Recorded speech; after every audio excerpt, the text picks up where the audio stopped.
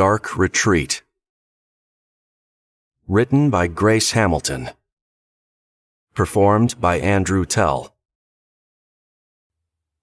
Chapter 1. Megan Wolford stumbled over a rock and nearly dropped her daughter before she quickly regained her footing. The sight of a log cabin through the trees had given her a boost of adrenaline, and she found she was practically running through the damp forest despite her heavy burden. She had fallen several times, bruising her knees and twisting her ankle. Her arms had deep cuts from tree branches that showed no mercy. There wasn't exactly a trail to follow, which meant she was cutting through the heart of the forest and its unforgiving terrain. She was making her own way, as usual, which always seemed to be far harder than it had to be. "Caitlin, hold on, baby. Hold on," she whispered to the lifeless 7-year-old in her arms. Megan was doing her best not to panic, but Caitlin had collapsed a couple miles back, and she had been carrying the sleeping child ever since. Carrying her where, she didn't know, but now that she saw what appeared to be a hunting lodge of some sort in front of her, she had a destination in mind. She had a goal. It gave her something to focus on other than the agony that was tearing through her entire body. Another tree branch slapped her in the face, making her wince in pain. Her physical discomfort was nothing compared to the emotional anguish she felt at the thought of losing her daughter. Caitlin was the only thing she had left in this world. She couldn't lose her. Her arms were burning and her lungs felt like they would collapse, but nothing would stop her from getting her daughter to what she hoped would be medicine.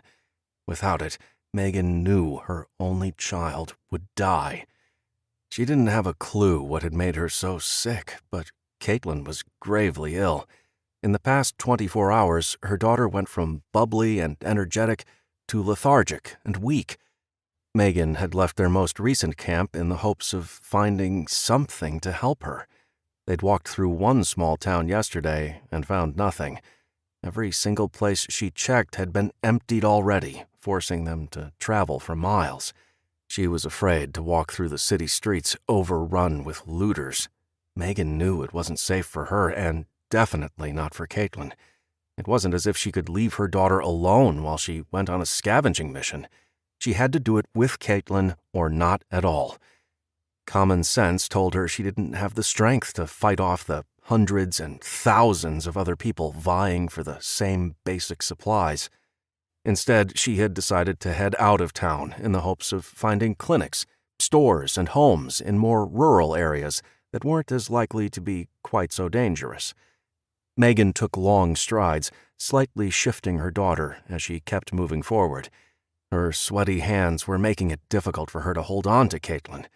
Gripping her hands together under her daughter's backside, Megan pressed on. She tried to protect her daughter's head as best she could from the branches and sharp twigs that seemed to be jumping out and stabbing the intruders in the forest. Another branch hooked her sleeve, scratching painfully at the skin beneath, and she could feel blood trickling down her arm towards her fingers. She wanted to scream at the trees and order them to stop their assault. Her back was killing her with the awkward posture of leaning back to keep her daughter secured against her chest. The weight of her pack helped pull her backwards, but also put more strain on her hips. She was grateful to have had an old hiking pack in the closet. The internal frame made it easier for Megan to carry it and allowed her to carry a lot more without much additional strain. She didn't know if she would have been able to carry her daughter and her supplies without it. Right now, she was grateful the pushy salesman had persuaded her to spend the extra money on the pack. Regardless, everything hurt. She could feel dried blood on her bare arms, pulling the fine hairs whenever Caitlin's body rubbed against the cuts, further adding to the misery. Every twist tore open the dried wounds, causing them to start bleeding again. She had fallen several times, catching herself with one arm and holding her daughter with the other. She could tell her left knee was swollen. It was stiff and difficult to bend. It didn't matter. Her daughter's life was all that mattered. "Just a few more steps," Megan chanted more for her own benefit than her unconscious daughter. She was thankful the weather had been mild. It was mid-spring in the northwest, but there were still little piles of snow in the shady areas. Climbing steadily uphill, her overused muscles screamed at her to take a break, but she knew if she did, she wouldn't be able to get back up again. The cabin ahead was growing steadily larger as her strides ate up the distance. Because of the harsh winter storms, mountain residents were prepared to outlast storms for weeks at a time, which meant they would have supplies, including medicine. If it had been more than the mild 70 degrees that it currently was, Megan wasn't sure she could have walked as far as she did. As it was, she was sweating, and the growing fatigue was partly dehydration. Her daughter's feverish body was like carrying a giant lava rock. In addition to finding shelter and medicine, they needed water. The little water she had wouldn't last long, especially if Caitlin woke and needed it. She had eaten the last of the food she had managed to scrounge up at an abandoned home earlier that morning.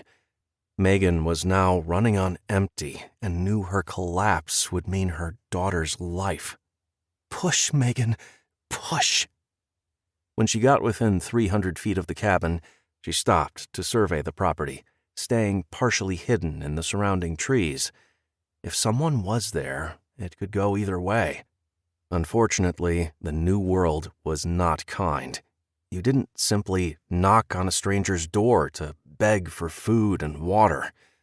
Not now. Not after the EMP had plunged the world into the biggest blackout humankind had ever experienced. At least those who had grown up with electricity. Pioneers would do okay in this world, but for those who had never learned how to work with their hands or hunt for food, this was a form of population control that no one wanted to face. Those who didn't know how to perform some of the most basic skills were suffering. Megan had seen more dead in the past few weeks than the living. After the first dozen or so, she thought she'd grow immune to the horror of death and could simply move quickly past, but the smell reminded her what it meant to be alive as her gag reflex kicked in. This new world meant that only the fittest, strongest, and most prepared would survive. Chapter 2.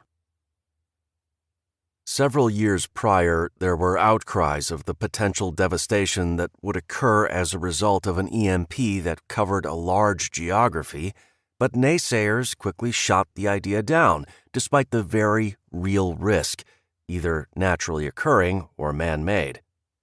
When the blast did come, no one realized that the blackout was worldwide because there was no way to get global news. In fact, for many, they still don't know what happened or why. If we were going to point fingers, it could be at the overly consumeristic market that pushed for more and better electronics at the cost of potential safeguards. After all, if they built the products too well, that would reduce their consumer base, since consumers wouldn't constantly strive for the biggest and next big thing. Add in aging infrastructure and outdated equipment, and the world was ripe for destruction, even if our enemy was yet unnamed. At first, many treated it as permission to party, but soon looting began to take place.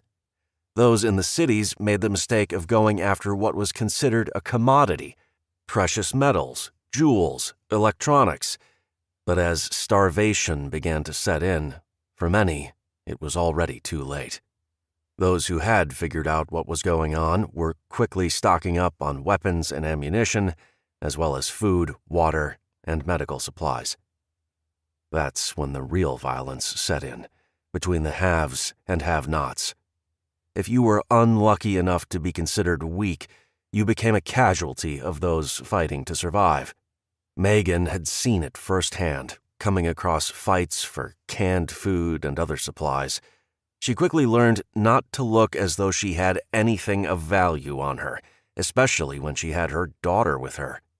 Those familiar with growing their own food and living off the land were thriving. Megan had seen a few farms on her travels, but despite repeat attempts to get assistance, they were quick to turn her away as she, more than once, found herself on the wrong end of a gun. Strangers were not welcome. Trust was a pricey commodity that most could ill afford. Megan wasn't exactly a survivalist, but she did know how to hunt. She wasn't thriving, but she had been getting by. Until now. In the beginning, Megan and many of her neighbors that stayed put banded together in the hopes of securing their survival, but after one too many groups descended on their small town like locusts in search of supplies, the destruction that followed in their wake grew progressively worse with each new group. The quiet little town she had called home for 2 years became a war zone, and Megan knew she had to get Caitlin out of there. Their very survival depended on it. Her goal was to keep heading north, into the mountains, where those once living in urban settings would likely avoid. Living in the northern mountains was hard. Both the climate and the land was unforgiving, making it seem less amenable to the large numbers of urban and suburban survivors. Granted, that didn't mean they would be safe. She knew that eventually looters would make their way into less accessible environments, but hopefully by then, Caitlin would be better and they would have moved on. Not seeing anyone around, Megan moved closer to the cabin, praying it was empty. Shuffling Caitlin in her arms, she looked frantically about to find a way in. There were no large windows on the ground floor that she could see. They didn't need any, considering the entire front of the second story was windows that stretched to a high peak in the center. She imagined high cathedral ceilings with plenty of natural light pouring in. The cabin was built in front of a large hill. Megan assumed she was looking at the front of the home, but she was perplexed there wasn't a door. Scouting around, she didn't see a door on the side either. Who would put a door in the back, facing the hill? Carrying Caitlin, she walked closer to the oversized cabin and finally saw a door. It was made to look like the log walls of the cabin, making it tough to see from a distance. Under different circumstances, Megan had to admire the work they put into making the cabin appear inaccessible, but right now, all she wanted was to find an easy way in. Hoping for a miracle, Megan awkwardly used one hand to try the doorknob while holding Caitlin close against her chest. Locked. Of course. Sure, the end of the world as they all knew it had happened, but people still locked their doors. Actually, it was more important than ever that people locked up their belongings. Looters, starving and desperate for the most basic supplies, were ruthless. Megan understood the locked door, but it still ticked her off. The door was solid, and Megan knew there was no way she was getting through it. She quickly scanned the area and spotted a copse of birch trees off to the left of the property. Megan quickly walked over and carefully placed her daughter on the ground, next to an iron bench. She imagined that once upon a time, this would have been a beautiful place to sit and read a good book. For most, reading had become a luxury, and for those who only read digital books, it was now impossible. From the looks of the overgrown plants around the cabin, it had clearly not been taken care of for years, which gave her hope the place was abandoned. Abandoned meant there wouldn't be anyone to harass or hurt them. It would be a struggle with her only daughter for company or help, but it was safer than what was going on in the more populated areas. Megan rubbed her arms to ward off the shiver at how dangerous the world had become in a matter of weeks and how much worse it was going to get. She brushed the dark hair back from Caitlin's brow. "I will be right back. You stay right here." The words were out of habit because it was obvious Caitlin wasn't going anywhere and wouldn't even know her mother was gone. Dropping her pack next to her daughter, Megan instinctively crouched low and stayed light on her feet as she crept towards the cabin. It was only 2 stories high, but the huge peak in the center made it appear much bigger. As she rounded the corner, her heart sank. The place had clearly been looted already. Garbage was strewn about, and it appeared there had actually been a fire. Someone had already come through this area and taken all the food. There were glass shards all over the ground and a piece of plywood over what was apparently a broken window. She quickly glanced back to check on Caitlin before going around the back. There were some broken chairs lying on the ground. Megan spotted a door with 2 pieces of plywood on either side, covering more broken windows. Someone had gone through the effort to board them up. Why? She scanned the back wall and saw a couple of small circular windows that were far too small for a person to fit through, which was probably why the glass was still in place. Had the boarding up been completed recently, or was it done before the EMP struck 3 months ago? She hesitated. What if someone was living here and waiting inside? Megan took a split second to make her decision. Her daughter's life was at stake. She would take her chances. She tried the handle, knowing it wouldn't budge, but twisted it anyway. She could always hope fate was kind. This time, she wasn't going to let a locked door stop her. It wasn't solid like the one in the front. She had to try. Standing on her left leg, she raised her right leg and gave the door a good, hard kick. Her boots added more force to the kick. The door held. Megan kicked again and again. She could not give up. Her knee and ankle felt as if someone had stuck a knife into the joints with each kick, but she didn't care. This was her only hope to get help for her daughter. They had been traveling all day, and with nightfall coming and the temperature dropping, she was going to get inside, one way or another. After another kick that proved futile, Megan took a step back. She bent over at the waist, taking a few deep breaths. "Please, God, help me get this door open." Ever since she was a little girl, she had been called stubborn. Her ex-husband, Derek, repeatedly told her he hated how obstinate she could be. In the almost 32 years she had been on this earth, her stubbornness had only gotten stronger. This was the one time she was very happy to be stubborn. She was not going to give up. She stood up, stared at the door for a moment before taking several steps back. Megan ran for the door, turned at the last second, and threw her entire body against it. The door swung open with a huge crack, toppling Megan to the hardwood floor. It took her a moment to recover and realize she had actually broken through. Whooping with glee, her first thought was to get to Caitlin, but an inner voice stopped her. She needed to make sure no one was inside, waiting to attack the intruder that had just busted down the door. Megan shouted, "Hello? Hello? Is there anyone here? I need help." She was prepared to use the poor, struggling woman card with a sick child in tow. She didn't look threatening, and most people would never assume a woman, alone and unarmed, could do any harm. Let them believe that, she smiled. When no one answered, Megan darted around the bottom floor, which held the kitchen, dining room, a bathroom, and 2 bedrooms.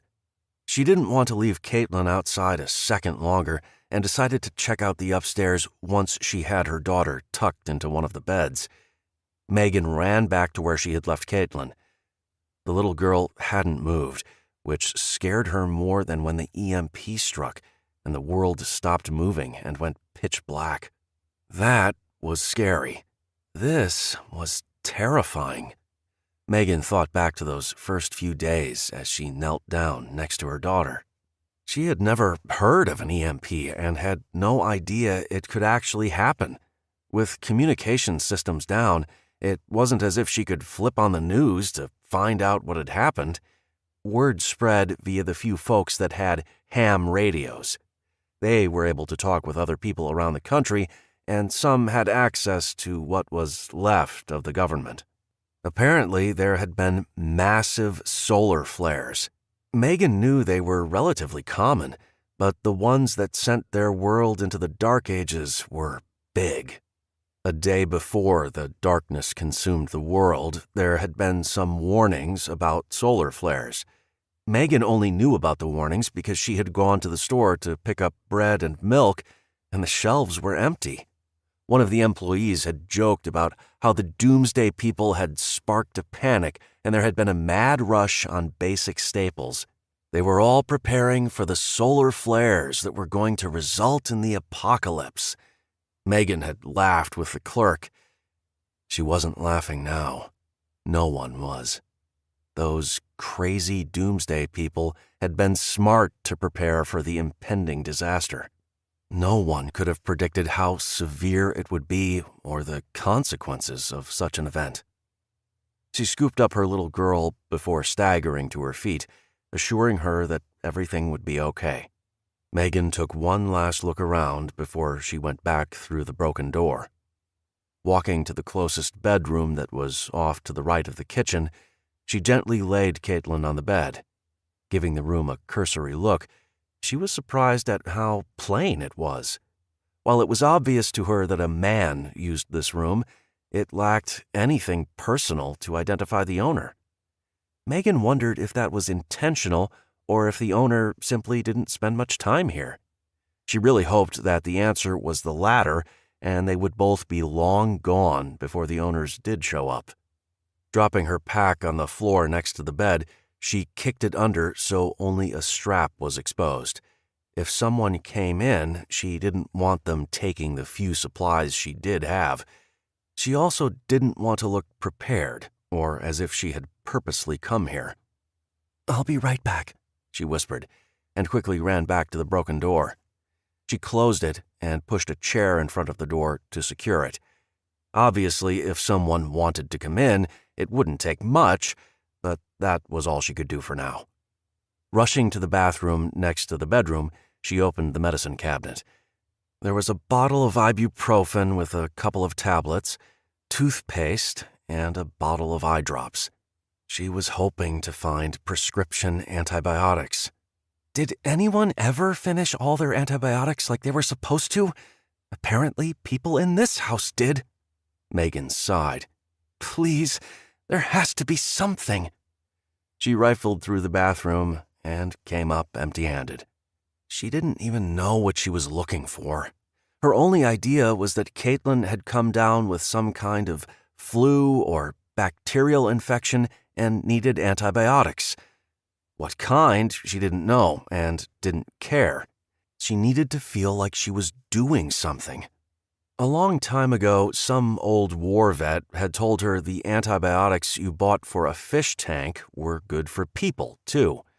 Back then, she thought the dude was a little crazy. He had been a bit of a hoarder and an eccentric. He was always telling her she needed to stockpile food and medicine. She hadn't listened, and she was regretting it now. Unfortunately, she didn't see any fish tanks in the cabin, so it was doubtful there would be any fish meds. Slamming shut the cupboard under the sink, she went to the kitchen and started opening cupboards and drawers. She was looking for food, as well as any kind of basic first aid supplies. At her own house, she had a small cupboard above the fridge that was filled with a variety of medicines. She kept the stuff they used most right on top of the fridge in a small basket. That wasn't the case here. In fact, there was absolutely nothing that would be useful. A few bulging cans of food that were clearly spoiled were all that remained, which, if Megan remembered her general science class from high school, meant that it had been at least a year since anyone had been there, maybe more, depending on what was in the cans. Continuing her look through the cabinets, she found a few jars of spices and more jars filled with what looked like dried flowers, all of which left her feeling deflated. Anything of use had already been taken.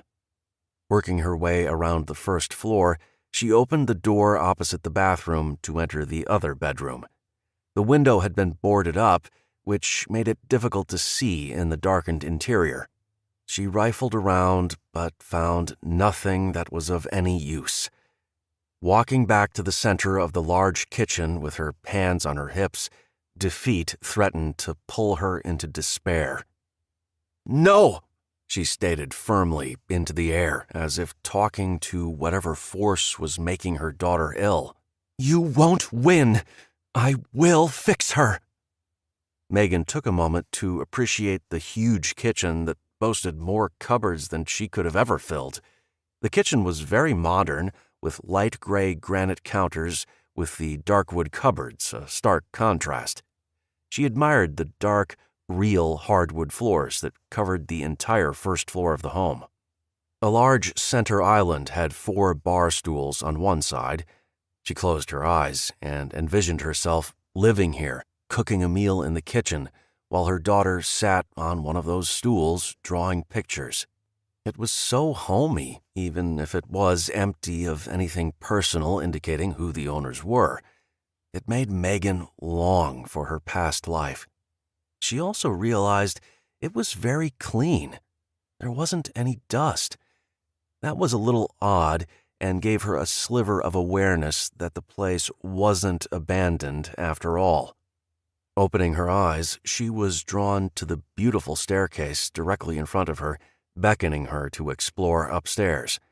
The ornate railing looked to be hand-carved with various swirling designs. Wide and elegant, the grand staircase reminded her of a scene from one of her favorite movies, Gone with the Wind. Megan envisioned Scarlett O'Hara coming down those stairs, determined and confident. She admired the character's strength and perseverance. She would persevere as well. Megan climbed the stairs, running her hand along the smooth banister and relishing in the sleek feel of the highly polished wood. She was met by a stunning scene before her. A huge brick fireplace filled the loft area with 2 brown leather couches positioned parallel and facing each other. A fluffy beige rug was between them, with a dark wood rectangular table in the center. The second floor was U-shaped, with the loft area opening out over the first floor. Megan realized this was why the kitchen area had felt so big and airy.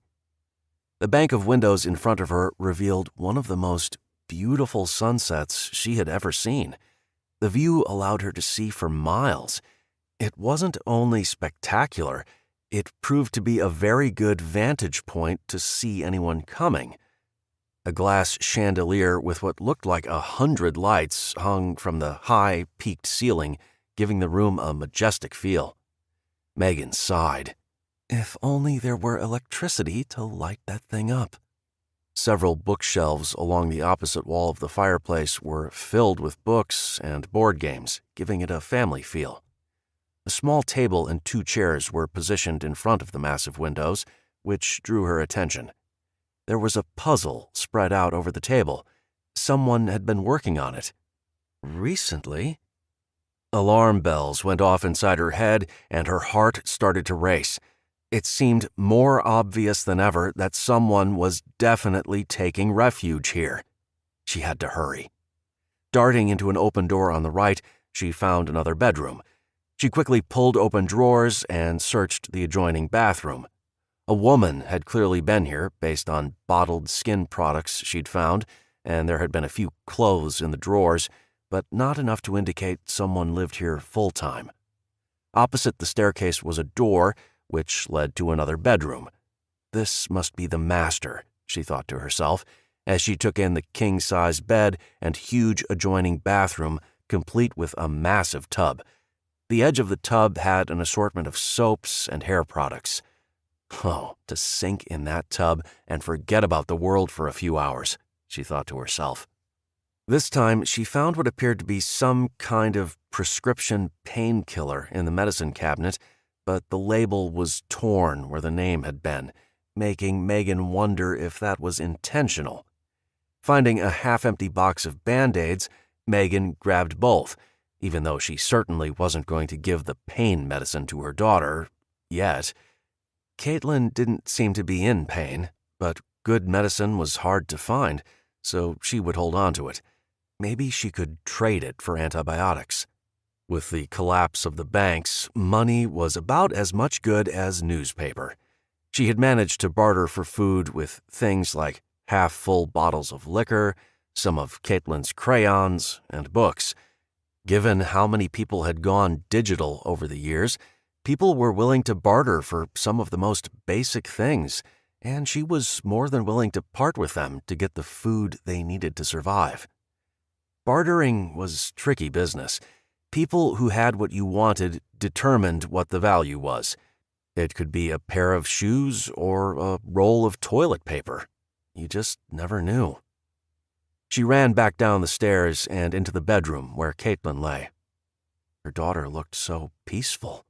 Megan realized her little girl had some scratches on her arms. Going back to the kitchen, she grabbed a towel. Out of habit, she tried the faucet. Dry, of course.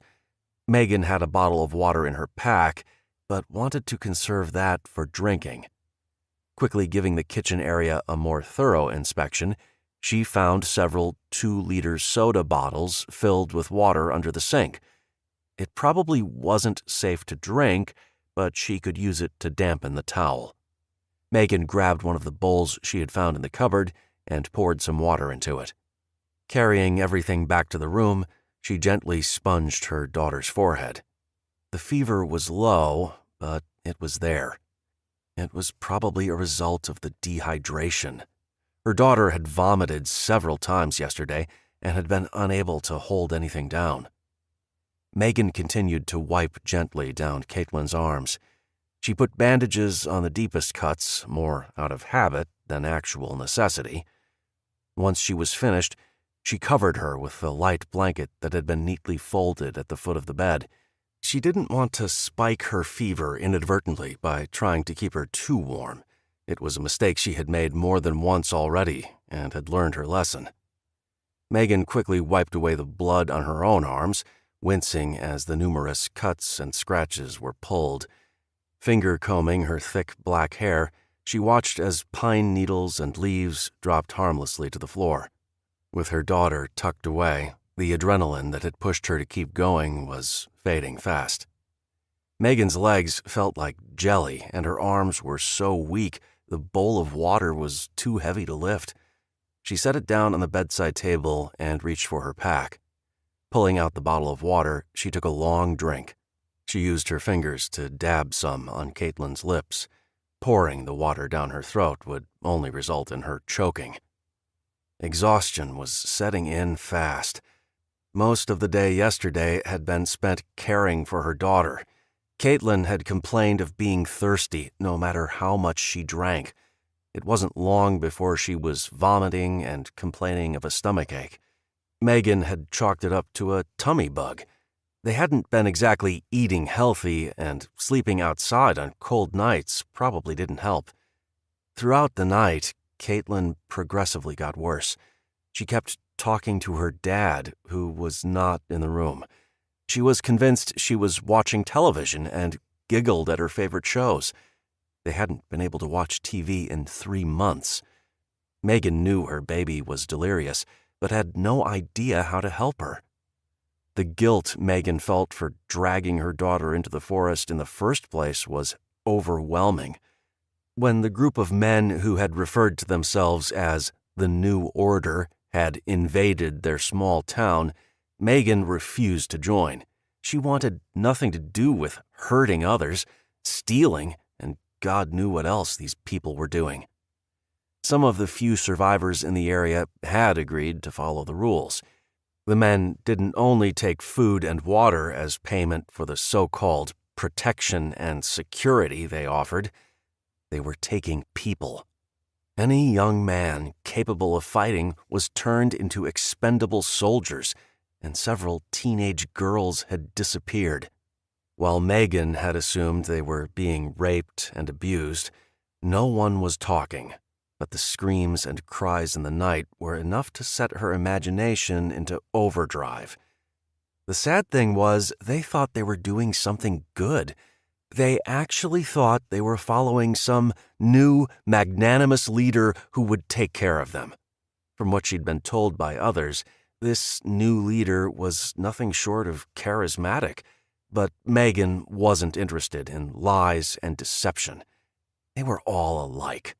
It was like watching sheep led to the slaughter. She didn't trust anyone, and certainly not some faceless person who had minions doing all his dirty work. Megan's instinct and general distrust had kept her from joining. Megan was not about to stick around to see what would happen, and she decided to get out while they could, and they'd been on the move ever since, taking refuge in abandoned homes, barns, and even under the cold night sky. Running for almost a week now, in the last day, Caitlin had grown extremely weary and lethargic, which meant Megan had to carry her. Now she could feel the day's physical and mental strain weighing her down. She was going to lie down and rest with Caitlin for a few minutes so she could think straight and give her overtired muscles a chance to relax, something she'd been unable to do for several days. She would close her eyes for a bit and then figure out what to do next. Megan crawled onto the bed and pulled her daughter in close. "I love you, baby. I promise I will help you get better. You just rest for now. Mommy's here," she whispered. Given the lateness of the day, even if the cabin wasn't abandoned, Megan didn't think anyone would show up after dark. Without foot trails, it would be near impossible to make the trek through the forest without daylight. She only needed one night, and hopefully, Caitlin would start showing signs of getting better tomorrow. In the meantime, the bed really was comfortable, and it had been too long since they had a dry place to sleep. What could one night hurt? Chapter 3. Wyatt Morris crept into the house with his Glock 17 leading the way. When they'd arrived at the cabin, they'd found the back door had been busted in, putting his senses on high alert at the thought of someone inside. He gestured to his younger brother, Jack, to stay quiet. They were expecting looters at some point, and that time was apparently now. Long before the EMP, Wyatt and his father had done their best to make the house look empty and abandoned, hoping to deter any squatters who found their way to the cabin. They had worked too long and too hard to build this place up to make it into the safe retreat his family needed. He was not going to let anyone take it from his family, especially not now. The cabin and all of the preps that were concealed in and around it were a labor of love for him and his father. This was the place they were going to all live out their days when the shit hit the fan. Unfortunately, things didn't go as planned, and now they were forced to improvise without his dad. Jack grabbed his wife's arm. "Take Ryland and hide," he told her quietly. Willow nodded and used her eyes to direct her 12-year-old son to follow her. Wyatt and Jack's mom, Rosie, heard her son and quietly followed them into the thick trees that surrounded the lodge. Wyatt had created a blind beyond the backyard as a designated area for them to hide should intruders show up. He had hung a large burlap cover with a camouflage print between two trees, creating a small space between the rocky hillside and the house. Over time, small bushes had grown in front of it, further masking the safe zone. When you stood at the back door and looked straight ahead, it looked like part of the hillside and trees. The blind allowed them to stay out of sight should potential looters arrive in numbers greater than their own. While now, more than ever, having enough was a matter of survival, it wasn't worth losing another family member. Wyatt had tried to make it look like the place had already been looted by tossing more trash around and littering the area with broken glass to sell the story. Behind the boards, the windows were intact. He only wanted the cabin to appear looted and abandoned. If someone did get in, they wouldn't find anything. Everything was carefully concealed. Once the would-be bandits realized there was nothing there, they would leave and the family could go back to whatever it was they had been doing. That had been the plan, anyway, Wyatt thought to himself. Wyatt designated himself as the one to enter the cabin, with his younger brother standing guard outside. The door had something blocking it. Not a problem, considering Wyatt had the keys to the front door. It seemed silly to carry around keys nowadays, but it was a habit, and a locked door could be enough deterrent to keep some of the less aggressive looters out. He instructed their friends, Chase and Albert, to stay at the back while he and Jack went around to the front. He slowly opened the solid wood door, being careful not to trigger the alarm he had set. A stick, sharpened to a point, was duct-taped to the top of the door on the inside. A balloon was taped to the wall. When the door opened wide enough, it would cause the stick to pop the balloon. It was something he and Jack had done as kids all the time. Now, the silly prank served as their front door alarm. He didn't know why he was being so cautious. The balloon must have deflated months ago and now laid flat against the wall. Using hand gestures, he motioned Jack to go upstairs while he searched below. He walked through the house, not making a sound. His Navy SEAL training kicked in, and he carefully went about, clearing what would be Albert and Chase's room, cringing slightly as he heard his brother shuffling around upstairs. When he walked into his own room, he was stunned by what he found. A woman and child were sleeping in his bed. Wyatt took a few seconds to evaluate the situation. The child was clearly not well. Her face was unnaturally pale, and the area around her eyes was black. A woman was curled around the little girl in a protective gesture, even in sleep. He couldn't see much of her features, but he judged her to be in her late 20s or so. He imagined she must be the girl's mother. The resemblance was plain to see. They both had hair as black as night and the same dainty features. He heard loud footsteps behind him and spun around. Jack was approaching, and he wasn't exactly stealth. "Shh," he said, turning to his brother. It was too late. The woman on the bed was awake. She looked mad, scared, and fierce all at the same time. She stared at them with wide brown eyes. Scratches and bits of dried blood marred what he expected was perfectly smooth skin on her face. Her black hair was a tangled mess with little bits of birch tree seeds and other foliage mixed in. Wyatt took in the rest of her appearance. She had clearly had a rough time of it, judging by the rips in her cargo pants. Her overly large gray t-shirt was threadbare. Despite her roughshod appearance, she was stunning. Her shapely arms revealed she was muscular, but not overly so. The woman was not a wilting flower. He could see that by the look of defiance on her face. Wyatt held up his hands in a universal sign of surrender. "We aren't going to hurt you," he stated slowly and calmly. She stared at his brother, who was still pointing the gun at her. One raised eyebrow was all she needed to do to question his statement.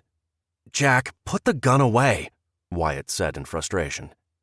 Wyatt turned back to the weary woman watching them. "Look, we aren't going to hurt you." He paused, holstering his own weapon. "But you are in our house, in our bed, so, well, you need to tell us who you are." His natural instinct was to protect a woman, especially a woman who was clearly on her own. The fact she had a young, sick child with her sealed the deal. He wasn't going to hurt her or kick them out. Call him chivalrous, but he wasn't about to send a woman and child off to fend for themselves. Not in this new world. His dad would never do something so harsh, and he wanted to be like the man who gave his life for his family. The woman opened her mouth, but quickly snapped it shut.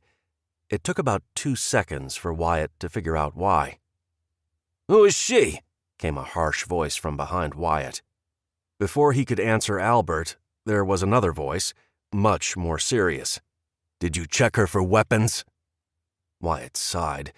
They weren't making the best first impression.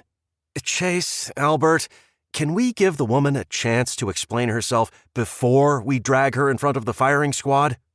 Wyatt winced when he heard the sharp intake of breath from the woman he had just inadvertently threatened as she shifted her body to protect her child. His mother always lectured him about his heavy use of sarcasm. It was a character flaw. one that he only remembered he was supposed to be working on in times like these. He turned back to apologize. She had stood and was now stalking towards him with no sign of fear. She stopped about 6 inches from him, pulled her perfect petite shoulders back, and ripped into him. "My name isn't important. Clearly, you Neanderthals were never taught common courtesy or human decency. For you to actually threaten a woman and her obviously ill daughter is despicable." Wyatt took an involuntary step back as she pressed forward. He stepped on Jack's foot, who was also trying to get out of the way of the slight woman bearing down on them. He knew he needed to gain control of the situation, and fast, but the woman appeared to be breathing fire as she came at them. She didn't give him the chance. "Don't you worry about checking me for a weapon," she pointed a finger at Chase. "Unlike you, I don't need to wave a gun about to scare people. Does that make you feel more like a man? Does it make you feel powerful?" Wyatt knew there was a domino effect happening. Jack, Albert, and Chase had all lined up behind him to get into the room. With every step the woman advanced, he was stepping backwards to avoid hurting her. If he didn't stop his retreat, they were all going to fall on their butts. He started to speak again. He wasn't going to let her cut him off. Squaring his shoulders and speaking with as much confidence as he could gather, "I'm sorry. We aren't going to hurt you." Her nostrils flared, and he realized he offended her again. Somehow. "I mean, we aren't like that. He stammered. Am not like that. We aren't," he said in a pleading tone. So much for confidence, he chided himself. He had turned into a blubbering idiot that wasn't making any sense. His eyes became small slits as he could feel her looking him over. It was unnerving. It was exciting. It was completely brazen, but if he was being honest with himself, he loved it. It had been a few months since he experienced the excitement of meeting an attractive woman who showed any kind of interest in him. This interest may be a little on the negative side, but he could see she was passionate. Passionately hating him, but passion was passion. He grinned, which earned him a scowl from her. Once she was finished with a very thorough inspection, she looked him straight in the eyes. "We will leave. Tell your little army to back off," she sneered at Jack. "Stand down, big boy. This big bad lady means you no harm." Wyatt wanted to laugh at the woman, who was probably only a little over 5 feet tall. He actually had to bend his head down to look at her from his 6'1" above. His little brother was just a couple inches shorter than he was, and Chase had often been referred to as the Green Giant throughout high school after he had shot up their sophomore year and hadn't stopped growing. Chase had several inches on him.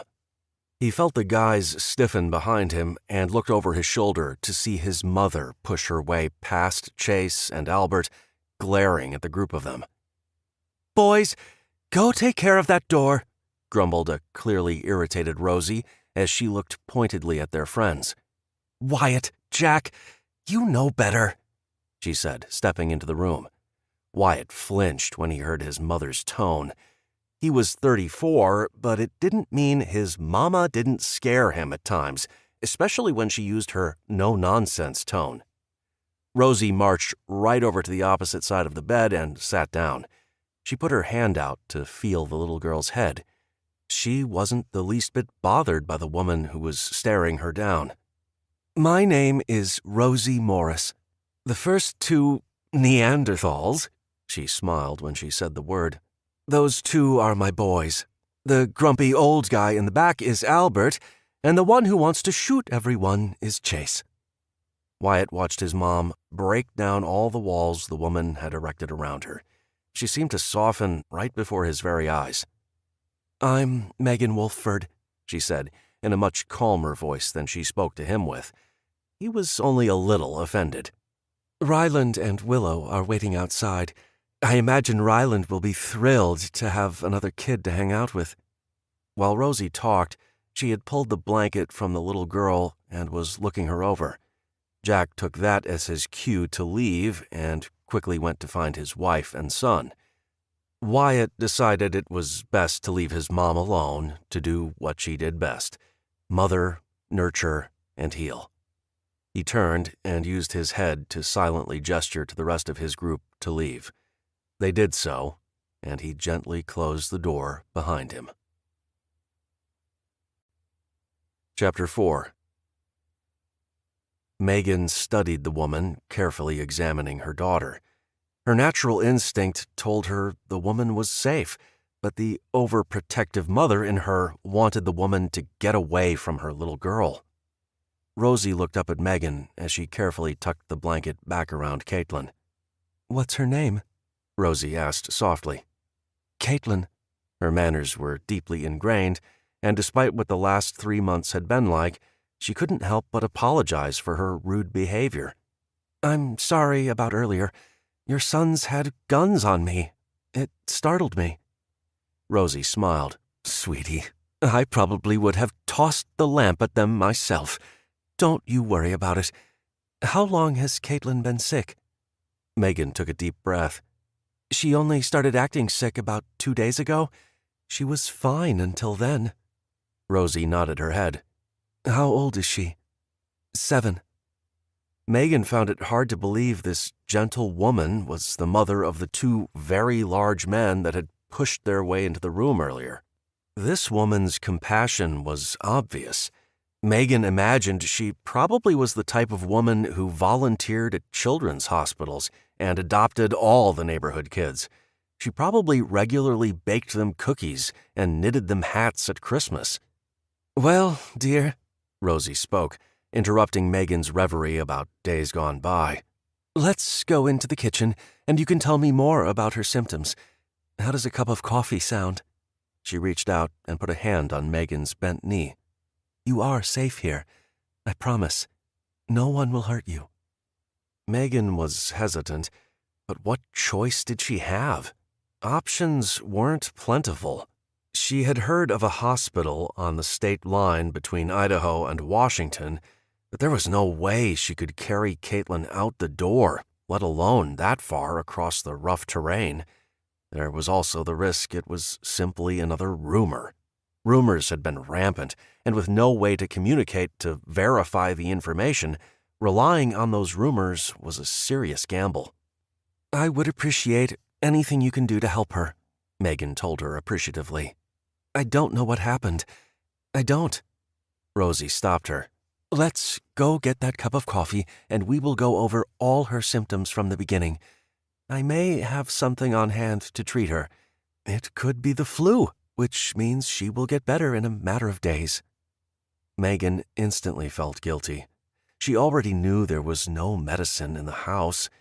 She looked down at the floor, trying to avert her eyes. Rosie had that mother's instinct and smiled. "Not that kind of medicine.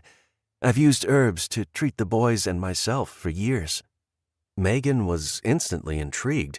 She had, of course, heard of herbal remedies, but to be honest, in a world where modern medicine was 5 minutes or a phone call away, she had never taken the time to learn about it. Thank God this woman did. Rosie walked to the door, holding it open, waiting for Megan to follow. Megan took a second to give Caitlin a kiss on the forehead. "Mommy will be right back, sweetie. I'm going to go get you some medicine, and we will get you all better soon." She followed Rosie into the kitchen to find the men were in a heated discussion, and it was obvious they were talking about her. "She isn't going anywhere," she heard Wyatt say. She assumed he was the leader of the merry band of misfits, judging by the way the others seemed to listen to him. The old guy, Albert, she remembered, chimed in. "They all look sweet and innocent. You don't know her.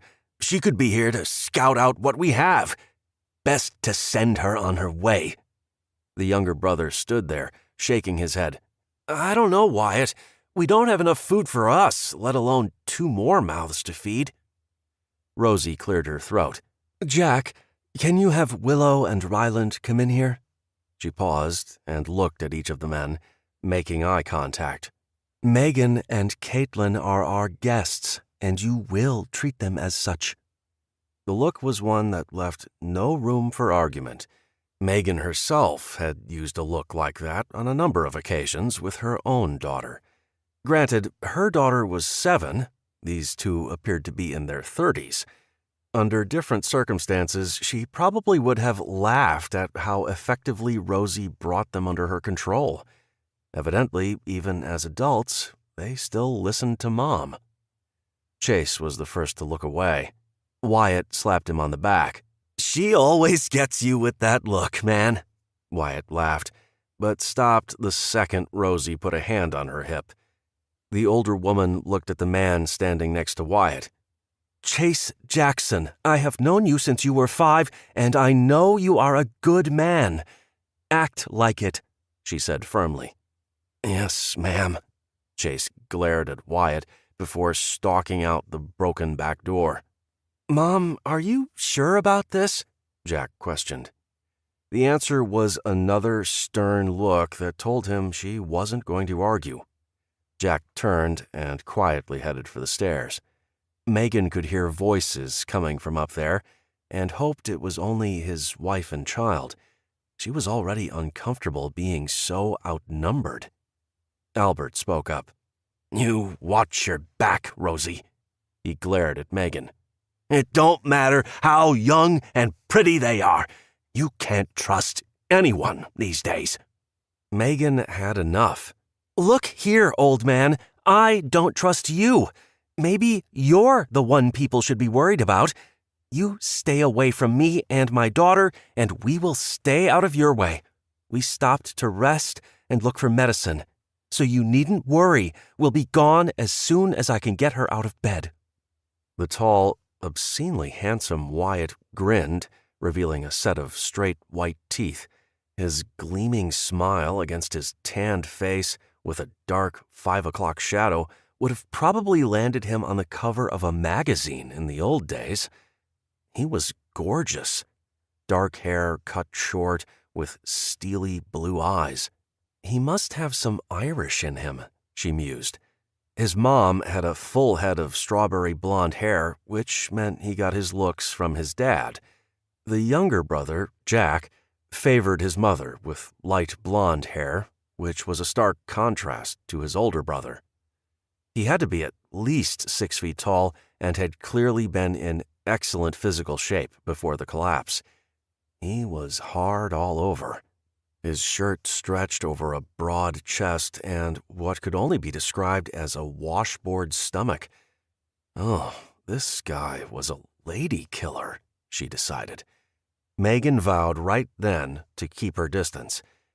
He stepped around the center island in the kitchen. "I'm Wyatt Morris. I am truly sorry for earlier. I'm sure you know what it's like out there.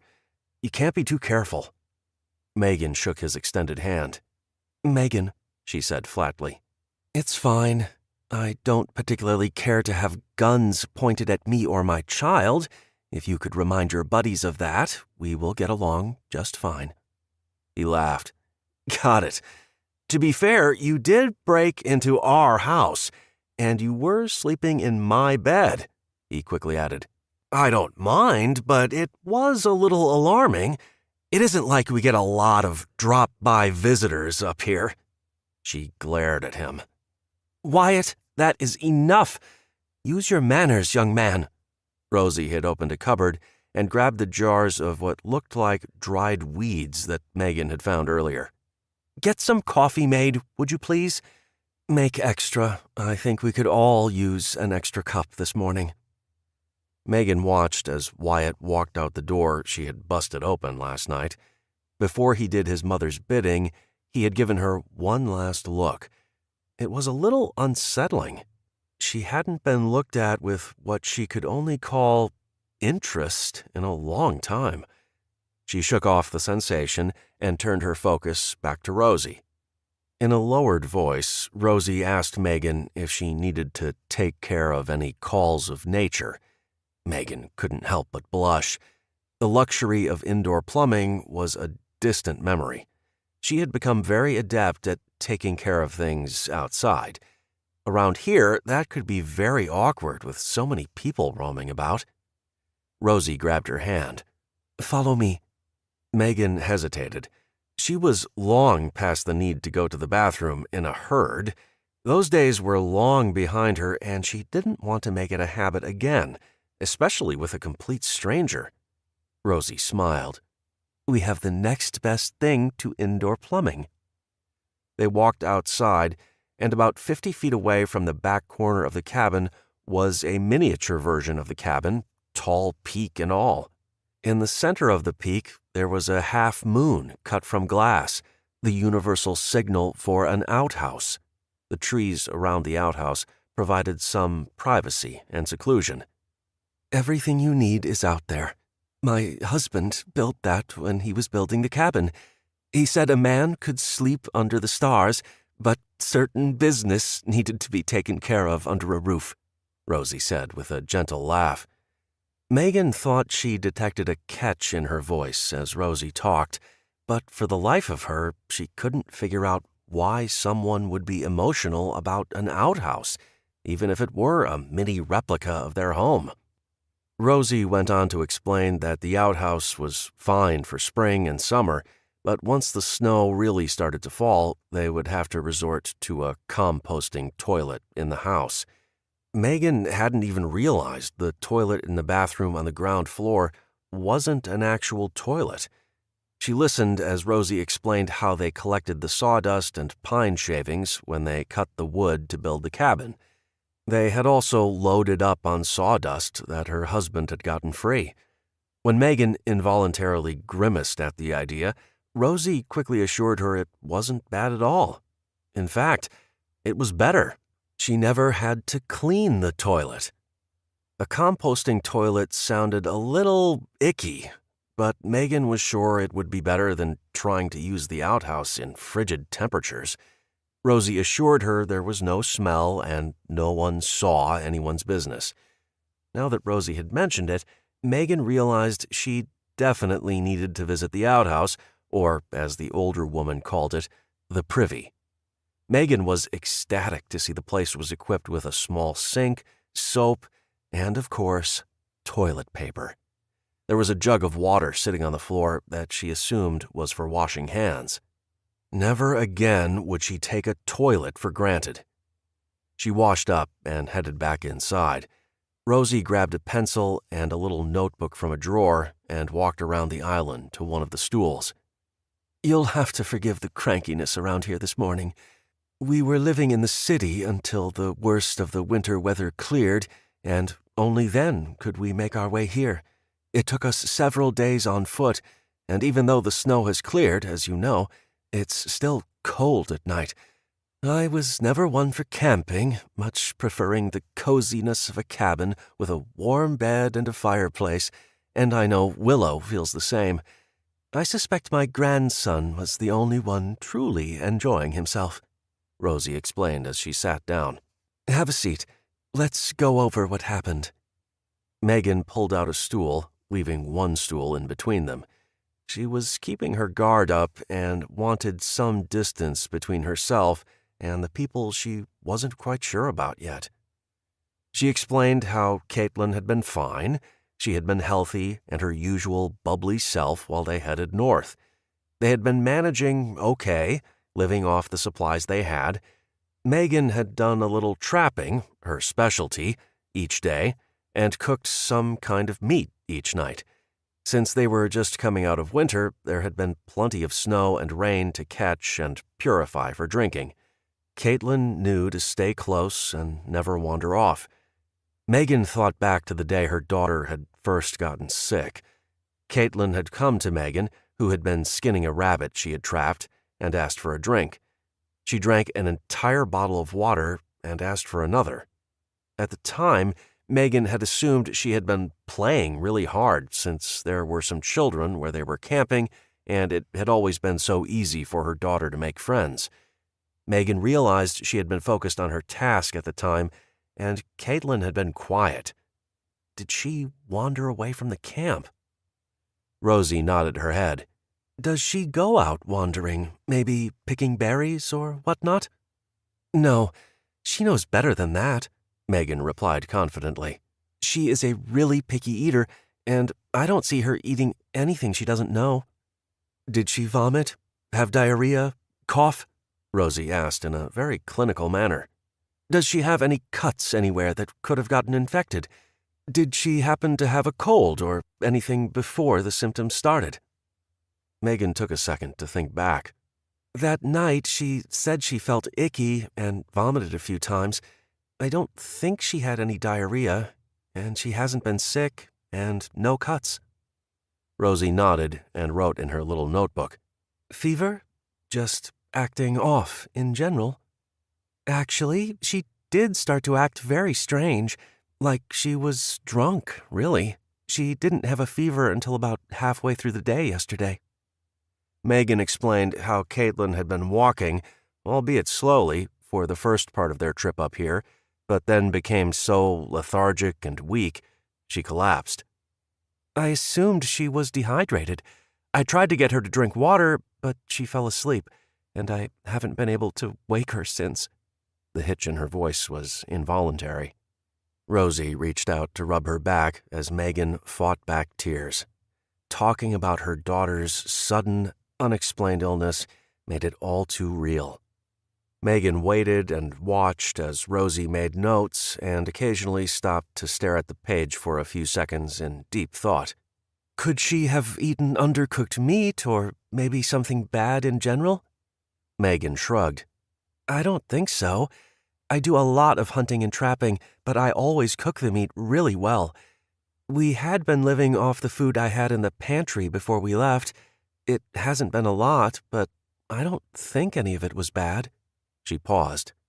I haven't been sick. Wyatt had walked in and was listening to the story. Megan met his eyes and saw warmth and comfort. She was sure he was a good guy, but one could never be too careful. Ever since her husband had cheated on her and left her for another woman, Megan had pulled back from society in general, and most definitely men. That was more than 2 years ago. She didn't trust her own instincts anymore. No way did she want to feel that kind of pain and loss again, and she chose to focus on her daughter rather than finding more heartbreak. Okay, now we have somewhere to start, Rosie said, getting back to business. Wyatt broke eye contact and bent down to the propane stove. He turned on a burner and used a match to ignite the stove. Megan watched.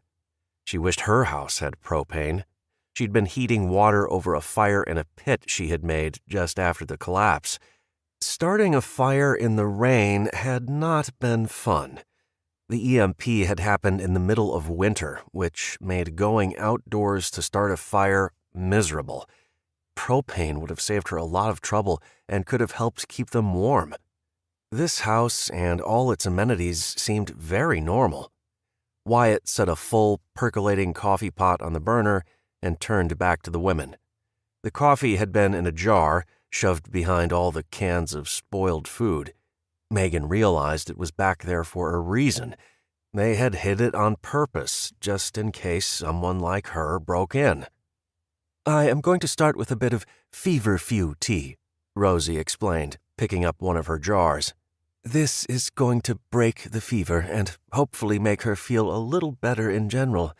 I would like to talk to her about what she may have eaten or what she is feeling. I have found that simply breaking the fever can help kids feel good enough to start getting the fluids they need to get better. Megan raised an eyebrow in question when she saw the jar full of what appeared to be dried grass and weeds.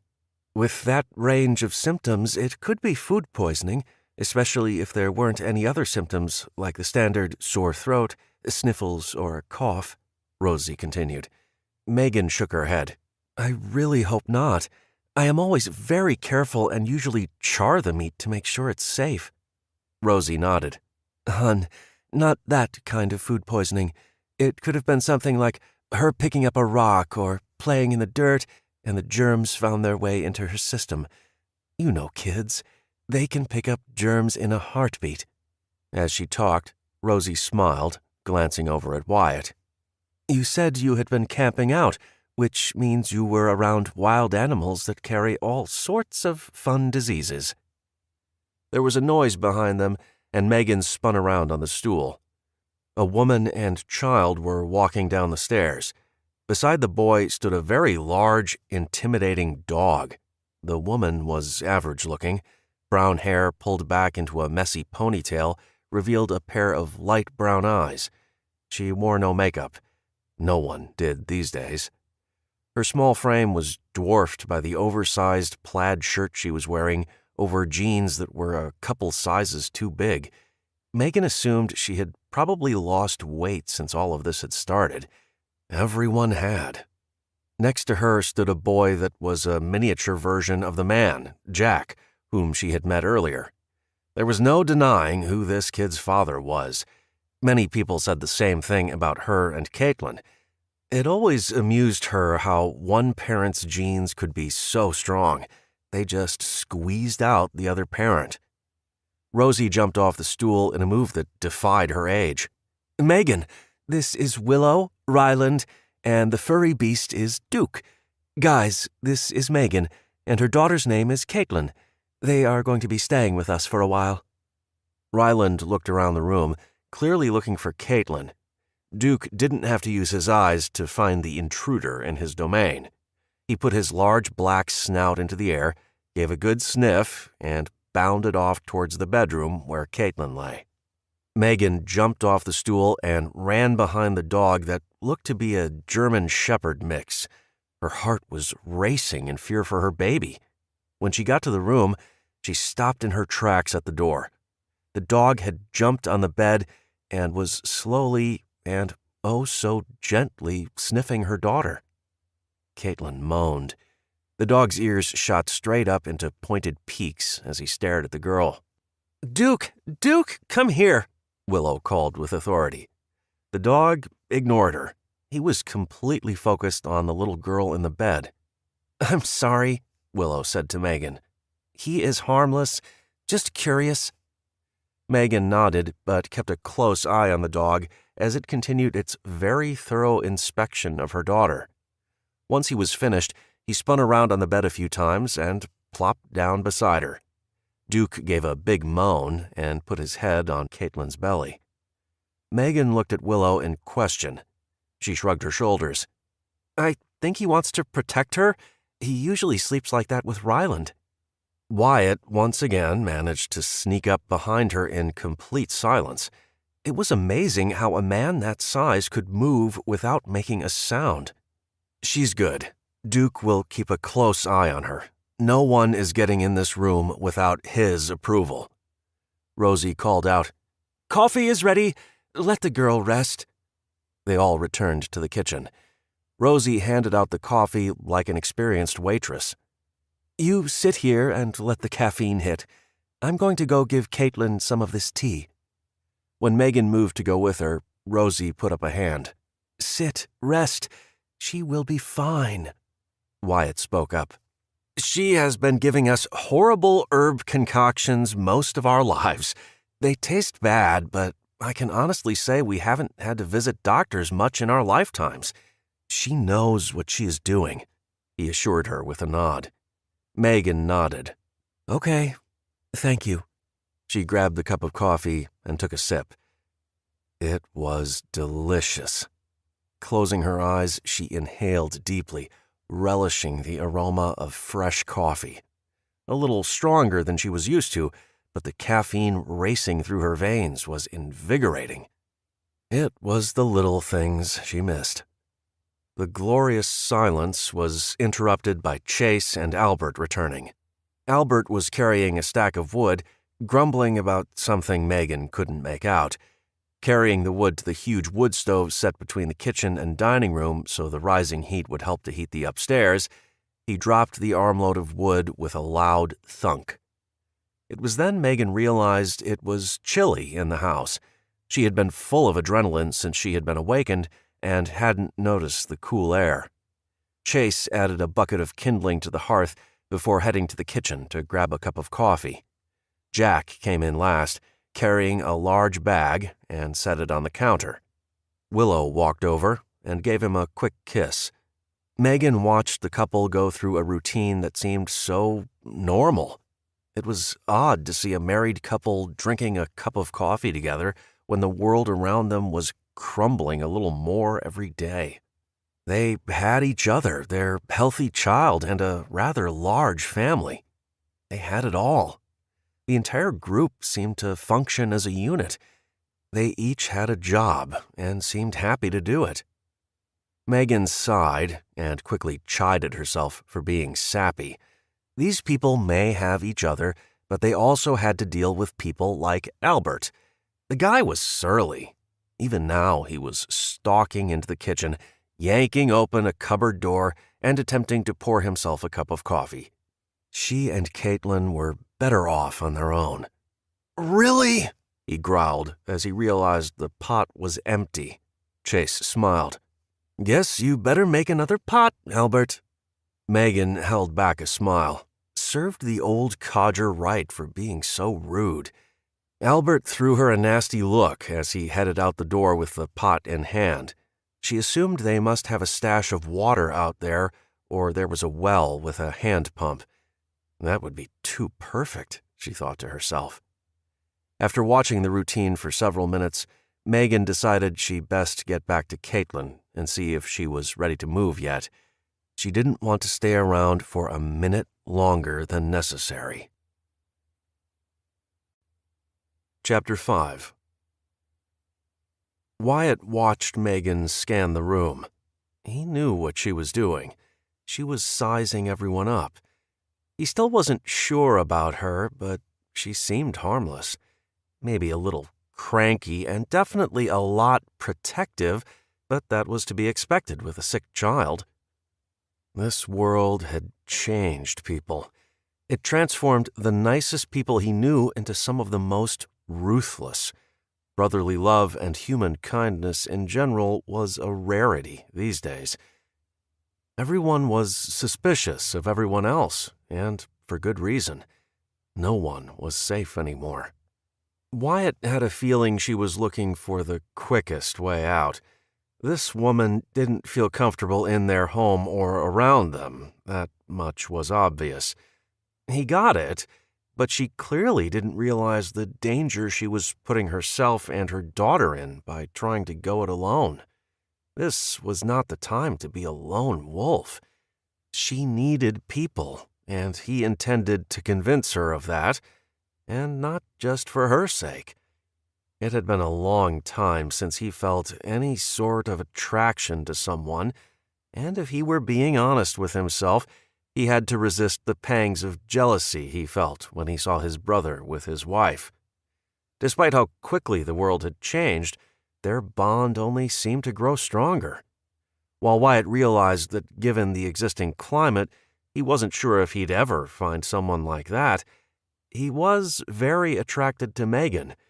She intrigued him, and he wanted to get to know her better. A lot better. He felt a connection that couldn't be explained, and he wanted the chance to find out if there could be more. Wyatt had a feeling she could be an asset to them as well. While his mom had taken her to the outhouse, he had quickly searched the bag under the bed. He had seen it when he first saw her, but didn't let on that he had. He'd found cable snares. After hearing her story about skinning a rabbit, he was convinced. She knew how to trap, and that could help put food on the table as well as replenish the food stockpile they had built before the EMP. The petite woman didn't look like a trapper, but he suspected there was more to her than meets the eye. As he watched her over the brim of his coffee cup, he got an idea. "Would you like to take a bath?" She swung around to look at him. "What?" The surprise on her face was evident as she stared at him. He realized that had come out wrong. "Not with me, that is to say." Taking a deep breath, he tried to explain. "We can get you hot water if you would like to take a bath. We don't have enough pressure for an indoor shower, but we can fill the tub upstairs," he explained quickly. He felt like an idiot. Megan eyed him carefully. He watched the look of excitement cross her face. Considering that she probably hadn't enjoyed hot water in months, it might go a long way toward easing some of her aches and pains, and hopefully improve her mood, which he was fairly sure he had just made worse. "I should probably get going." Wyatt laughed and rolled his eyes at the ridiculous statement. "Your daughter is lying in bed, unconscious. Are you going to scoop her up and leave? Or maybe you were going to leave her in our care?" She glared at him, and he swore he saw smoke coming from her nostrils. She was mad. It was a very attractive look on her, which made him grin. Damn, he had it bad. He really liked this woman. "Just relax. Let her heal. Take a bath. You will feel better. There's no reason for you to rush out the door." He leaned forward and touched her arm. "I think you know we aren't going to hurt you. We want to help. We aren't crazy." A snort from Albert, who was lighting the stove, interrupted the moment. "Albert, quit acting like a grumpy old man," Wyatt scolded, as he fought back his grin at Megan giving Albert the look of death. "He is putting on a show. He isn't quite as mean as he wants you to believe. Ignore him." Megan looked to Willow and Jack, who had been quietly talking in the corner of the kitchen. Willow spoke up. "A hot bath is a luxury that you do not want to pass up, especially when you'll have all these handsome men carrying buckets of water for you. I bet you'll feel better." An elbow in the ribs from Willow prompted Jack to respond. "Yeah, it's no problem. Chase will get the fire going and we will heat the water on the stove. It will take about an hour." "See, it's settled. You are going to take an almost hot bath. My mom will keep an eye on Caitlin, and hopefully, with my mom's magic, she will be on the road to recovery in no time," Wyatt assured her. Megan conceded. "I'm going to go check on Caitlin first, and then I will help carry the water. There is no way I will let you guys wait on me hand and foot." Wyatt winked. "Of course not." He watched as she slid off the stool. She was sore. He could tell by the way that she winced when her feet hit the ground. A bath would definitely do her some good. He had a feeling she had been on her own since this started, which was a huge burden for anyone, let alone a single woman with a child. It was time she leaned on others. With each of them helping out, the burden was so much easier to carry. So much so, Wyatt couldn't imagine trying to survive without his family. Wyatt had to admit that he was lucky. Not only was he close to his family, but they'd always been of like mind when it came to prepping. While his father had been the instigator in all of it, his mom had always made a point of choosing more natural products over the convenience of store-bought. Wyatt had long suspected that it had more to do with her upbringing than anything else did. One of several siblings growing up in a very poor household, from what his mom used to say, his gran had made foraging for food and herbs a game, and despite often not having enough food on the table, they always knew they were loved. When she had married his dad, she would laughingly tease her about some of her more frugal ways, reminding her that she didn't have to worry about money anymore, but he'd quickly grown to appreciate her efforts, especially when he decided to buy the land for their cabin and was able to pay cash for it. Dale Morris had purchased the entire 50-acre plot 15 years ago to keep others from building around him or any kind of logging operations from removing the concealing trees. The location was extremely remote, and because it was completely off the grid, there were no utility bills. In fact, most of the building had been built without permits, which meant records showed it was nothing more than a parcel of undeveloped land. More importantly, the elevation meant the harsh winter weather would act as an invisible fence, and without any real roads to the property. It would be secluded and safe. at least for the time being. Wyatt and his father hadn't been to the cabin in some time. They had plans to go up in the spring to take another truckload of supplies, but everything happened before they were ready. In fact, they had planned to have a big family reunion at the cabin and spend a week hanging out, living off the land, and getting in some practice for when the time came they had to live there. They'd waited too long. The time was now, and they weren't totally prepared. The family had come up with a plan to get there, and after about 2 weeks of walking at night to avoid the crowds, and taking what they could find from abandoned homes and rapidly emptying store shelves, they had made it, only to find Megan and Caitlin had beaten them there. Wyatt could understand loss, which was why he admired Megan's protective behavior and absolute tenacity at managing to carry her daughter up the hill to the cabin and to break in without any tools. He felt the same way about his family. Wyatt thought back to the moment he came home to see his father lying dead on the floor of the living room. It was something he vowed never to happen again. He still kicked himself for leaving his parents alone. He knew better, but assumed it would all be okay. Never again would he leave the people he cared about to fend for themselves. The loss of his little sister, Winona, had created his strong need to guard the people he cared about.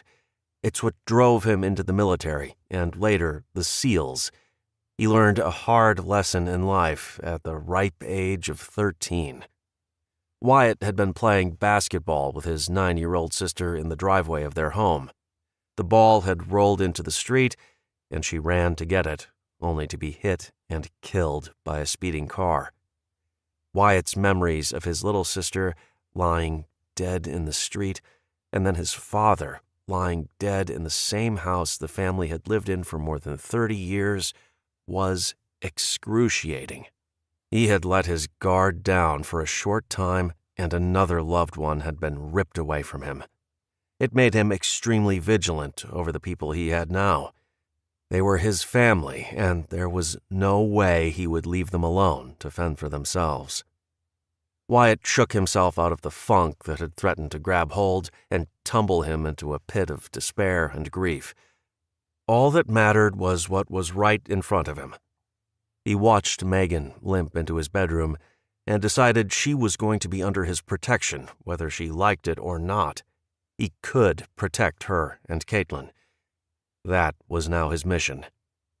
Megan turned back right before she went through the door. She met his eyes, held them for a few seconds before turning back. "You aren't going anywhere, Megan Wolford," he silently vowed. Chapter 6. Megan held her breath as she sank into the tub of water. The burning sensation coming from what must have been 100 cuts and scrapes on her arms, legs, and chest would pass soon. Once the stinging stopped, she exhaled and simply reveled in the feel of warm water caressing every inch of her body. Cold baths had been the norm for 3 months, but this was a little bit of heaven. A girl could get used to this. Megan allowed herself a few minutes to soak and relax. Then it was all business. Willow had given her a razor, which was another luxury Megan had been without since everything went dark. She thought back to all of the little things in life she had taken for granted. Baths, shampoo, conditioner, razors were things she realized she never wanted to do without again. Coffee, she thought to herself. Add coffee to that list. She washed her hair twice and added a heaping amount of conditioner for good measure. It felt good to do something so normal, and being clean felt even better. Megan wanted to stay in the tub for hours, but felt as if she was taking advantage of their hospitality. When she walked back into the kitchen area, it was empty. Megan could hear Willow upstairs with Ryland. Wandering up the stairs, she saw them sitting on one of the sofas. They looked so comfortable. It made her envious of what they had. "How was the bath?" Willow asked. Megan smiled. "Fabulous. Just like you promised." Willow smiled back and nodded. "I told you." Megan looked at Ryland, who was hunched over and intently writing in a notebook. "We are doing some math. With no schools, I figure it is up to us to teach the kids these days. I'm no math whiz, but I can balance a checkbook, or I used to be able to," Willow explained. "I am, or I guess was, a teacher before all this happened. A little school each day makes us both feel more normal." Megan nodded. "Good idea. We were doing a little reading and some math at home as well. You have plenty of books to keep everyone busy." Willow stared out the window. "It's amazing how much we took for granted, isn't it?" A wistful look crossed her face as she stared out at the treetops.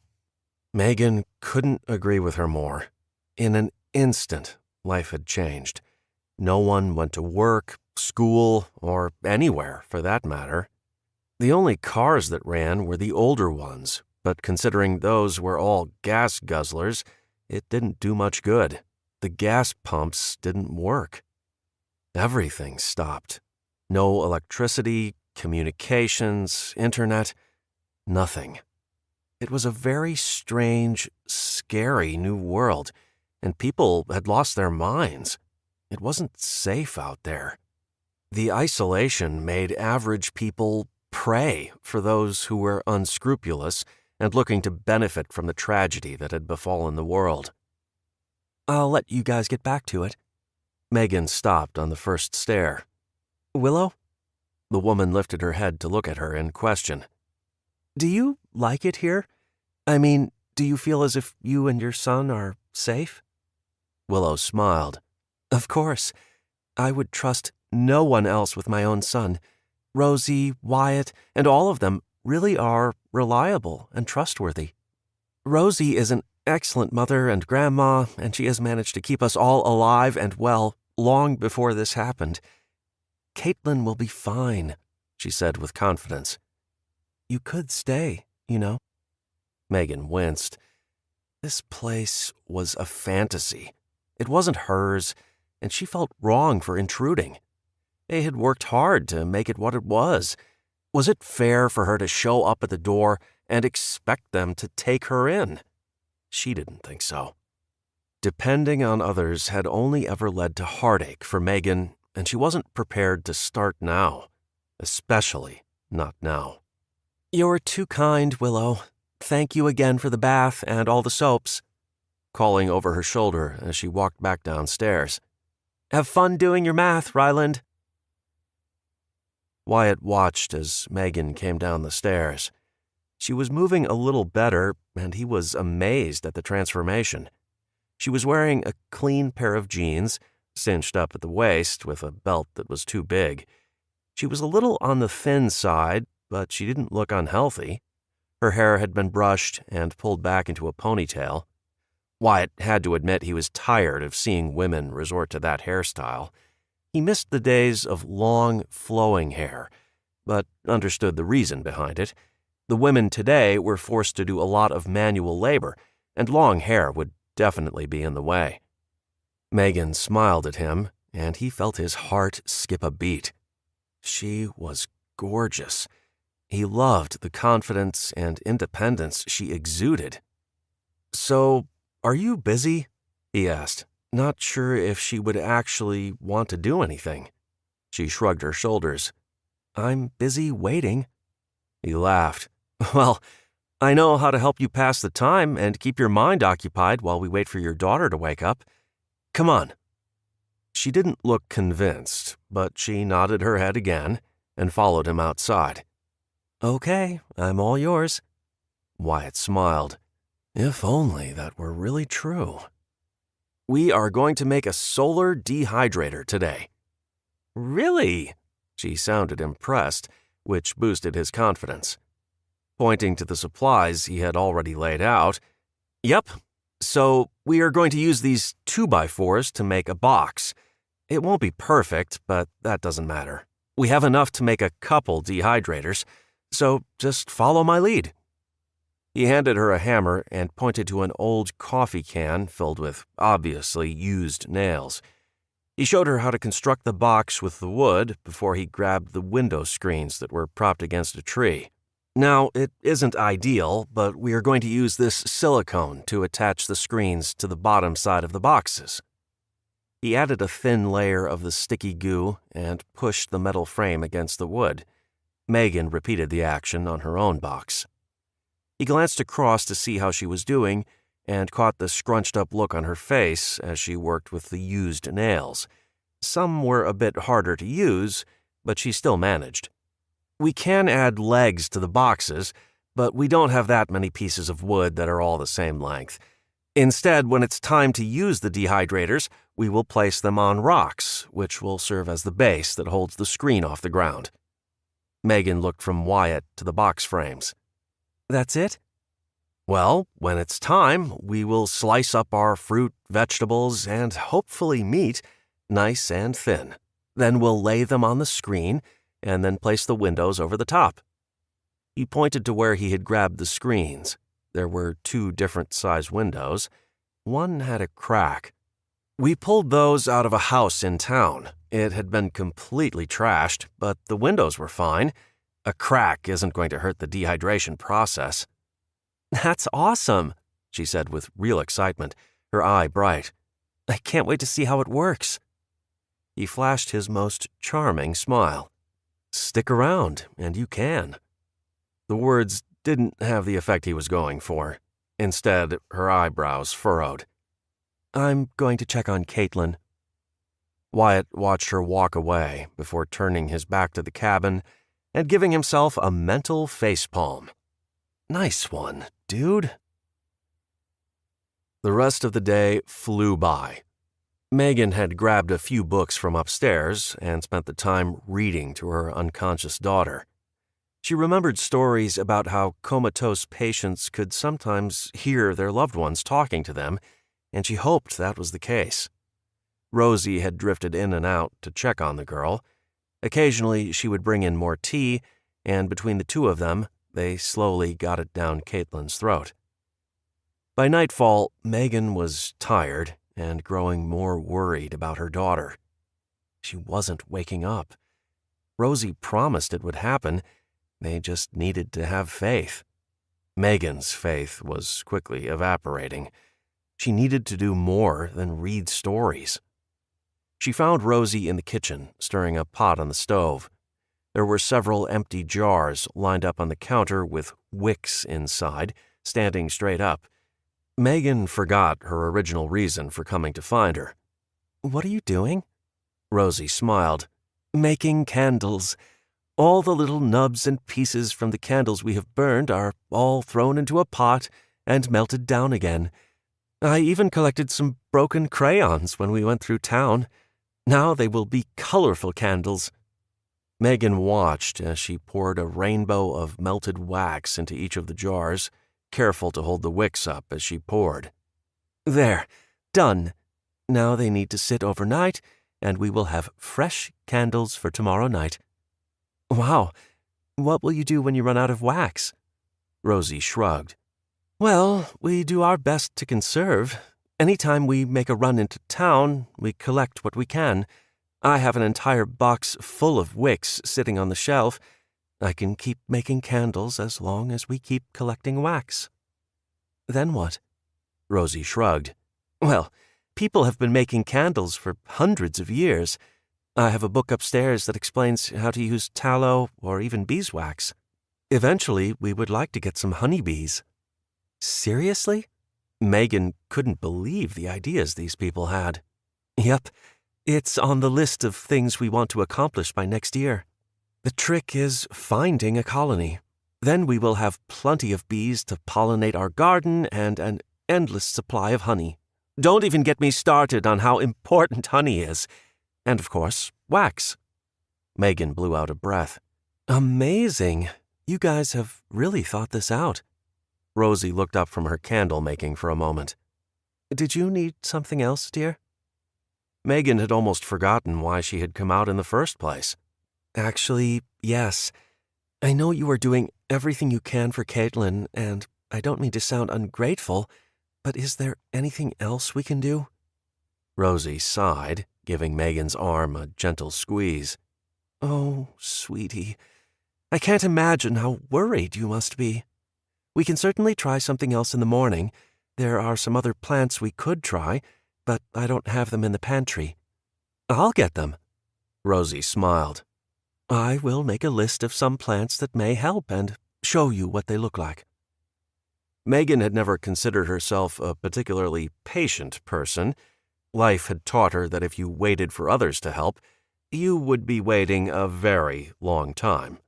She was relieved to know that Rosie had other ideas to help Caitlin, and she couldn't wait to head out to find the plants. Being active was far easier than sitting around watching her daughter deteriorate, which she didn't want to consider. Not now. Not ever. Chapter 7. Wyatt had volunteered to take Megan into the forest to search for the plants first thing in the morning. He knew the area well and had a good idea where the plants his mom wanted would be. Megan had told him that she would take any help she could get if it meant making her daughter better, and he was all for that. Granted, Wyatt knew that meant she'd planned to leave as soon as possible, something he hoped to change. Wyatt was already dressed and ready to go before the sun rose, and was surprised to see Megan stumble out of the bedroom dressed. "You ready?" he asked, smiling at her. He liked the idea of them being the only ones up. "Yep, let me grab my pack." Wyatt had donned his own backpack. The list of plants he was supposed to get, or try to get, was in the side pocket of his cargo pants. He loved his cargo pants. It was a military thing, he supposed, but the luxury of lots of pockets made it easy for him to carry all the gear he needed to survive, should he become stuck in the forest. When he had first laid eyes on Megan wearing cargo pants, he was automatically impressed. The girl was smart. They both walked to the bedroom where Caitlin slept, and Megan had just vacated. Duke was still on the bed, snuggling close to his new friend. Megan reached under the bed to grab her backpack. He knew the instant she discovered his secret when a can of corn rolled out from under the bed. The strap of her backpack must have been hung up on it. She raised an eyebrow in question. "You caught me. I like to sneak canned corn." She looked perplexed as she quirked an eyebrow up, waiting for him to continue.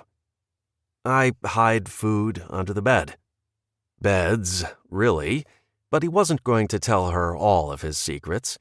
Under the beds, in the false floorboards, and even in that wood coffee table upstairs. Half of the books on the shelves were there to hide the food and other supplies tucked behind them. When people are scavenging for food, they don't typically look under the beds. He shrugged his shoulders and grinned. "You didn't." She pushed the corn back under the bed. "You're right, I didn't. But I will from now on." Wyatt could have sworn he saw the hint of a smile tugging at the corners of her mouth. She turned to walk out of the bedroom. "I won't steal your corn, though." Once Megan donned her pack, they headed out, with Wyatt leading the way.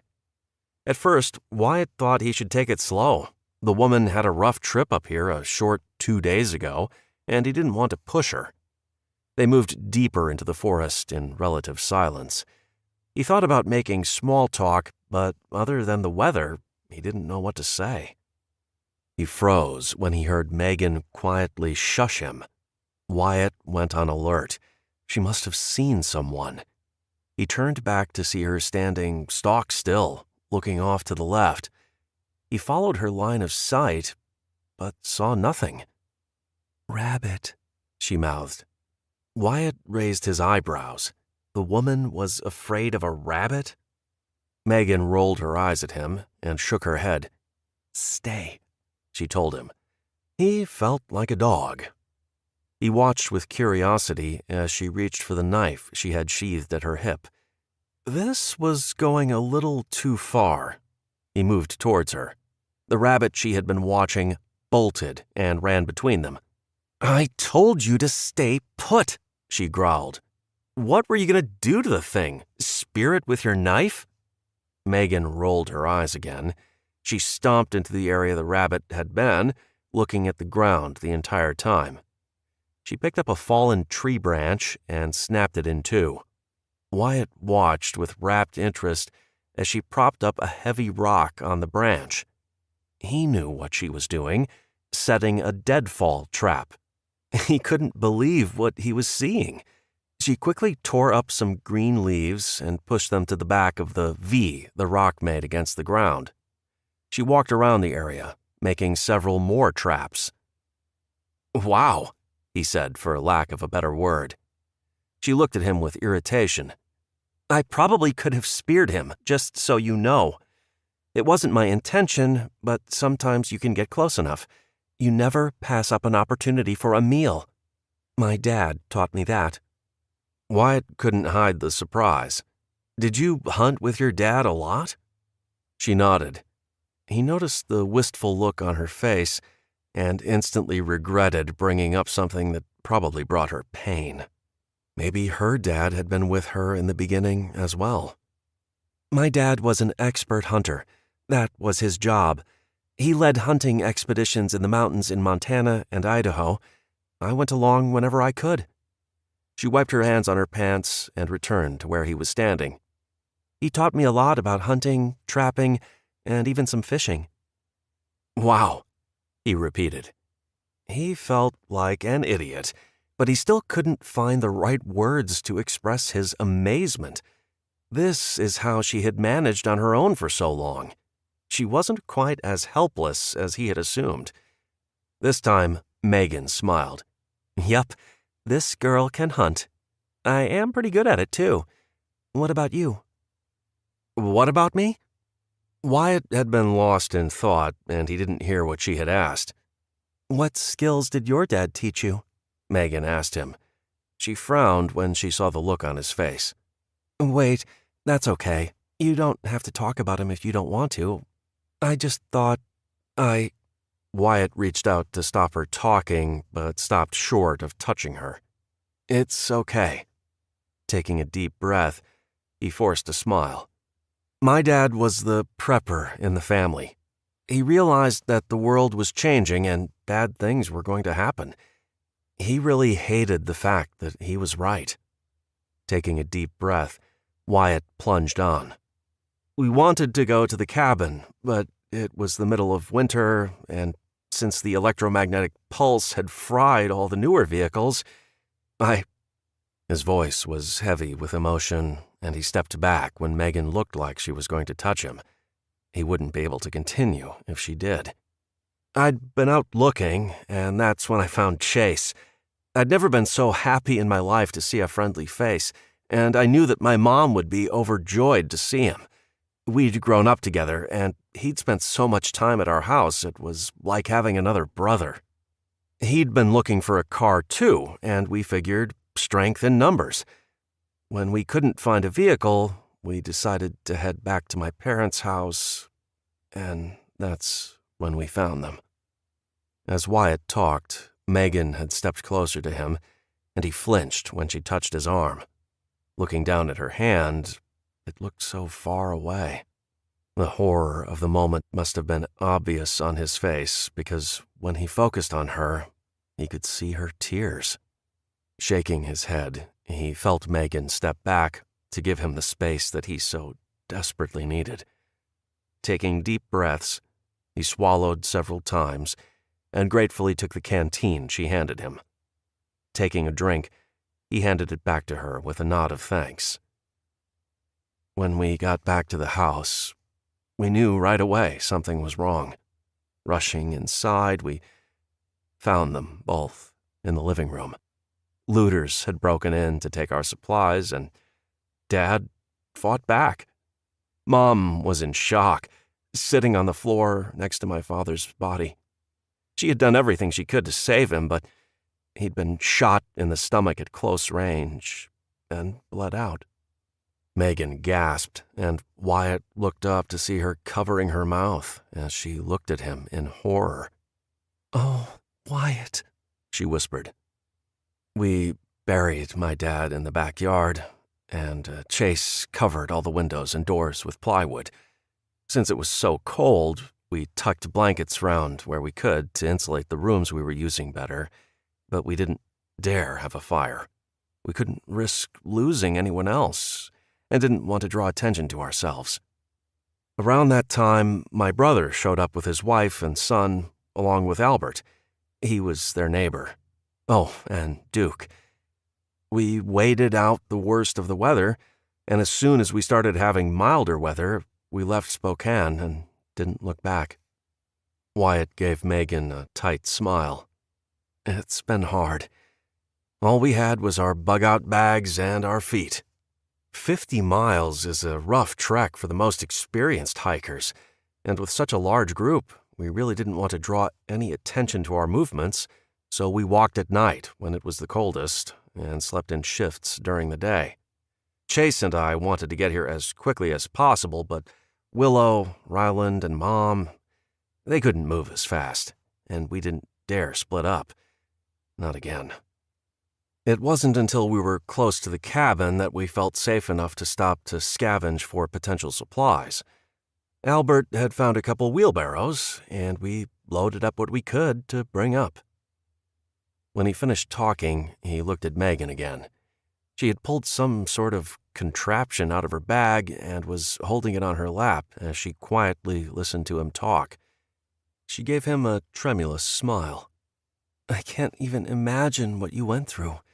Making our way here, I'd come across so much death and destruction. I tried to shield Caitlin from it, but to have it be your father... Oh, Wyatt, I know there isn't anything I can do for the pain, but... You could tell me what you have in your hands." Wyatt desperately wanted a distraction from his thoughts, and Megan seemed to notice that. Holding it up, she smiled at him. "This? It's a snare trap, and works great for snaring squirrels, which isn't the tastiest of meats, but it's protein. All we need to do is find a tree that they like, and I can put this on a branch. When they run up the branch through the little loops, it will tighten and trap them." Wyatt shook his head silently, agreeing with her, even though he had never had to eat a squirrel. First time for everything, he mused to himself. "I'm going to take your word for it. So, do we leave these here?" "Yep. Let's go get those plants. I know dandelion, but even looking at the pictures Rosie showed me, I'm not sure what I'm looking for." He grinned. "Lucky for you, I do." He pulled the list out of his pocket. "We need stinging nettle, echinacea, and pine needles, which we will grab from the trees around the house." "Stinging nettle? Really?" Megan grimaced. "I remember my dad telling horror stories about one of his clients brushing up against it. He broke out in what looked like hives and couldn't stop scratching. Your mom is going to feed that to my daughter?" "Well, she boils the leaves to make into some kind of tea. Once it's boiled, there won't be any itching from contact," he assured her. "Okay. Well, let's get to it." She reached into her pack and pulled out a pair of gloves. Wyatt followed her lead, and they both set out in the same direction, but some distance apart, looking for what they needed. Wyatt watched as she navigated the rocky terrain covered with heavy brush. She was a natural. He found himself following her. He knew the area well, but she had a knack for getting around the brush and trees with ease. He mused she must be part woodland nymph. She was so at home in the woods. After collecting the various plants, they headed back to check the traps. He hadn't meant to tell her about his dad, but once he started talking, he couldn't seem to stop. Wyatt realized that it was the first time he'd talked about him outside the family, and it felt good to let some of the emotions he'd been bottling up out. Wyatt knew that there was both strength and safety in numbers, but there was also that need for an emotional connection that family couldn't provide. Family was important. He knew that.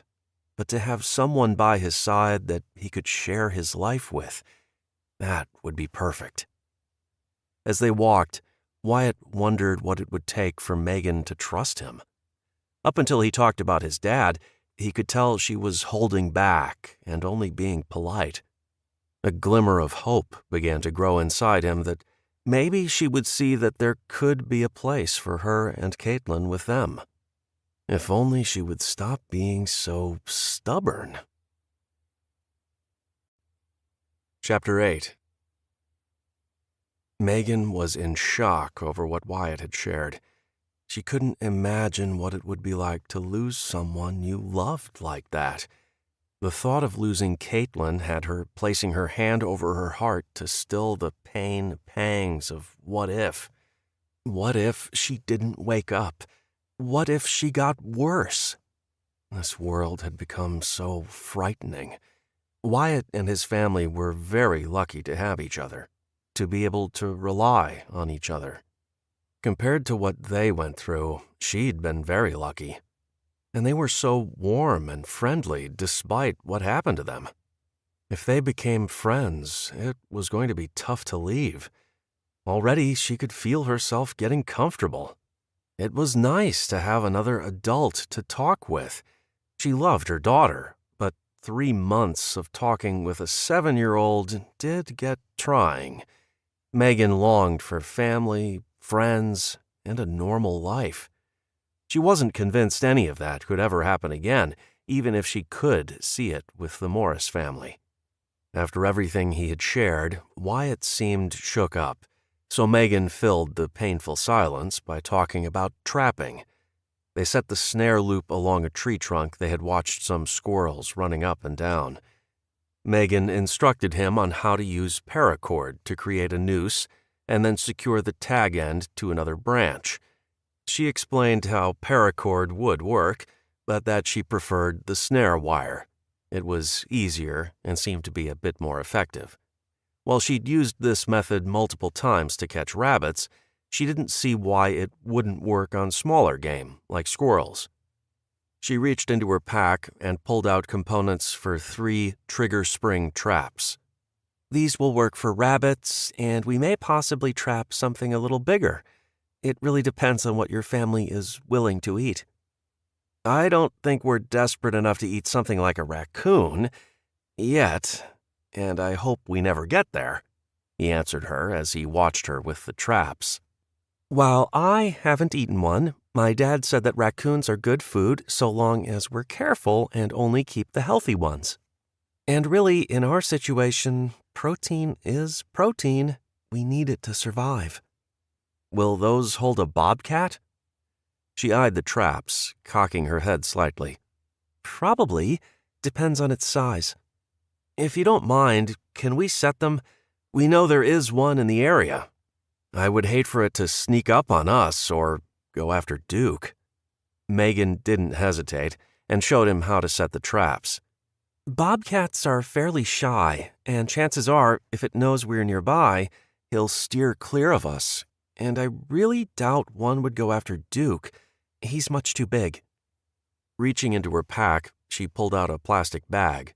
Megan answered Wyatt's questioning look. Rosie let me have some of the freeze-dried beef. I'm hoping it will be sufficient to catch something. Once we've snared something, we can use the organs to bait future traps. Burying the traps and bait under some leaves near the base of the trees, she stood up and dusted herself off. I think we might have some larger traps in the shed. Bear traps, I think. My dad had apparently tried trapping in the past, but never really got into it. Megan didn't feel overly excited by the idea. They are illegal, or were illegal, because they can be brutal to whatever gets trapped in it, she explained. I know how to use them, but have never actually used them. You will show me how to set them, right? Wyatt pressed her. She nodded. Of course, it's really easy. The trick is to set your traps in the right locations, which means you need to know how to do some tracking. Really, you don't even need an actual trap. You can make a variety of snares that will catch larger animals. Personally, I prefer to use a rifle to take down large game. He nodded. The idea of trapping a bear is intimidating. I know there are bears around here, but they've never been a real issue. If things change, I plan to do what's necessary to ensure my family is safe, and if that means setting traps for bears, then so be it. Hunting them is a far better option, Megan advised. They continued walking towards the deadfall traps Megan had said earlier. If you are desperate, you can make a variety of traps using some heavy wire or cable and make them either fixed or spring-loaded to snare a deer. But really, like bears, hunting is the better option. Wyatt nodded. Got it. Guns only. Look! She shouted with glee when she saw a couple of her traps had been triggered. She pulled her knife from the sheath once again, just in case the rabbit was still alive and would try to make a break for it. Megan quickly went to the first trap and groaned when she saw there was nothing under the heavy rock. Damn it, she groaned in frustration. There's another one over there, Wyatt pointed, smiling, and I can tell you that one is not empty. Megan quickly reset the first trap and went to get her catch from the second. Yup, a nice, fat, gray rabbit. Thankfully, the deadfall trap did its job. While she would and had killed in the past, she always preferred it if they were dead when she found them. The other trap was empty. That was the way it was with trapping, she explained to Wyatt, who seemed very interested in her trapping skills. I always set about 10 and hope for 1 to have something in it, she told him matter-of-factly. It's just part of the game. Again, he looked at her with rapt interest. Megan? Yeah, she said while removing a plastic bag from her pack and stuffing the rabbit inside. Do you think you could show me more of your hunting tricks? I do have rifles at the cabin. She hesitated, fixing him with a hard look before replying. Yeah, it's probably a bit late to do any hunting today, but we can come out tomorrow morning first thing. I did see what looked to be a game trail out by the little creek we walked by. The more she thought about it, the more excited she got. It had been a few years since she had gone hunting. She used to go every year with her dad. When he died, she couldn't bring herself to go out without him. It was something they shared. Hunting without her partner felt wrong, but now, hunting was a necessity. It wasn't a hobby. She was an excellent shot, and with her years of experience, she was a darn good hunter. It had been a while, though, and she wasn't sure how great her aim would be. Megan figured they were helping her, so she owed them. She would teach them about hunting and processing the meat, and her debt would be paid. Maybe they would let her take some of the dried meat with her. The thought of some venison jerky made her mouth water. It had been a long time. An hour later, they finally made their way back to the cabin. Megan was excited to give Rosie the prickly plants they had collected. She walked into the bedroom where Caitlin laid and smiled when she saw Rosie sitting in a chair next to the bed, knitting. Megan wanted to shout, "I knew it!" when she saw the skein of yarn sitting in her lap, but smiled instead. She really was the type of grandma to knit. Duke lifted his head from Caitlin's stomach, looked at her, apparently approved her presence, and went right back to his position. The dog didn't look quite as lively as he had yesterday. Megan decided when they left this place, she was going to get a dog. If she could find one like Duke, it would provide companionship for her daughter and give them a little extra protection. There were more than enough strays around. She just had to find the right one. Rosie smiled and looked up from her knitting. Her fever has come down, and she seems to be doing a little better. Megan wanted to cry. That was the best news. Thank you. I can't tell you how happy that makes me. Rosie put down her knitting and made her way to the door, calling out, Duke, you keep an eye on Caitlin. The two women went back to the kitchen. Wyatt and Jack were talking about the hunting planned for tomorrow. Watching his animated motions, she could tell he was excited for it. Rosie looked over the collection of plants Wyatt and Megan had brought back. "Okay, we are going to need some water. The boys are busy, so I will show you where to get it," Rosie offered, as she opened a cupboard and grabbed an empty jug. Megan had wanted to ask about the water since yesterday, but felt it would be intruding. Her curiosity got the best of her. "I've been wondering where the water was." Rosie smiled. "Ah, one of those things that Albert has declared top secret." Albert was working on the door Megan had broken earlier. "Rosie, I will get the water. You two stay put," he grumbled. Megan rolled her eyes. "Albert, I am not going to steal your water. I can't exactly carry it away in my hands or toss it in my bag, now can I?" He started to speak when Rosie hushed him. She took Megan outside, and they headed towards the side of the cabin Megan hadn't investigated when she first arrived. She realized she was looking at what appeared to be an outside wall of the cabin, but was in actuality a hidden room. Rosie walked to the side and pulled back the wall, which was actually a door. Megan couldn't control the chuckles of appreciation. "Oh my, that's brilliant! I would never have thought to look that closely." Rosie smiled at her. "My husband used to come up here all the time. He would get here, thinking he was all set up, only to discover the place had been used as a party house or squatted in. The interlopers would use up all of his supplies, so he started hiding things." Megan looked on as she saw 10 large plastic barrels lined up on a wooden floor set directly onto the dirt. It was very cool in the hidden room. There were shelves around the walls filled with various supplies. Cans of coffee, toilet paper, and a variety of first aid supplies lined the shelf. "Wow, he is a genius." Megan looked closer and couldn't believe how carefully everything was labeled and organized. Rosie shook her head and looked away. "He sure was. This was a project he and Wyatt had been working on. My husband, Dale, had a feeling something bad was going to happen that would force people to head for the hills, so to speak. He didn't want to be left without the basics. He appealed to Wyatt, who got on board the prepping train, and they built all this," she said, spreading her arms wide. "He designed the 4-bedroom, 3-bath cabin with security in mind, as that was his top priority. Plus, there's enough room to accommodate a growing family with plenty of natural resources nearby to sustain us. Dale had insisted on building me a big kitchen, even though I'd told him a small one would work just fine. But he'd gone big and splurged on granite countertops. Can you imagine how hard it was to get them up the mountain? Both Jack and Wyatt complained for weeks about how heavy they were." Rosie chuckled at the memory as she stared toward the back door, seemingly lost in the memory. Megan could not imagine what it would be like to lose a spouse like Rosie had. She reached out to touch the older woman's shoulder. "Wyatt told me what happened and what you must have gone through. I am so sorry." Rosie shrugged. "Dale always took care of us, and he still is. His foresight will be what keeps my grandson alive," she said wistfully.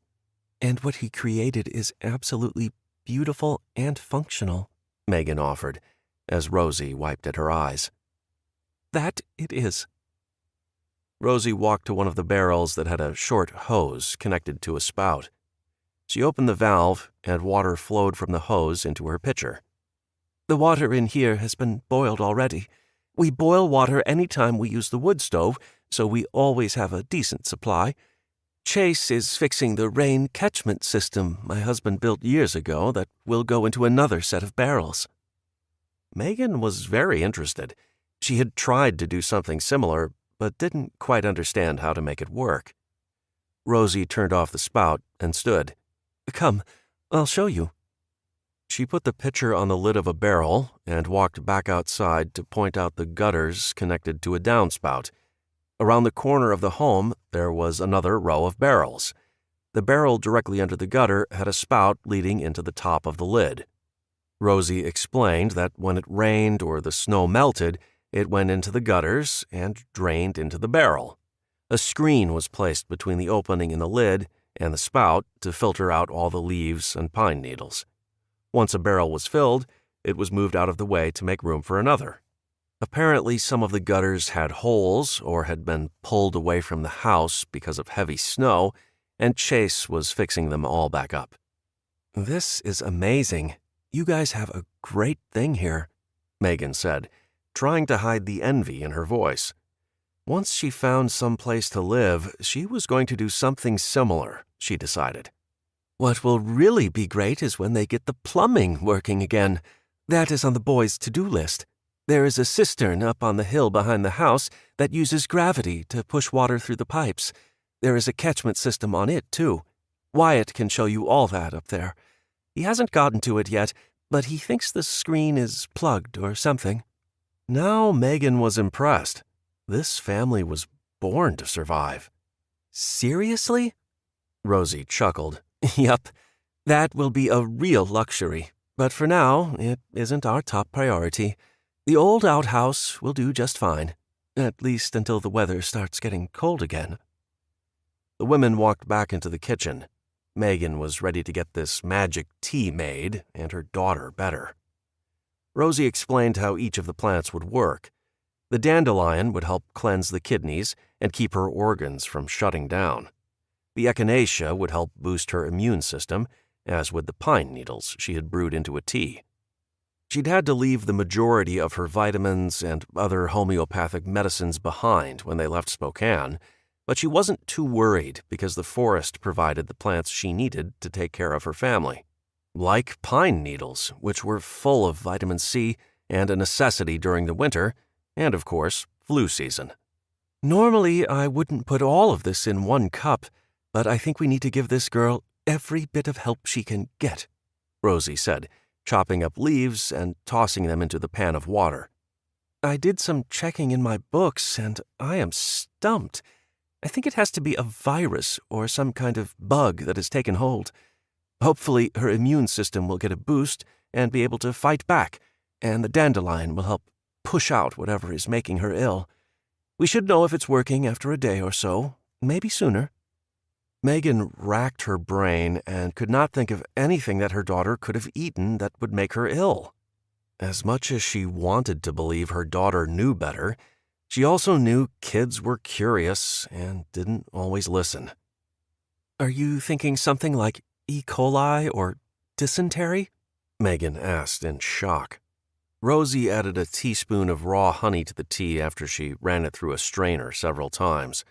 The woman explained it would make it taste a little better, and the honey was an excellent healing agent and antibacterial. If there was something nasty in there, the honey would help kill it off, and the rest would push it out. Megan was at her mercy and simply took her word for it. Megan sat behind her daughter, propping her up while Rosie used a syringe to drop a little liquid in her daughter's mouth. Caitlin was semi-conscious and able to swallow the tea that would hopefully save her life. Once half the cup was down, Rosie told Megan it was a waiting game now. It would take a couple of hours for the tea to do its work. Megan tucked her daughter in, patted Duke on the head, and wandered back out to the kitchen. She could see Wyatt and Jack outside, standing over some rope, tools, and what looked like a huge, heavy roll of barbed wire. Megan wandered outside to get a closer look. "Hi, guys. What are you on the fence about?" Wyatt chuckled as Jack shook his head. Suddenly, Chase appeared straight out of the ground and set some jars down. Megan yelped in surprise, realizing there was a hole in the ground. She had walked right past it when she came through the back door yesterday. "Root cellar," Wyatt said in explanation. Everything was tucked away in the root cellar. My dad had expressed the importance of hiding their goods from the squatters and looters a long time ago. The root cellar was camouflaged by the trees, and the door was painted a brownish-yellow color that blended in with the surroundings. You could see it if you knew where to look, but for the person casually walking by, it didn't stand out. When we close it back up, we make sure to kick dried leaves over the top and usually add branches if we're going to be gone. Looking at the contents of the jars, Megan realized they were home-canned vegetables. It was Jack's turn to offer an explanation. "Willow is going to make a stew with that rabbit you guys brought back. The fresh meat will be appreciated since all we've been eating is freeze-dried. Too bad you couldn't have caught a second one." Megan wished the same thing. One rabbit usually fed her and Caitlin for 2 meals, if they were careful. Granted, she didn't have vegetables to add to the meal. "Did you already clean the rabbit?" Megan asked. She had forgotten all about it in her anxiousness to get the plants to Rosie. Wyatt shook his head. "Not yet. Jack wants to show Ryland how to do it. We'll take care of it before we leave." "I can do it," Megan said, taking a step toward Wyatt. Jack and Wyatt exchanged a glance and then both looked at her in amazement. In unison, they asked, "What?" Megan laughed. "I can clean and process the meat I get. You guys take care of your fence stuff, and I will show Ryland." Wyatt and Jack looked at each other again. "Sure, thanks," Jack replied. "Yes," Wyatt blurted out. When Megan looked at him in confusion, he clarified, "In answer to your question, yes, we are building a fence." "Oh, around the house?" Jack spoke up. "Pretty much. We need to set up a perimeter. There is no way we can fence in all 50 acres, but we can provide some additional security in the area surrounding the house. The barbed wire just makes it a little more difficult for the average Joe to get through." Megan nodded her head. "Oh, good thinking. Okay then, I'll let you get back to it." From everything she had seen and what Rosie had told her, it was clear that they were making their safety and security their #1 priority. Megan knew she could learn much from these people, but she doubted she'd be around long enough to take it all in. As soon as Caitlin was awake and ready to go, they were gone. Chapter 9. Wyatt watched as Megan took another look around the property before heading back inside. He hoped she saw how much they were doing to protect their people. Each of them had the same goal: to survive. He couldn't imagine her leaving and facing what was out there all alone. He didn't want to think about it. The attack on his parents and their trek to the cabin revealed just how nasty the world was. Many of the houses had been burned. There was evidence of death at every corner. The bad guys were running things, and the good guys were forced to hide out. She wouldn't last long on her own. He had to make her see that. The guys filled the wheelbarrows they had used to cart supplies up the old service road from town. Chase was the expert in this area and had come up with a plan to make the area they were calling home a little safer. After what had been happening in towns and to their own family, no one wanted to take any chances. There had been a lot of discussion about the area they wanted to reinforce. Jack wanted to fence in about 10 acres. His outline created a bit of a rectangle shape around the house and included a portion of the creek that ran through the property. While Chase agreed with Jack, they really needed to keep the area around the house the most fortified, emphasizing that fencing in the garden and the soon-to-be barn area was of utmost importance. Their supplies were limited, and they could put in more fencing as time and supplies allowed. Having several barriers between the outside world and the house was the ultimate goal. For now, they were only going about 200 feet on 3 sides and using the base of the mountain as a wall on the backside. The small stream that flowed through the east corner of the property was included in the main perimeter. The water would ultimately serve as irrigation for the farm they would need to sustain them. Chase, Albert, Jack, and Wyatt all headed out to start on the west corner. Since they didn't have any T-posts or actual fence posts, they were going to use the trees around the property as fence poles. In some cases, they were going to have to dig down to set logs that had been cut from fallen trees, which was hard labor and required all of them pitching in.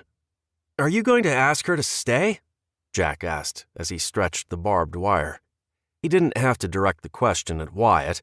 They all knew he had the final say. Wyatt shrugged. "I think she should stay. I don't think she wants to stay, but it is the smartest move for her." Albert was busy tying some tin cans together on fishing line. "You need to think long and hard about that. You can't trust anyone these days." He connected the cans to another length of fishing line that ran under the barbed wire. "I don't care if she is pretty." Chase laughed. "Albert, a pretty girl is always a good thing to have around." Wyatt didn't laugh. "It isn't like that. She is smart. She knows how to hunt and trap. I haven't seen any of you guys bring home fresh meat."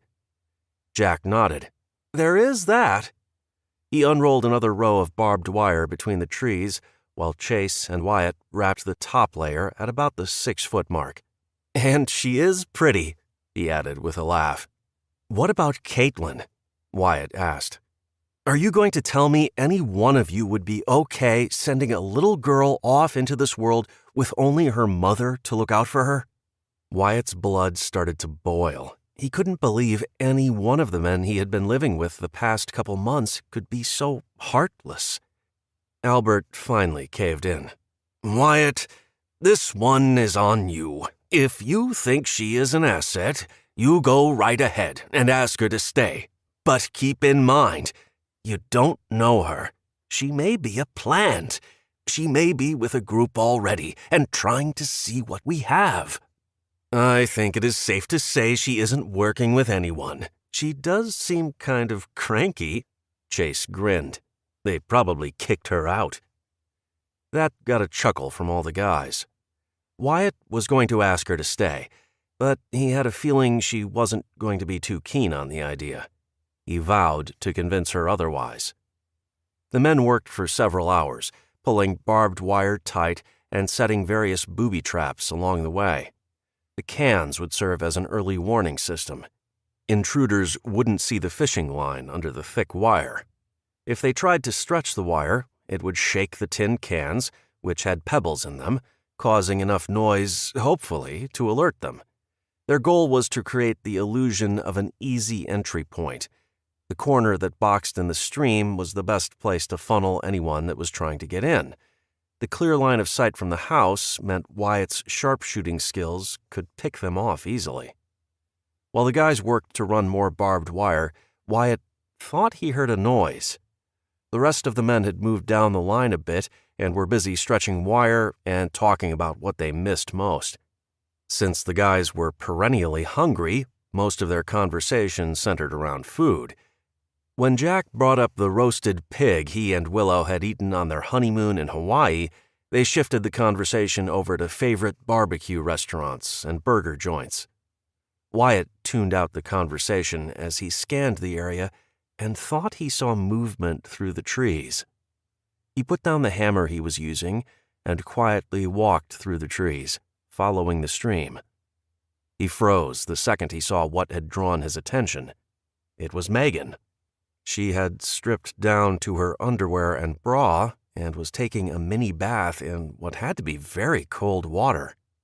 His first thought was why she would choose a cold bath after just having a warm bath yesterday, but figured she might actually like the cold water.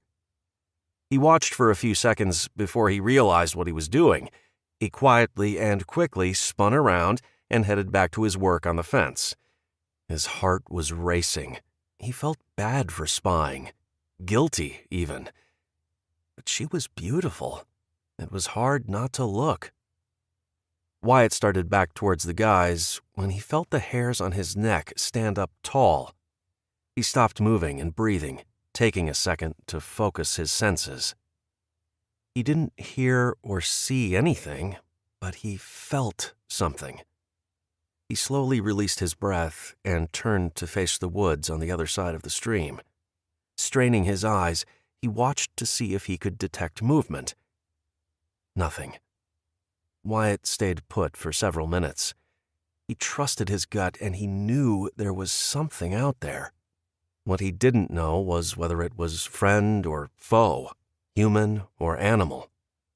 Scanning the area again, he could no longer sense anything out of place, assumed it was probably a wild animal, and chalked it up to too much hard labor. Walking back to the guys, he thought about Megan bathing in the stream and couldn't help grinning. If she found out that there was something worth trapping near the cabin, he would bet she'd be annoyed with him for not telling her. Kyle Grice stood on the opposite side of the stream, deep in the woods. He had heard men's voices and followed the sound. He had become a master at stalking prey and was confident in his ability to move through the forest without being detected by the average person. His journey north had been one of desperation. This apocalypse had given him the opportunity to start over. He could be anyone he wanted to be, and Kyle intended to become the leader of this entire area, and that meant he needed to be viewed in a certain way. As far as the people who were desperately loyal to him knew, he was a grieving widower from an upstanding family. He was a man of integrity, and more than ready, willing, and able to be their leader in this scary new world. Kyle had been making his way north from southern Oregon for the past couple months. Along the way, he had managed to acquire a completely new identity and managed to represent himself as a humble man of means with strong leadership skills. In reality, he was a smooth-talking con man with the uncanny knack of charming wealthy women out of their money without them even realizing what was happening. He had had so many different identities, it was hard to keep them all straight. When the world was turned upside down and inside out, he was given a clean slate. He could be plain old Kyle Grice, the man from Portland, Oregon, who had made a nice living working as a car salesman before opening his own dealership. That was basically true. It was a story he crafted and cultivated. The people he had met loved the idea of an underdog making something of himself. His story had evolved as time went on. Not only was he a wealthy businessman, but he was also a humanitarian. It helped solidify his role as a leader. People trusted him because he had been a good person before the collapse. Unfortunately, his plan to build an empire of survivors with him as the leader was threatened by one little brat. A brat he planned to silence before she could tell anyone her story. He had already decided her mother needed to be taken care of as well, just in case the little girl had blabbed. Kyle peered through the trees and saw one of his targets. It was the mother. He had been tracking them for the past 3 days. She was quick, considering that kid of hers had to be pretty sick or dead by now. He was hoping dead. Maybe she was. Maybe that was why the mom was out here alone. He heard the men's voices again and walked through the trees, following the stream. He froze when he spotted 4 men. He crept closer, trying to hear what they were saying. They were talking about a woman. He could only assume the woman and child he had followed out here to the middle of nowhere had holed up with them. He needed to find out where they were camping. From there, he would figure out a way to get the little girl and her mom away from the men. This was a job he had to do. If any of his followers knew about Jesse McCollin, they would abandon him, or worse. He had worked too hard to gain their trust to lose it over something so trivial. Unfortunately, Jesse didn't think it was quite so trivial and had questioned his actions, threatening to tell the others. Kyle couldn't allow that, not after everything he had been working towards. Shooting Jesse had been an easy decision. Kyle didn't regret killing the young man. His only regret was not being more careful who was watching. While he didn't mind getting blood on his hands, he much preferred to get someone else to do it for him. He thought back to the first time he experienced the high of being in control of other people. He had only been 8 years old and had learned how easy it was to manipulate and control people. Money talked. People would do just about anything for money. The 2 boys who bullied Kyle every day for being poor made his life miserable. At least until Kyle had been lucky enough to stumble upon a wallet that had $10 in it. Back then, that was a lot of money. He had taken the money, found two of the biggest kids on the block, and paid them to beat up the bullies. That was the turning point in his life. He realized then that everyone had a price. He could have offered someone a bottle of tequila to kill Jesse, but he hadn't, and now he was in this mess. The little girl with the jet black hair had been standing there at the edge of the clearing, watching the whole thing unfold. Kyle had tried to explain that the man was going to hurt him, and he was simply defending himself. She hadn't said much, but he wasn't convinced she believed him. His charms worked better on women with no self-esteem than little kids who asked too many questions. He did the only other thing he knew would work with kids. He gave her a treat. That seemed to earn him a few points with her and would hopefully solve the issue of a witness to his misdeeds once the poison took effect. With everything on the line, the only option was to eliminate the risk altogether, but he couldn't simply kill her and expect to get away with it. After Jesse, there would be too many questions. Except that instead of dying, this risk disappeared with her mother, and he'd been forced to hunt them down. Kyle watched and evaluated.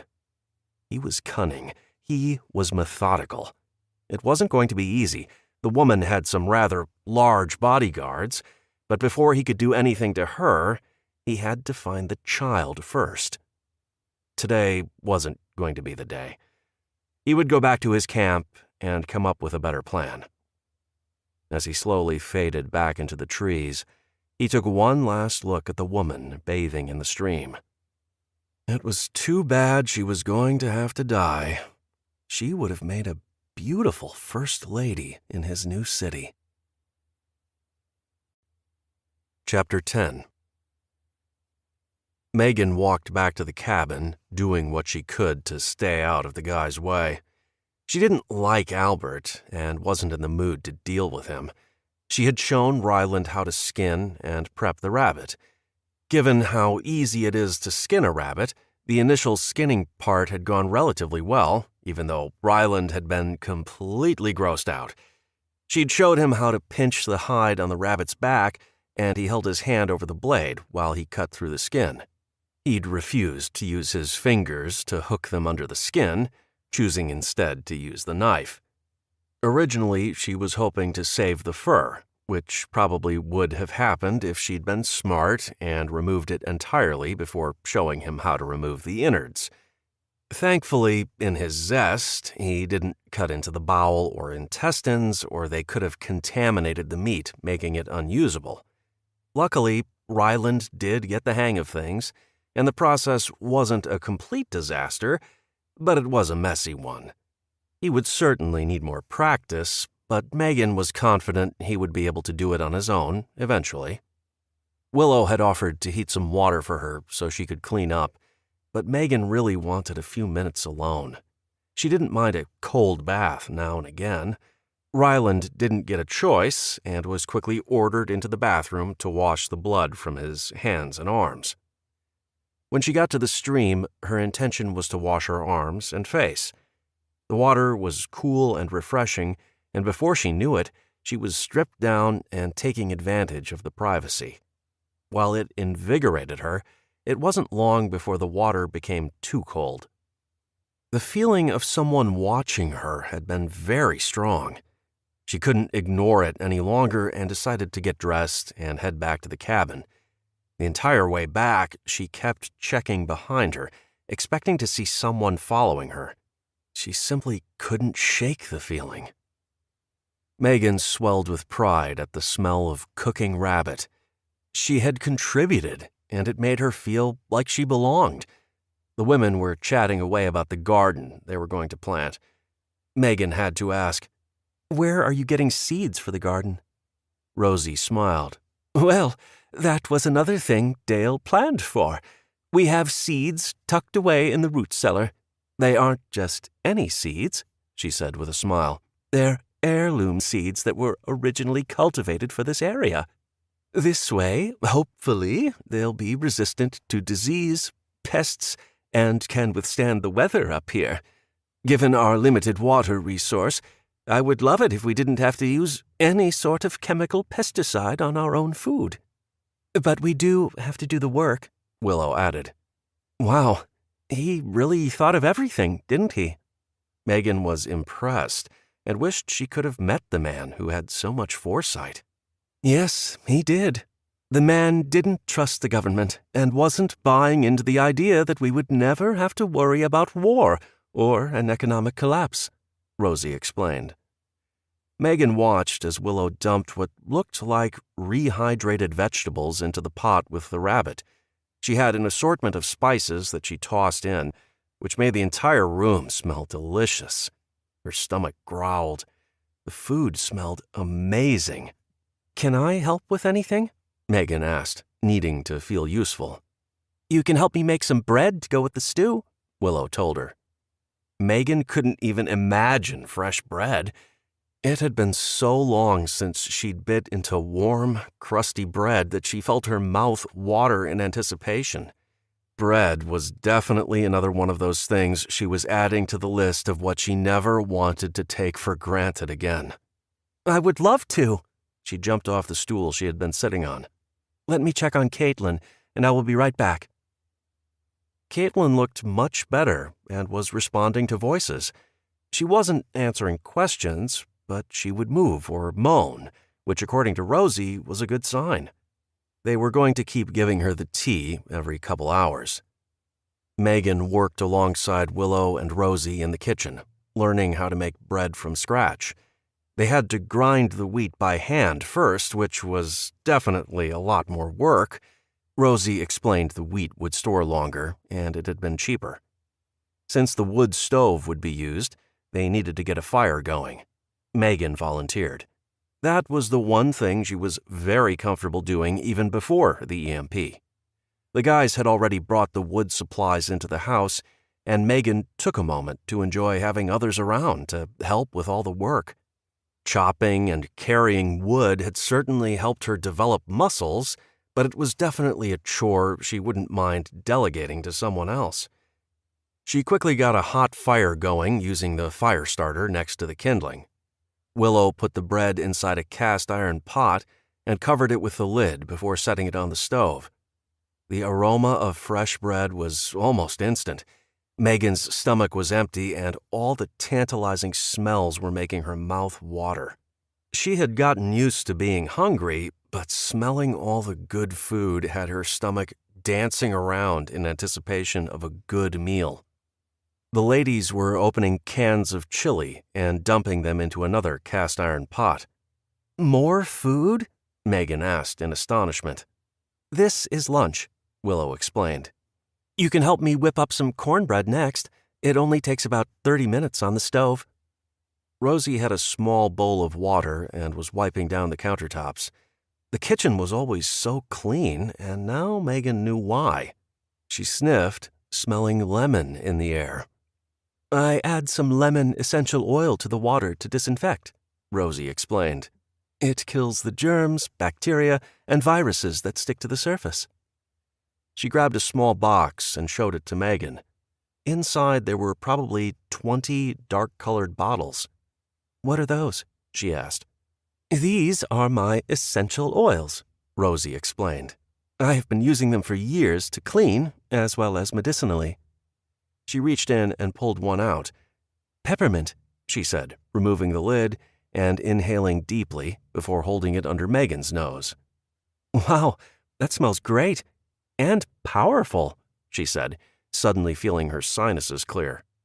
Rosie put the lid on and replaced the bottle. It smells great and can help relieve congestion. It is also great for easing a headache. In fact, each one of these oils has a number of uses. They store for a long time and won't lose potency, unlike things like chlorine bleach and Lysol. She smiled, and I just love the smells. Megan appreciated everything she was learning, but despite how easy they made it all seem, she didn't want to get too comfortable. They were a close family, and she was still a guest. A guest who would be leaving the minute her daughter was healthy enough. For now, she would continue to learn as much as she could from them and hopefully put it to use when she found somewhere safe to start over. While she knew that she could never build a home for Caitlin that was even close to what these people had, no matter what, she would take pride in creating a home without depending on anyone other than herself. It was better that way. Rosie put down her cloth and focused her attention on Megan. "Sweetie, you are welcome here. Don't go making plans to run off. With all of us working together, we will all be better off." Megan smiled at her. "I really appreciate that, but we need to move on. You guys have something great here, and I am very grateful for your generosity and hospitality, but we can't impose." Rosie shook her head. "You are safe here. Your daughter is safe here. What more could you want?" Megan knew Rosie was being sincere, but it made her nervous to think about settling down with people she didn't really know. She'd put her trust in others before, only to end up bitterly disappointed and alone anyway. She didn't see any point in building a relationship since she had no intention of staying. For now, she would play along and be the nice house guest. Once her daughter was on the mend, they would leave. Wyatt and the guys had returned and quickly ate the chili and cornbread. There wasn't a lot to go around, but with the promise of a hearty stew and fresh bread, it was enough. Megan and the ladies each managed to get a small bowl and a piece of cornbread. It was incredibly filling, which Megan realized was the point of serving the bread with the meal. Another mental note for her future utopia: make lots of bread. The rest of the afternoon was spent cleaning up, and Megan got a crash course in the laundry department. They had 3 setups. A 5-gallon bucket with holes all around the bottom, similar to that of a washing machine tub, was placed inside another 5-gallon bucket. The clothes were put inside the bucket filled with water and soap. A toilet plunger was put in the center, and a lid with a hole cut out for the plunger's handle was placed over the top. Each of the ladies spent several minutes pulling and pushing the plunger, acting as the agitator in a washing machine. They washed, rinsed, and then hung the clothes on a rope stretched between 2 trees in the sun.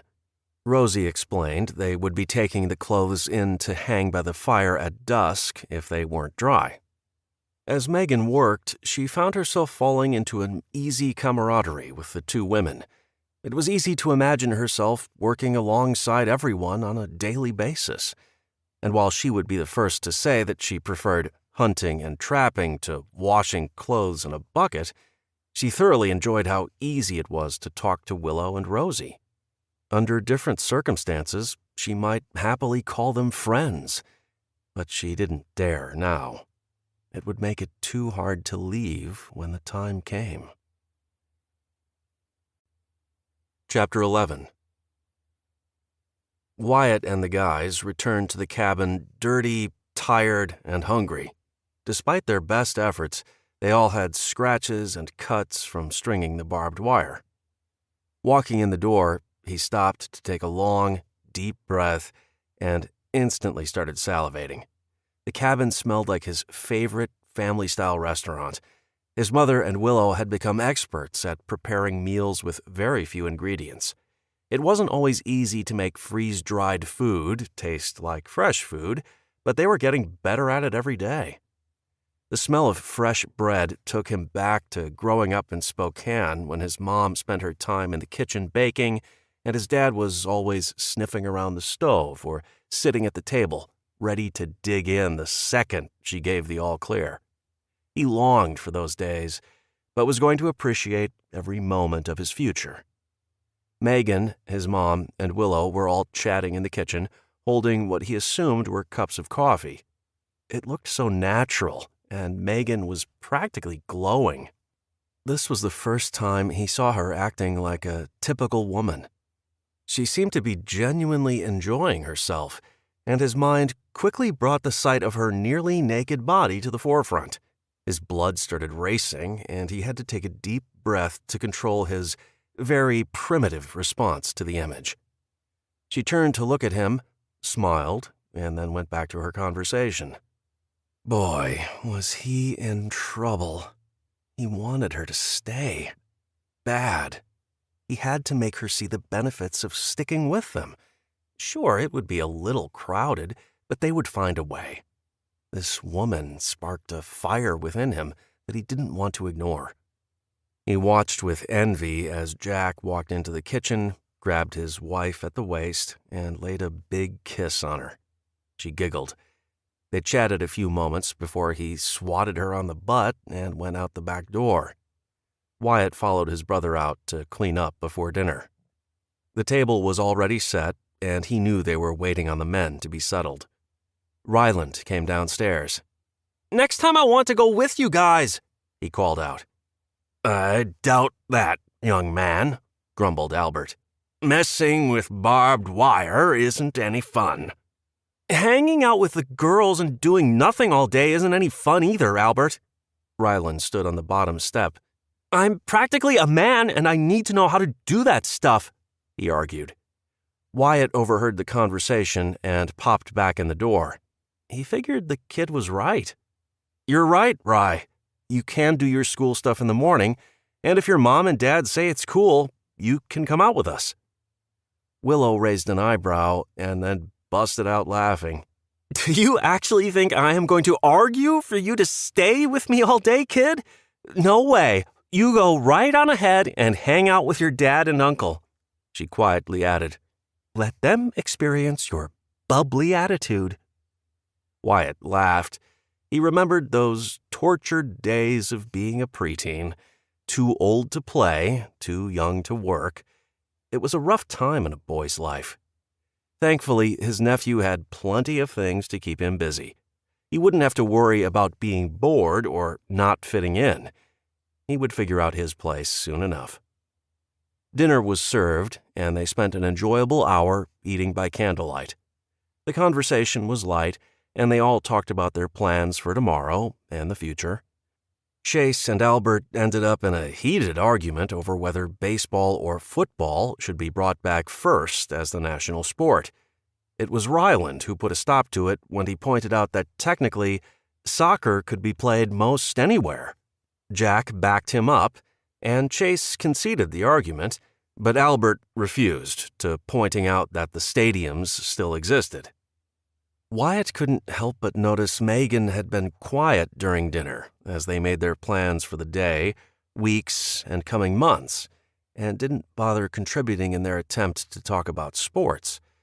She stared down at her food with a pensive look on her face. She clearly had no intention of staying, and the others seemed to notice her silence. Chase finally said what had been on Wyatt's mind. "You know, with the 9 of us together, we make an excellent team. Each of us brings something to the table, even the kids and that dog."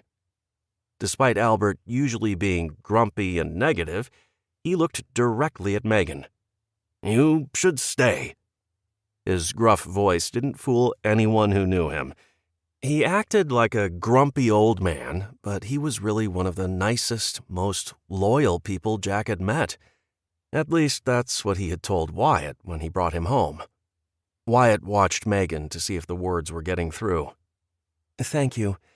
I'll think about it. Right now, I really need to get my daughter better." Willow stood and began clearing the table. "You think about it. We will all be right here." Megan excused herself to go check on Caitlin again.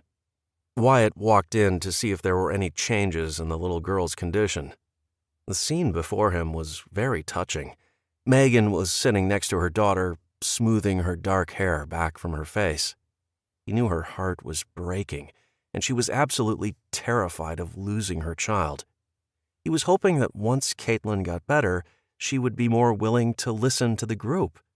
She had to stay. Every day that passed, he found himself caring about her more and more, which logically didn't make sense. He barely knew her, and she intentionally didn't share much because she didn't intend to stay. But her passion for her daughter and the way she tackles anything set in front of her are qualities that make her that much more attractive to him. Duke's ears perked up when he saw him. He had moved to the foot of the bed, but was still sticking close by, taking his guard dog job very seriously. In fact, it may have been a little too seriously. He hadn't eaten much on their journey up to the cabin and hadn't even touched his bowl of food since he took on the job of guarding Caitlin. Wyatt hoped it was just because he was dedicated to his charge and completely focused on her. The last thing they needed was a sick dog. Duke was only 5 and had many years left in him. Ryland would be crushed if he lost his dog. They all would be. It seems like they had all been fighting to hold on to even the smallest things that reminded them of their old lives. Hopefully, it was nothing more than a phase, and the dog would bounce back tomorrow. "You can use that top drawer if you want," he told her when she looked up and saw him standing there. She chuckled. "I packed pretty light. I don't know that I have anything to put in that top drawer." "Just the same, put a few things away.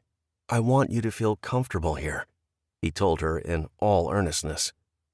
"Megan, you don't have to go, okay? I know you're tired of hearing us all say it, but we really want you to know how valuable you are to us and how valuable we can be to you and your little girl." She took a deep breath. "I know, I get it. I need to work some stuff out. I will give it some thought." "Okay, I promise I won't say another word about it," he grinned. "Well, I will certainly try not to. We still on for hunting in the morning?" "Yep, I am looking forward to it." Megan looked back at her daughter. "Is your mom upstairs?" Wyatt turned to look into the kitchen. "Probably. She's been working on that puzzle. What's up?" Megan shook her head. "I want to ask her if there are any other plants we should be looking for. Caitlin seems better, but she is still not winning whatever battle is waging in her little body." Wyatt felt a knot swell in his stomach. He was really hoping the little girl would be up and awake by now. What could possibly be wrong with Caitlin? Chapter 12.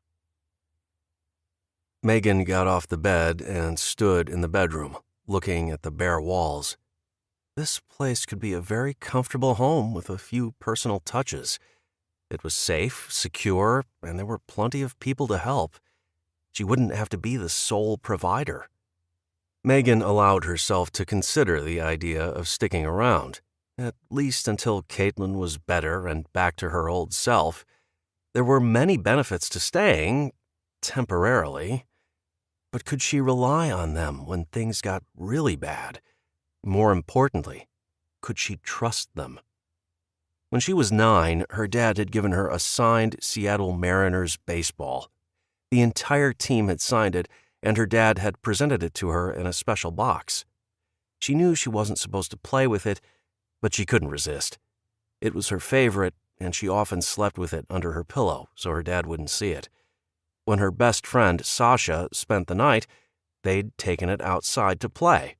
Sasha was pretending to be Randy Johnson as she practiced her wind-up. Unfortunately, her pitch went wide, and she accidentally threw the ball into one of the wells on the property. Luckily, the well was dry, but Sasha felt awful about it, and before Megan could say anything, she decided to climb down to get it. Unfortunately, the darkness of the hole hid the real depth. When Sasha jumped in, she ended up twisting her ankle when she landed. Megan had run for help, but no one believed her. The adults she thought would help her ignored her. Megan was terrified for her friend, so she did the only thing she knew to do. She went into the well, and after many hours, scratches and bruises covering the both of them from head to toes, she finally managed to get her friend up and out of the well. Sadly, Megan wished that had been her only lesson on counting on others, but it had only served as the basis in a long line of disappointments over the years, that taught her it was better not to rely on others than to risk constant disappointment and hurt feelings. It all left such deep emotional scars. She didn't think she could survive being hurt or let down again. But she also knew she had to try. If it had only been her in this scary new world, she would have left already.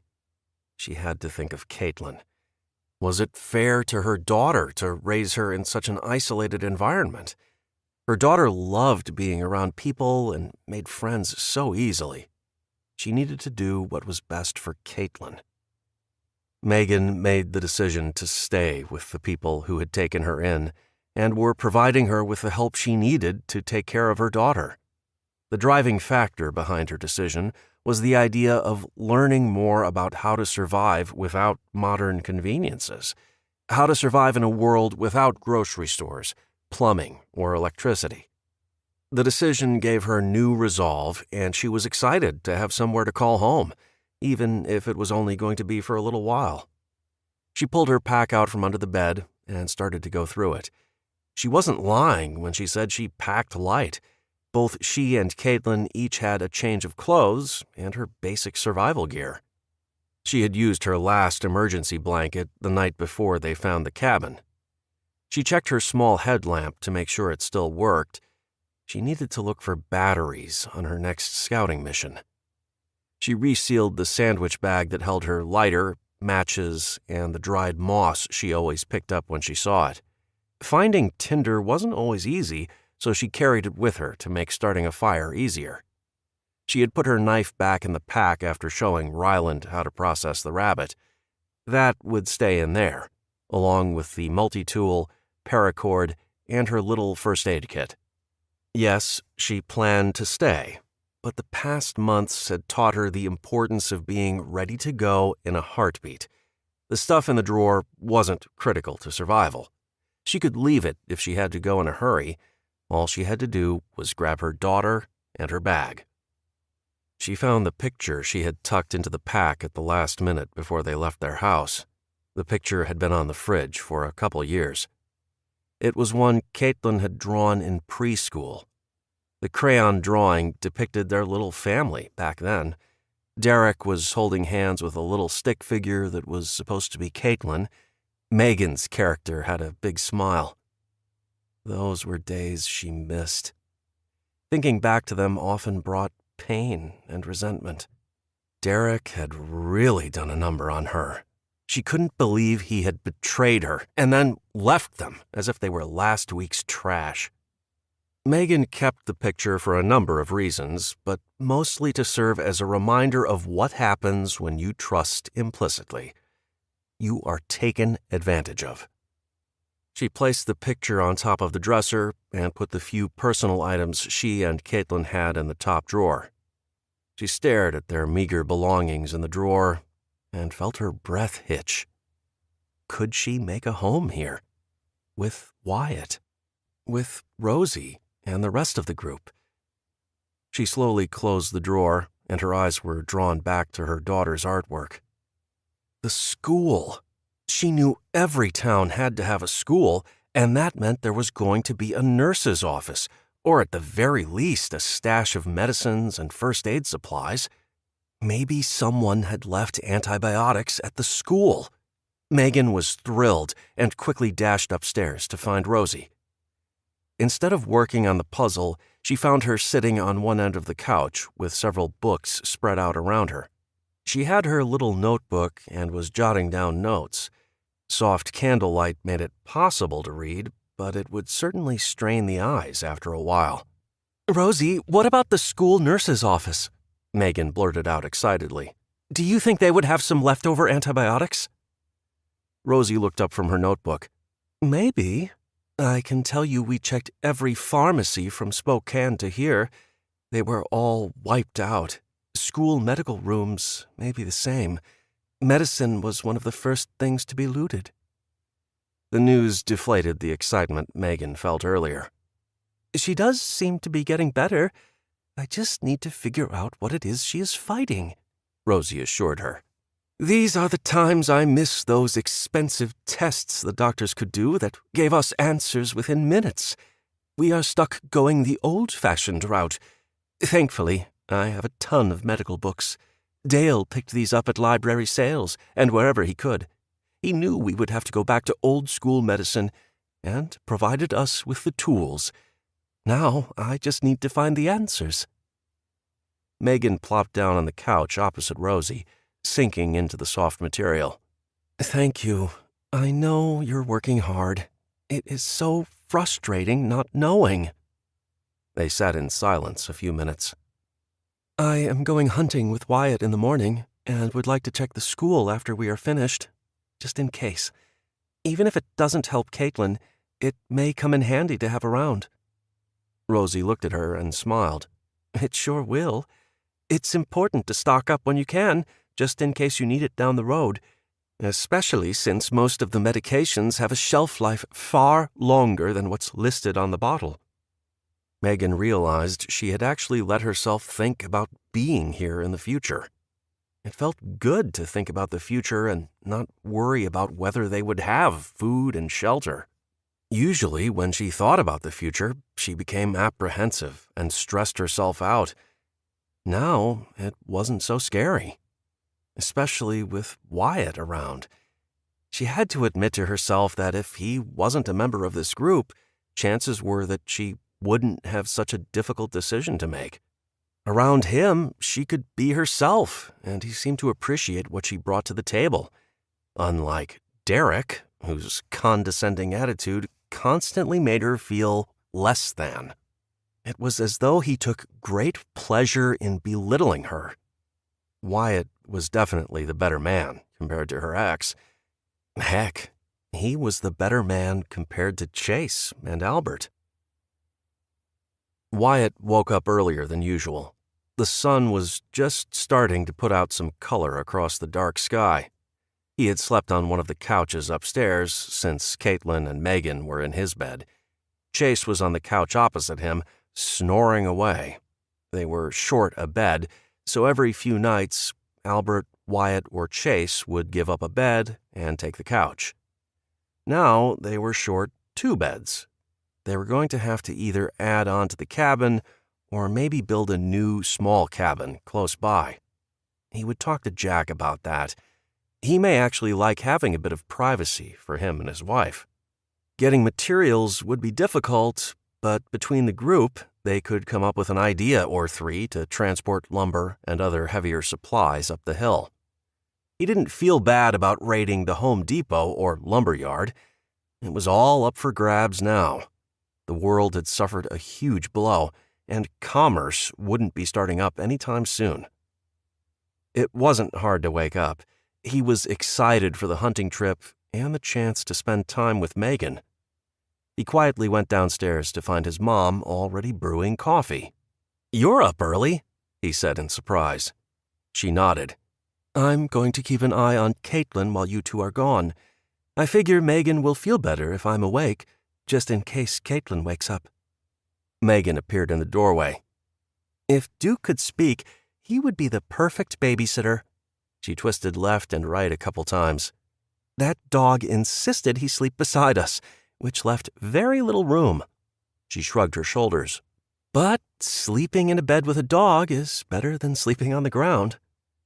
She carried her boots to one of the chairs at the table. "You ready?" she asked, lacing her boots up. "Do we have time for coffee?" Wyatt hoped she'd say yes, because he really wanted some. She smiled. "Sure do. It's still pretty dark, and we wouldn't be able to see tracks or even animals at this point." "Can you imagine what it will be like if you actually get a deer?" Rosie asked in excitement. Wyatt smiled. "That is the goal. Steak, jerky, stew. We would be set for a while." Megan spoke up. "How will you preserve the meat if you do manage to get big game?" "As much as I would love to keep it fresh, for now we will have to dry it," sipping appreciatively at his coffee. "It will give us a chance to use those fancy dehydrators we built." Megan smiled as she accepted the coffee cup Rosie handed her. "I should have known you would have a plan. You are definitely prepared for this new way of living. As much as I hate to say it, much of it is wishful thinking right now, Wyatt told her. But we'll get there. Rosie was staring out the small kitchen window, which faced out towards where the garden would go. It was high enough and small enough a person couldn't fit through, but it allowed some natural light in. We need a smokehouse like my daddy used to have. Wyatt agreed. We'll add it to the list, Mom. They had so much to do. His dad had worked tirelessly for years preparing this place, but it seemed like there was always something more to be done. Admittedly, it was hard to plan to live like this when you never had to experience it firsthand. His generation, and even his parents' generation, never had to worry about finding food or living without electricity. It was a strange, new way of living, and it required everyone to have an open mind and be ready to roll with the punches. When fall and winter arrive, we will be able to keep some of the meat fresh. We have an old, gutted refrigerator ready to go. We will bury it in the ground and pack around it with snow and ice, Wyatt added. With the average temperatures in this area during winter, it's easy to keep meat frozen. Albert is concerned about bears getting to it, but we don't have the lumber needed to build a proper, elevated structure for it. We have to do what we can with the supplies available to us. They each drank their coffee in silence for the next several minutes. Wyatt imagined they were all thinking the same thing. Meat. Fresh meat. Enough to fill their bellies. The rabbit had been great, but a single rabbit divided between 8 people didn't go far. They had to step up their hunting. It couldn't be a hobby or something they did when they had the time. It was going to have to be at the top of the list every single day. And if Megan chose to stay, her hunting and trapping skills would be more than an asset. It could mean life or death.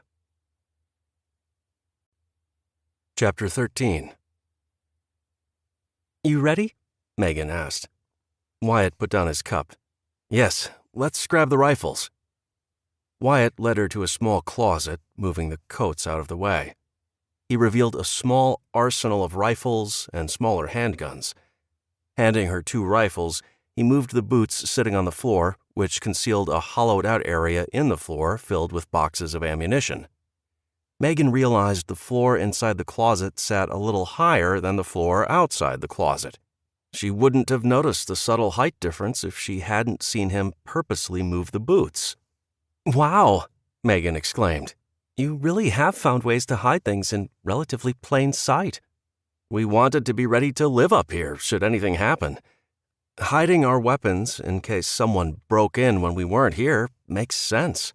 Our lives may very well depend on these weapons. He grabbed some extra ammo and turned to her. Unfortunately, we didn't get quite as much food stockpiled as we wanted. Getting that garden going and hunting are really our top priorities. He put everything back in place.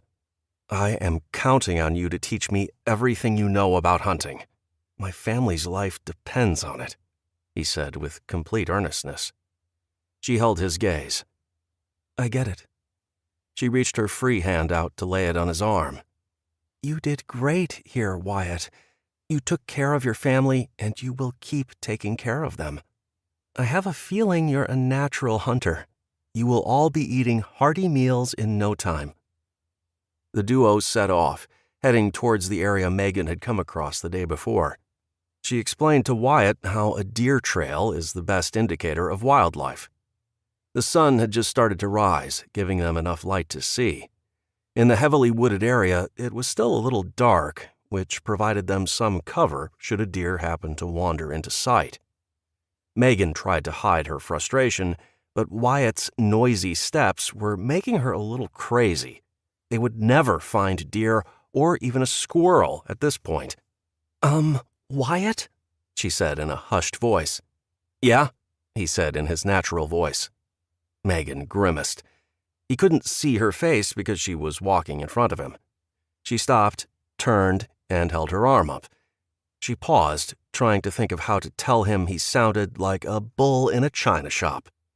Your mom said you were an ex-Navy SEAL, right? He nodded. So I'm sure you did tactical missions and stuff like that, right? Again, he nodded, looking a little unsure. She put her arm down. You need to treat hunting like one of those stealth missions. Animals are far more alert than any human, so you need to be extra stealthy. He stood there for a second, looking at her. Are you saying I'm being too loud? Yes, she hissed.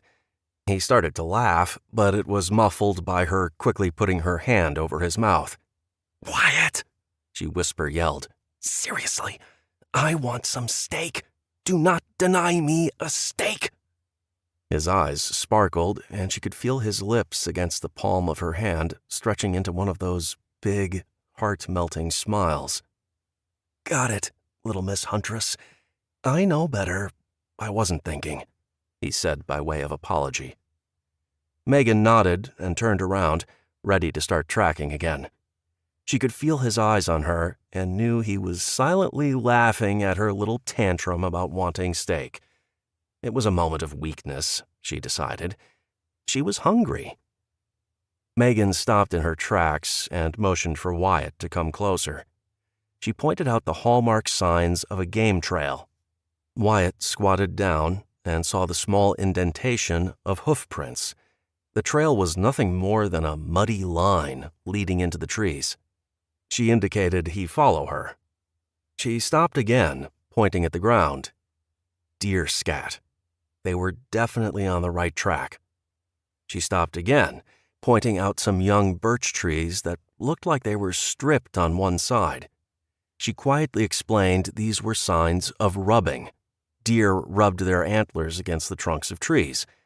They were close. That's where they are bedding down, she whispered close to his ear. She pointed out a dense area in the trees that showed signs of something heavy lying in the area. Using her head to motion him, they walked about 100 feet away from the trail. We'll sit here and wait, she explained, sitting on the cold ground. It was chilly out, but she had gotten used to the cold. You comfortable with that gun? He asked, referring to the rifle she was holding a little anxiously. She nodded. Yeah, it's been a long time. Hunting with an unfamiliar gun is a little weird. It is probably best if you take the shot if we see anything. Wyatt nodded. You're right, but we don't want to call attention to ourselves by needlessly shooting off guns, and the way sound travels, we would have to travel several miles just for a bit of target practice. Didn't seem worth it, but I can guarantee that one is sighted in. We took care of it when we first got to the cabin. Megan scanned the area, looking for any signs of deer moving about. This was their feeding time. They sat and waited, but Megan couldn't resist asking. How is it you don't have much experience hunting? She whispered to him. Wyatt shrugged his shoulders. You would think I would have, but growing up, my brother and I preferred sports, and Dad never insisted we learn. While we both can handle most every type of gun, we don't have any practical hunting experience. Well, more importantly, tracking. I can follow a man's footsteps just fine, but the nuances of finding a game trail are all new to me. Megan could understand that. Hugging her legs, she tried to shift. Her butt was frozen, and it was making her cold enough to start shivering. She looked over at Wyatt. He didn't appear to be cold at all. It was then she noticed he was sitting on a pile of pine needles. He noticed her looking at him. What? Aren't you cold? Shaking his head, he pointed to his seat. You never sit directly on the ground, he told her, if not a little arrogantly. Megan growled. You could have said that. He shrugged his shoulders. You're the expert hunter. I thought you would know that very basic rule. The ground will zap your heat. It's like sitting on a block of ice. Whatever, she said, standing up. There's nothing happening here. Let's do some more scouting. He grinned. What you really mean is your butt is frozen and you need to thaw out a bit. Yes, Wyatt, I'm cold. I'm sorry for scolding you earlier. You got me back. Now let's do this. His grin almost made her laugh, but she remembered they were trying to be stealthy and she didn't want to give him the satisfaction. Wyatt stopped and pointed to a spruce tree on a hill. It appeared to be the only one in the area filled with pine trees. Megan? He said her name in such a serious, somber voice, it made her stop moving and pay attention. Yeah? I know you still want to leave after Caitlin's better. I get that. Know that we do want you to stick around. I want you to stay. You looked a little awkward. I like your company. You have a lot to offer the group, and it truly would be safer for you and your daughter. However, if you do leave and find you run into trouble, come to that tree. I will leave a bag with some supplies in it, just in case. Megan wanted to say don't worry about it, but if she were to go out on her own again, a bag of supplies in an emergency could save the life of her child. She couldn't turn down his offer. Thank you, Wyatt. I really appreciate that. Truly.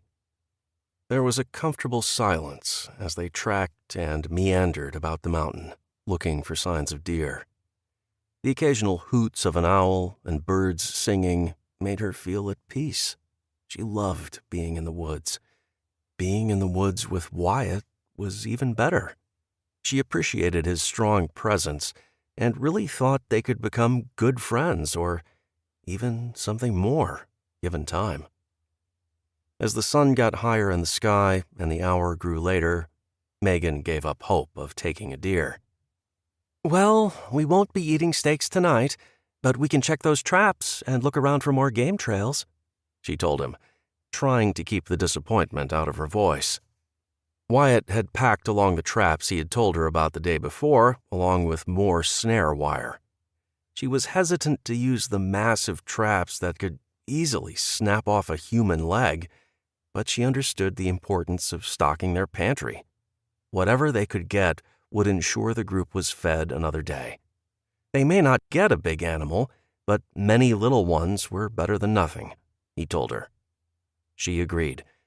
They stayed busy setting traps and scouting for signs of wildlife. They worked together as if they had been doing this very thing for years. She showed him how to set the traps and conceal them with leaves and branches. Megan felt like she had just provided a ton of information about hunting, tracking, and trapping. She was glad to see that Wyatt didn't appear overwhelmed or bored. He was absorbing it all and listening to every word. Megan couldn't help but feel a kinship with the man she barely knew. Wyatt was an excellent learner and a great teacher. While hunting was her area of expertise, navigation was not her strong suit. She was embarrassed to admit she had always relied on her GPS on her excursions out. Wyatt could be standing anywhere and know exactly which way was north, and he could measure distance with his eyes. He was her own personal navigation system, and she loved it. His presence gave her confidence. Megan had to admit, being around Wyatt was a double-edged sword. His comfort and security was addicting. It wasn't something Megan wanted to get too dependent on. She had been there, done that with Derek, and that had turned out to be one of the biggest mistakes of her life. Her life had revolved around her ex-husband. She depended on him, and when he broke her heart and left her, it nearly killed her. Right then, she'd vowed never to trust or depend on another human being as long as she lived. They were unreliable. It seemed to be a pattern in her life. Megan wasn't going to let it happen again, and decided if she only relied on herself, she wouldn't be disappointed or hurt by others. Her bruised and battered heart couldn't take any more letdowns. "You okay?" Wyatt asked, looking at her with concern. Megan was embarrassed. Her little trip down memory lane had produced a few tears. She hated when that happened. Old hurts that never fully healed could sneak up on her at any time.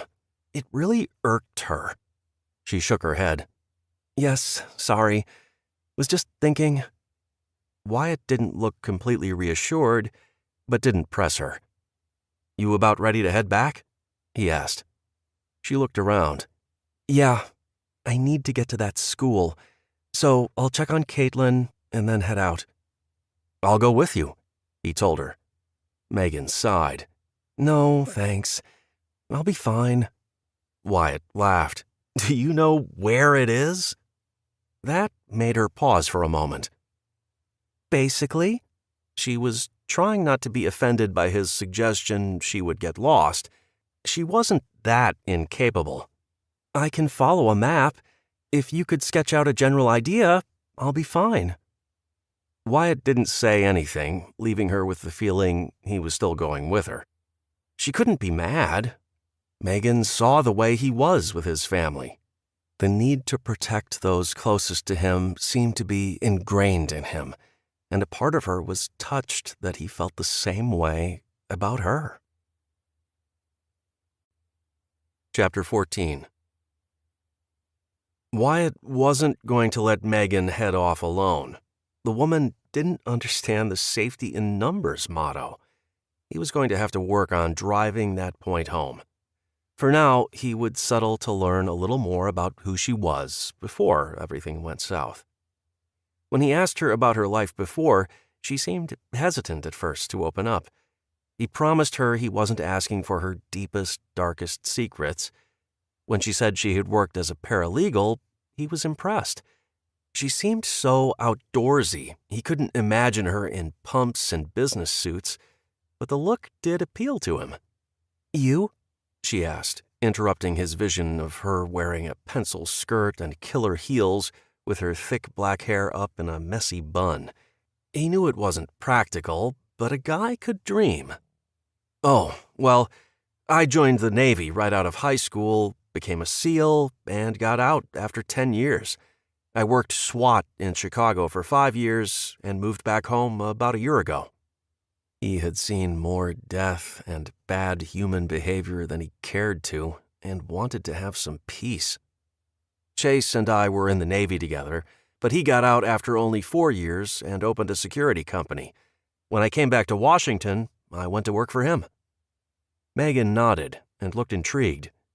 "That's a pretty impressive resume," she told him. He could hear the admiration in her voice, which of course made him puff his chest out just a little more. They talked more about what their normal day was like before everything went dark. It was enlightening and helped make her more of a person than a woman he found sleeping in his bed a few days ago. She was smart, pretty, athletic, and most of all, humble. "Was it hard leaving?" Megan asked. He knew she was talking about their trek from Spokane. "Losing my dad was the worst thing that had ever happened to me, which is saying much considering how much death and violence I've seen in my life.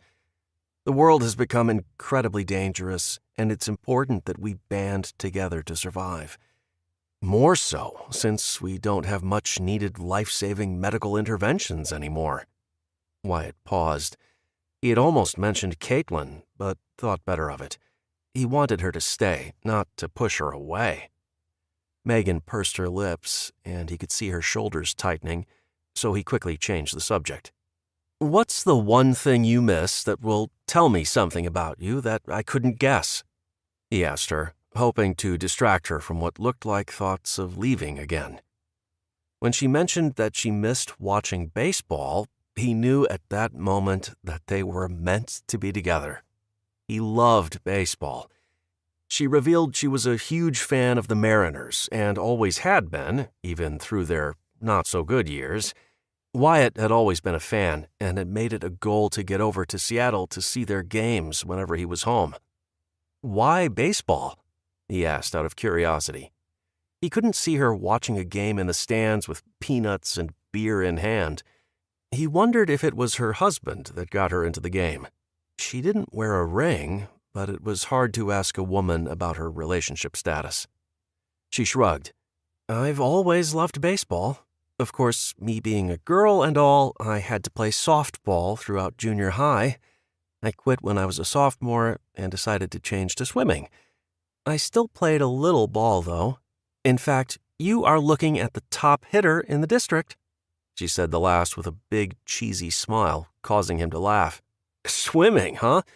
Once the weather warms up, I'll have to take you down to the lake and see how good you are. He paused, gave her a crooked grin. I was Navy. I bet I can beat you across the lake. She laughed. You're on, but I want to put out a small disclaimer. I haven't done any real swimming in years. When she looked wistful, Wyatt decided to jump in. All in. He needed to know. So, are you or were you married? Attached? He knew instantly it was a sore spot. She rolled her eyes. I was married and attached. Unfortunately, Derek was not. Wyatt knew what that meant. Her husband was a cheater. What an idiot. The words came out before he knew it. He had meant to keep that to himself. Megan raised an eyebrow. I'm going to assume you were talking about him and not me, although the term applies to both of us. I should have known, and he should have known better. She turned to take in the view from the small hill they had climbed. It's all in the past. I got Caitlin out of the deal and learned to be more independent. I lost myself when I was with him. I didn't work. I didn't do anything. He was my everything, and I was his nothing. It was a huge mistake, but it taught me a lot. Wyatt hated Derek. The guy he'd never met conjured up intense feelings of rage within him. He had hurt this beautiful woman who seemed nothing short of perfect to him. His natural instinct was to protect her, to heal her heart. I'm sorry, was all he could say. Megan turned her head to look at him, giving him a sad smile. If he hadn't seen her lips move, he wouldn't have heard her whispered thank you. He didn't know what else to say, and he truly was sorry she had to go through that. You ready to head back? They had been walking for about 30 minutes, not really going anywhere. They were simply enjoying the beautiful day and the company. It felt good to talk about something other than their current reality. Megan nodded. Yep, I want to check on Caitlin and then get to that school. On the way back to the cabin, Wyatt asked her how she had managed these past couple months. She explained how she had stayed home. When her neighbors started to disappear, she had locked the doors and stayed inside most of the time, only making trips outside to her backyard to use the toilet. When she told him about a group of men that had torn through her neighborhood, demanding allegiance, he suspected they might be the same group that had killed his father. He was amazed that she had managed to flee and live on the run for so long with a little girl to care for. The woman had a fighting spirit, which he suspected was driven by her instinct to protect her daughter. She wasn't some wilting flower. Even with her limited survival skills, she had managed to keep going. Can I teach you some basics about wilderness survival? Maybe some self-defense moves as well? Wyatt asked. He didn't want to pressure her into doing something she didn't want to, but if she ended up leaving, he wanted to make sure she could take care of herself.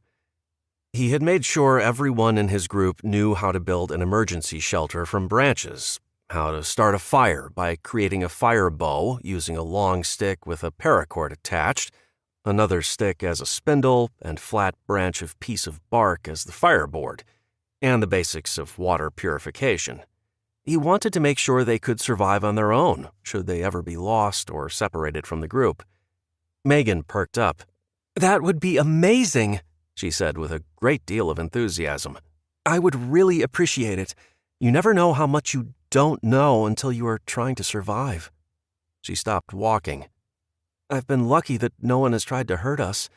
Thankfully, most people have left us alone. Wyatt stuck out his hand.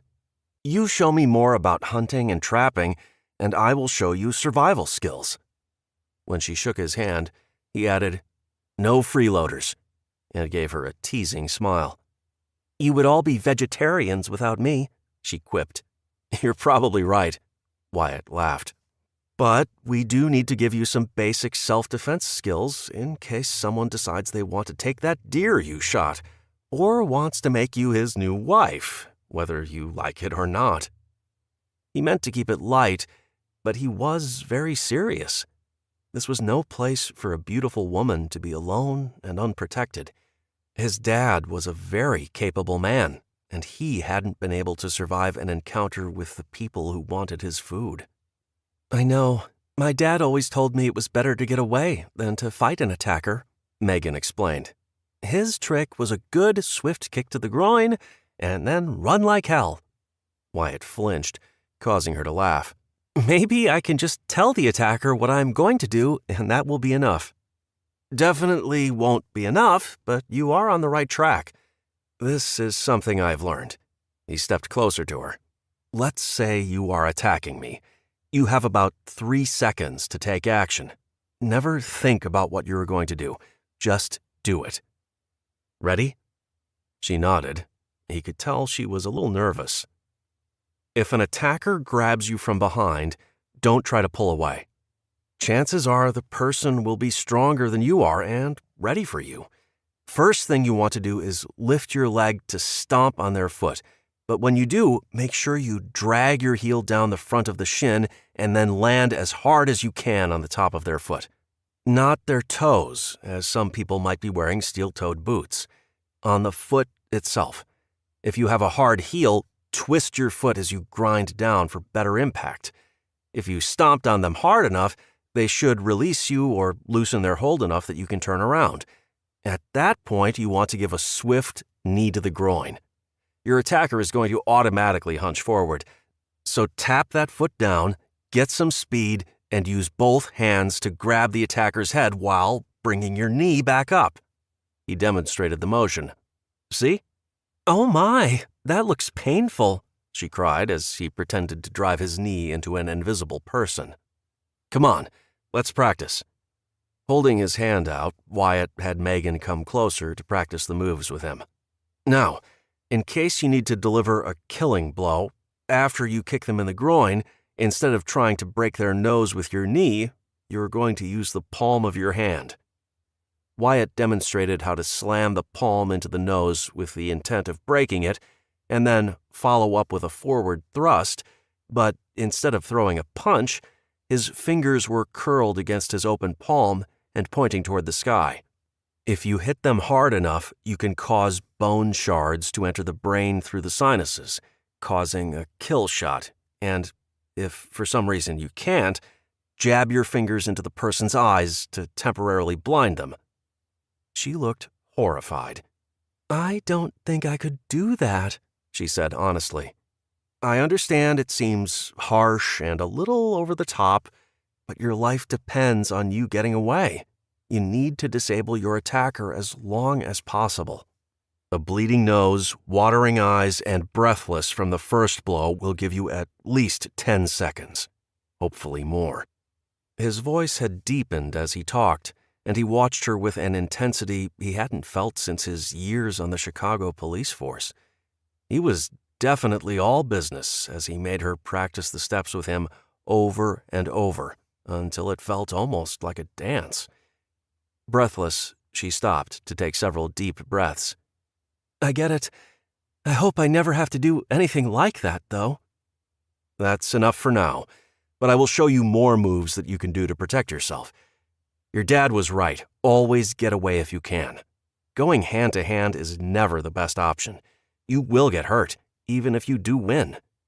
If you are in a true wilderness survival situation, the smallest cut or injury could become life-threatening. Hurt the bad guy and get away, period. Whatever you do, don't stop to see how much damage you may have done. Just go," he reiterated. "Got it. I promise I will run as fast as my legs can carry me if I ever meet a bad guy in a dark alley." She was teasing him, which was fine, but he truly hoped she understood how serious the matter was. Her life could end up depending on it. Megan pulled out her water bottle, only to discover it was empty. Wyatt saw her sigh and put it back in her pack. "How about we start right now?" When she looked at him in confusion, he explained, I'm going to show you how to use that water bottle to make a water filter. Then you can drink the water from the stream." She didn't look convinced. "I'm no expert, but I know not to drink water that hasn't been purified or filtered. I don't want to find out the water is loaded with harmful microbes and I spend the next several days with dysentery or worse." He nodded. "Yep, you're right, but we can make a filter. Watch," he said, holding out his hand for her water bottle. He used his knife to cut off the bottom couple inches.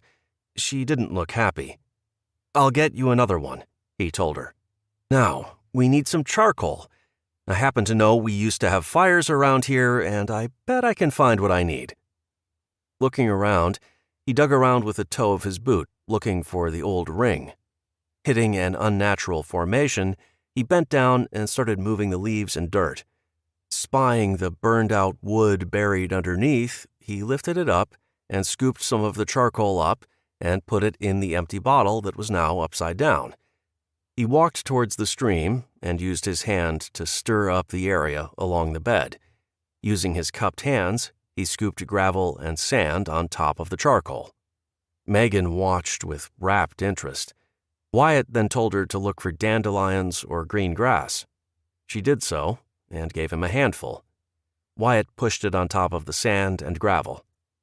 "Here is our filter," he told her, holding it up. "Hold this," he said, giving her the bottle. He dug in his own pack and pulled out a small canteen and a metal cup. He filled the canteen with water from the stream. "You hold this cup under the filter," he directed.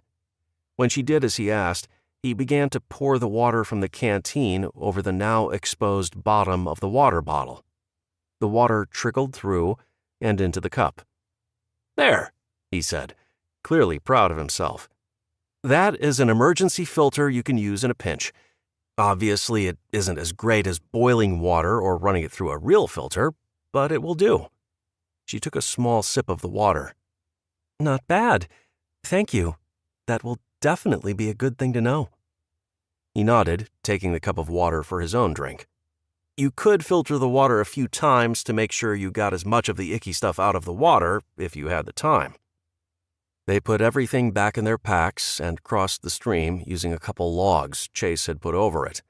As they approached the cabin, they saw a flash of light coming from up high in a tree. Wyatt grabbed Megan's arm and pulled her to the ground, shushing her as they went. The signal was one they had come up with to alert them to strangers breaching their perimeter.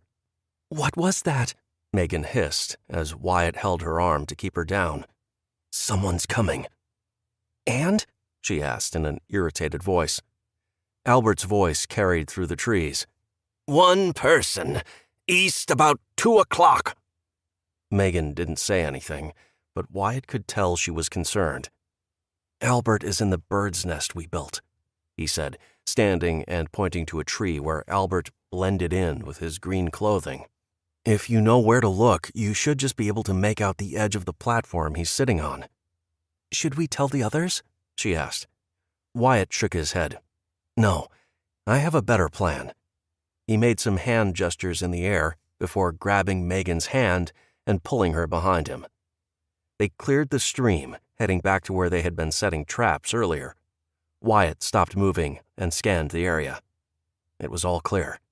Only one person slowly making his way towards the cabin. "We are going to come up from behind," Wyatt explained. She nodded. They were carrying their rifles and would hopefully present a strong force. Wyatt didn't want to have to hurt anyone, and they weren't quite ready to fend off an army, big or small. These were dangerous times. A single person could be their undoing. He could be a scout, trying to see what they had and how many people were in the group. It was the way of the world nowadays, and Wyatt was not going to put his family, even the non-blood members, at risk. Wyatt and Megan walked towards the intruder, who appeared to be limping and injured, which could easily be faked. The man had his back to them and didn't hear them approaching. "Where are you headed?" Wyatt called out, startling the man. He turned to look at them. Wyatt noticed his left arm was hanging limply at his side. His lips appeared to be chapped, and he had signs of dehydration. The man appeared lost and a little dazed. I was looking for some water and a place to rest. His voice was little more than a whisper. Megan looked to Wyatt, who gave a very subtle shake of his head. "Where did you come from?" Wyatt asked, not moving any closer and keeping his weapon at the ready. The man shrugged his shoulders. I've been walking for days. I got separated from my family a while ago, and I'm afraid I'm lost. He looked around. It all looks the same. Wyatt spoke to the air. "Have Chase bring a bottle of water." Megan would know he was talking to Albert, who had kept his position high up in the tree, but the man appeared confused as he turned his head right and left, trying to figure out who he was talking to.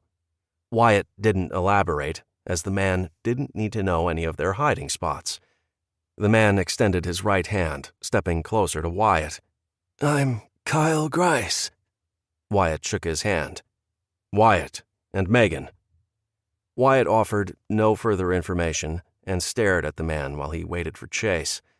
The stranger looked nervous, which Wyatt could understand given the situation. I've been moving since all of this started. I started out in Oregon, and we drifted this way, Kyle blurted out as he looked from Wyatt to Megan and back again. When Kyle turned his head back toward the forest, Wyatt shifted his stance so he was better positioned to protect Megan if need be. "Where is your family?" Wyatt questioned. Kyle looked down. I don't know. We had made a camp with some other travelers. I was asked to help a family whose goat was giving birth and having some trouble. I'm a vet, or I was a vet. When I came back, they were gone. Wyatt was intrigued by the possibility of having a veterinarian as part of their team. A vet would have some of the same knowledge as a doctor. He hoped, he assumed. Maybe he could help Caitlin and Duke, who was showing signs of being under the weather. This could be a very good addition. But this Kyle person was still a little shady, and Wyatt didn't fully trust him. But maybe they could at least get his opinion on the dog and Caitlin before sending him on his way. When Chase showed up carrying a bottle of water, Wyatt excused himself and Chase from the group. He asked Megan to keep Kyle company while he and Chase chatted. Albert had come out of the tree to join the men. Whispering, "He says he's a veterinarian. I'm thinking we bring him back to the cabin to take a look at Duke and Caitlin." Albert growled, crossing his arms and turning to stare at Kyle, who seemed a little less nervous as he looked around. No way. We don't have enough as it is. Besides, look at him. Something ain't right. Wyatt had to agree that the old man raised a credible point. Why did the stranger look so well-fed? His cheeks were dirty, but he didn't have that pale, washed-out look of someone who was starving. Wyatt looked to Chase. "What do you think?" Chase shrugged his shoulders. "If it were just me, I'd say no. But there are more of us than him. I don't know, man. If he can help the little girl." In the end, they agreed they would bring him to the cabin, feed him, and let him rest, but he would be closely watched. They all had valid reservations, and not one of them completely bought his story, but it was worth a shot. They could fend off one guy if things got ugly. Chapter 15. Megan watched as the three men talked. She could see Albert getting angry again. She was leery of the man standing in front of her, drinking the water as if he hadn't drunk anything in days. She took the time to study his clothes. They were smeared with dirt, and his face was dirty, but his clothes were in very good shape. They contradicted his story of walking for days. Her own clothing had small tears, snags, and was horribly stained, as was Wyatt's and the rest of the group. "What happened to your arm?" she asked. He looked at it as if he had forgotten it was injured. "Oh, I fell, and, Sprained my wrist," he explained. She nodded, looking down at the injured arm. She didn't notice any bruising or swelling, but maybe it was an old injury. Megan had serious doubts about the man, but maybe he was telling the truth. More importantly, he had a medical background. Even if it was working with animals, maybe he could help Caitlin. She knew Rosie was doing everything she could to help her daughter, but having a professional give a second opinion could be incredibly helpful. She looked at the guys talking, and from Albert's stance, she could only assume that he wanted the man gone. He was definitely not one for strangers, and neither was Chase, even if he was less vocal about it. Wyatt walked over and stood next to her. "We can take you back to our house, get you some food and water, and allow you to rest a bit. In exchange, we have a sick little girl we would like you to look at. Maybe offer some kind of a medical opinion about what is making her ill." Megan looked up at him. This was a brave, bold move. She knew the rest of the group was not keen on accepting anyone new. This was all Wyatt. He was trying to help her daughter and was putting his entire group in jeopardy to do just that. He looked at her, gave a solemn nod before placing his hand on the small of her back. She understood she was to stay with him and away from their new friend. That wasn't going to be a problem since there was something about the guy that seemed off. For now, she would follow Wyatt's lead. Albert had gone up ahead and was already back up in his bird's nest, and Megan could feel him watching the procession. Chase walked behind, holding a gun. Kyle was sandwiched between them. Megan realized how lucky she had been. These guys were serious, and for them to accept her so quickly made her very grateful. Kyle was relieved when they finally agreed to let him go back to their camp. He wasn't sure they were going to, but he played up the sprained hand, hoping to win sympathy points. Now he knew the name of the woman who potentially threatened his future. Megan. She seemed nice enough. He was only a little disappointed to hear her daughter was still alive. He needed to find out how much she had told her mother. "Thank you so much for the help. I truly appreciate it. I hope I can help the little girl," he said with the charm he had mastered over the years. He had been called a snake oil salesman on more than one occasion. He had a way of convincing people to do things they wouldn't ordinarily do. It was a skill he honed over the years, and it made him very rich. It had also made him a wanted man. Thankfully, he didn't have to worry about the FBI finding him and sending him to prison for embezzlement. He had a chance to start fresh, and no one was going to get in his way, especially not a woman and child. He could tell they were holding back. He knew they weren't buying his story yet. He was a master and would be able to smooth things over in no time. It was how he had gotten through life. His desire for power had made him a master manipulator. While some people may not appreciate the negative connotation of being called a manipulative person, he loved it. It worked. He was the leader of his constantly growing group.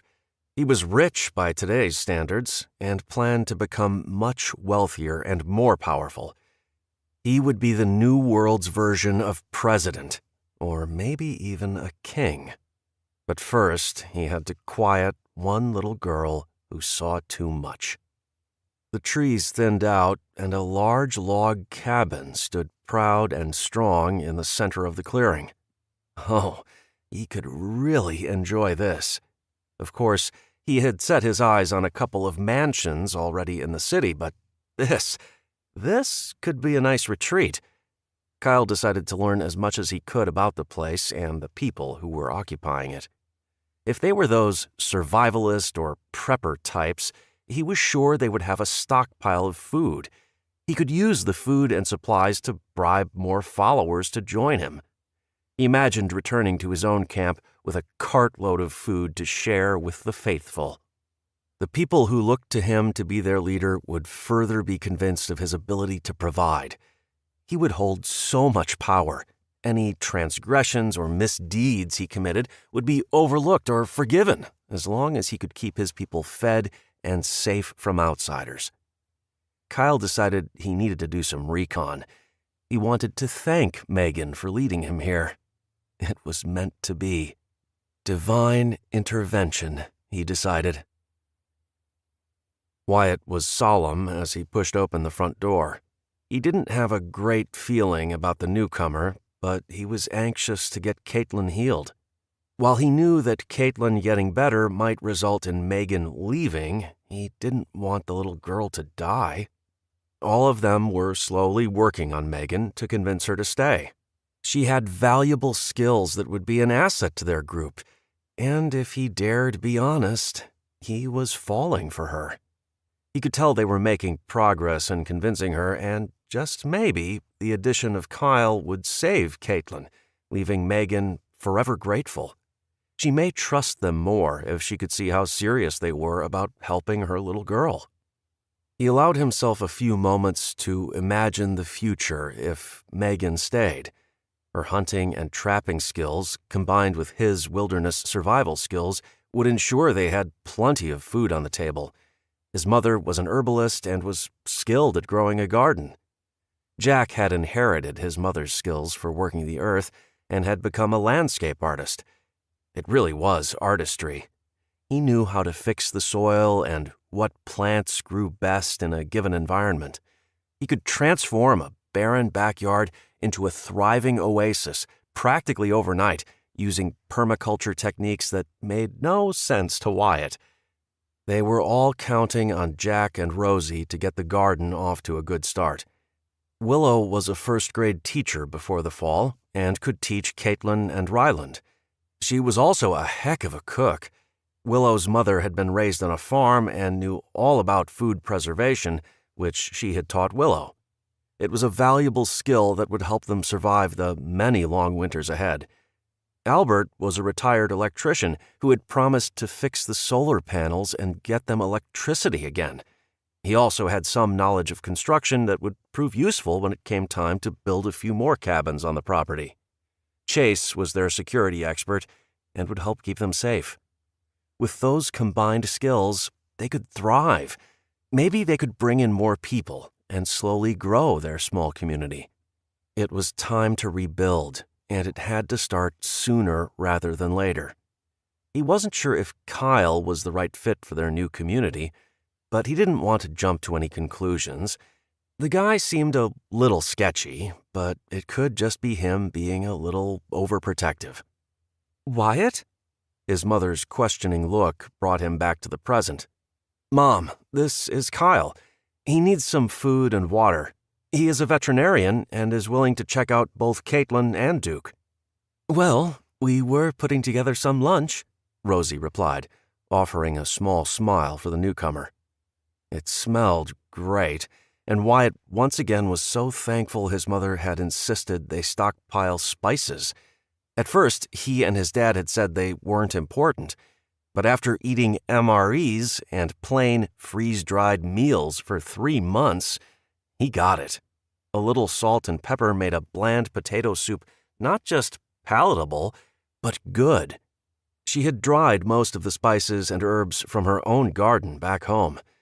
He remembered her trying to take along the potted plants when they decided to move up here. Leaving them behind had been difficult for her, but she had taken as many of the seed heads and cuttings as she could to start another herb garden up here. Willow was stirring a pot on the stove. Wyatt didn't have to look at it to know what it was. Beef stroganoff. It was out of the bucket they had been eating from off and on the past week. While it was good, he was craving the real stuff. Anything real. Freeze-dried food was okay, but the consistency and texture was also just a little off. Again, his mom had insisted they stockpile vitamins to make up for the lack of fresh fruits and vegetables. She had always been a big proponent of fresh is best. "It smells delicious," Kyle said, perking up. Wyatt made the introductions, then directed the newcomer to the bathroom so he could clean up. Wyatt grabbed a gallon of water from under the kitchen sink. He didn't want this guy to know about their water supply. The bottled water under the sink was convenient for their own needs, but also made it appear they only had a limited supply. Kyle thanked him for the water and shut the bathroom door. There was a silence in the room. Wyatt could feel the tension as they all wondered whom the man was and whether he was a risk. All he could do was stay vigilant and hope the guy was exactly what he said he was. Megan was in the room with Caitlin, who looked so much better but was still not fully conscious. Wyatt watched as Megan tucked the covers around her daughter and told her about her day in a quiet, soothing voice. Duke watched Megan, but he didn't bother lifting his head. Wyatt would definitely make sure Kyle looked at the dog as well. Kyle came out of the bathroom. He had scrubbed his face clean and slicked his brown hair back. The collar on his shirt was damp from the water, and he seemed to have perked up more. "Where is this patient you would like me to look at?"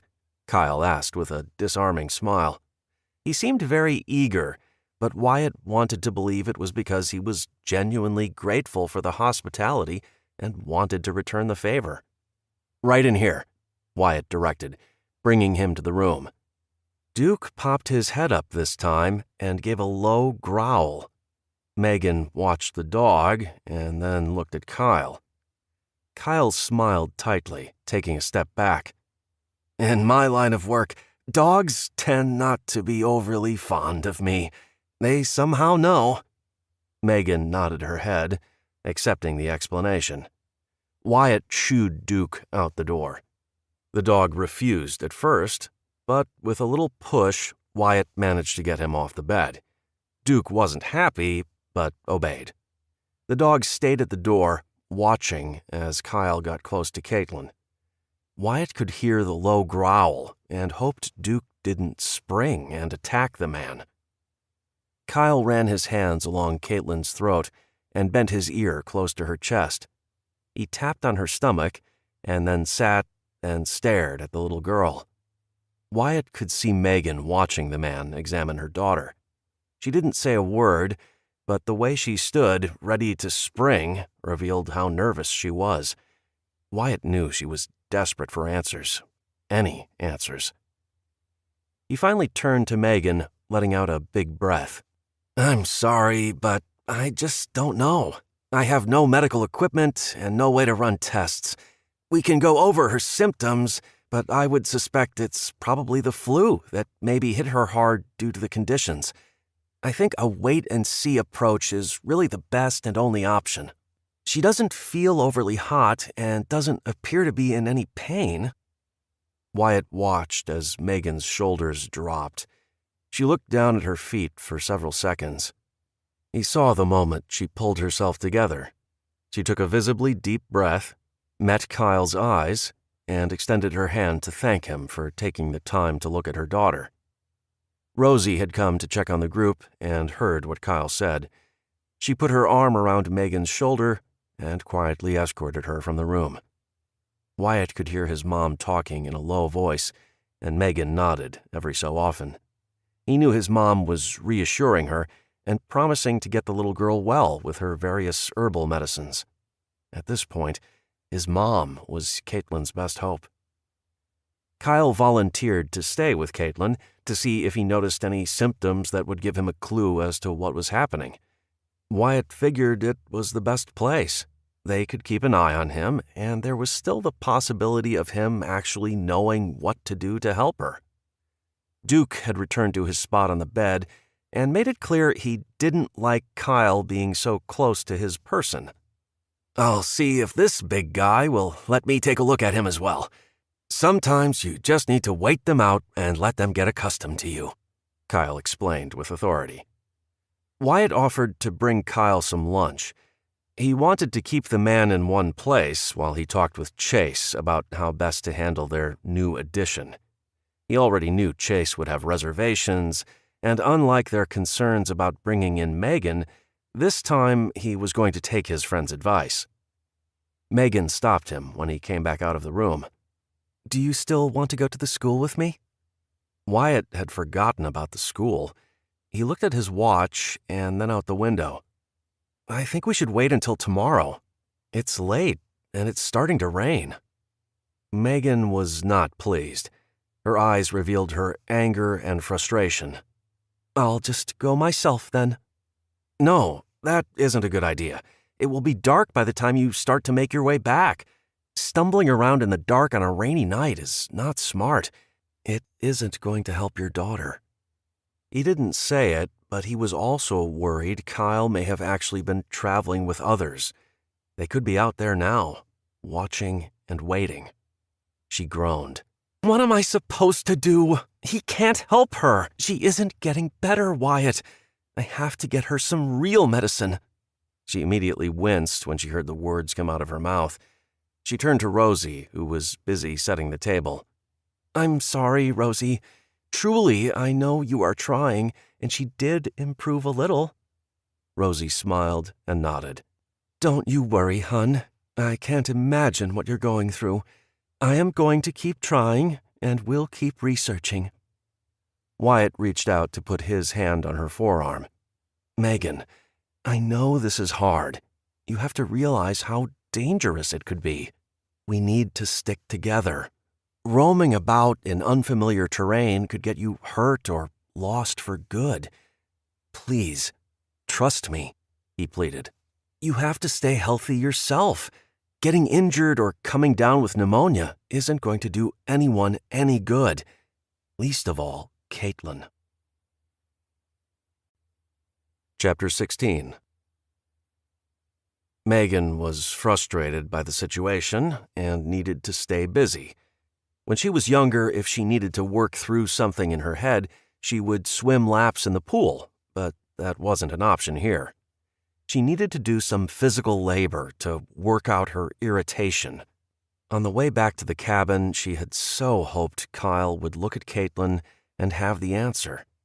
She had this vision of him diagnosing Caitlin, providing the cure, and her daughter would wake up and be ready to play. It didn't happen. They were no closer to finding out what was wrong with her or how to fix her than they had been a couple days ago. She walked outside and saw Jack and Chase standing over a pile of lumber. They were both staring at the pile, not saying a word. The rain wasn't bad. She thought about telling Wyatt it was only a light rain and would likely soon pass, but she knew he wouldn't change his mind, especially now with Kyle there. What's up, guys? Anything I can do to help? The men looked at her. Have you ever built a greenhouse? Jack asked. Megan was a little surprised. No, can't say that I have. Is that what you have going on here? She asked, waving her arm over the pile of boards in varying sizes. Chase nodded. That's the idea, but we only have wood scraps to work with, and they're all different sizes. We're hoping to scavenge some glass, but we need to get something going now. He ran a hand through his hair. It's just going to take a little ingenuity. Albert told us the basics, but, well, it isn't quite as easy as he said with what we have here. Megan joined them in staring at the pile for a few minutes. She remembered the greenhouse her dad had on his property. It had been built right against the side of the house.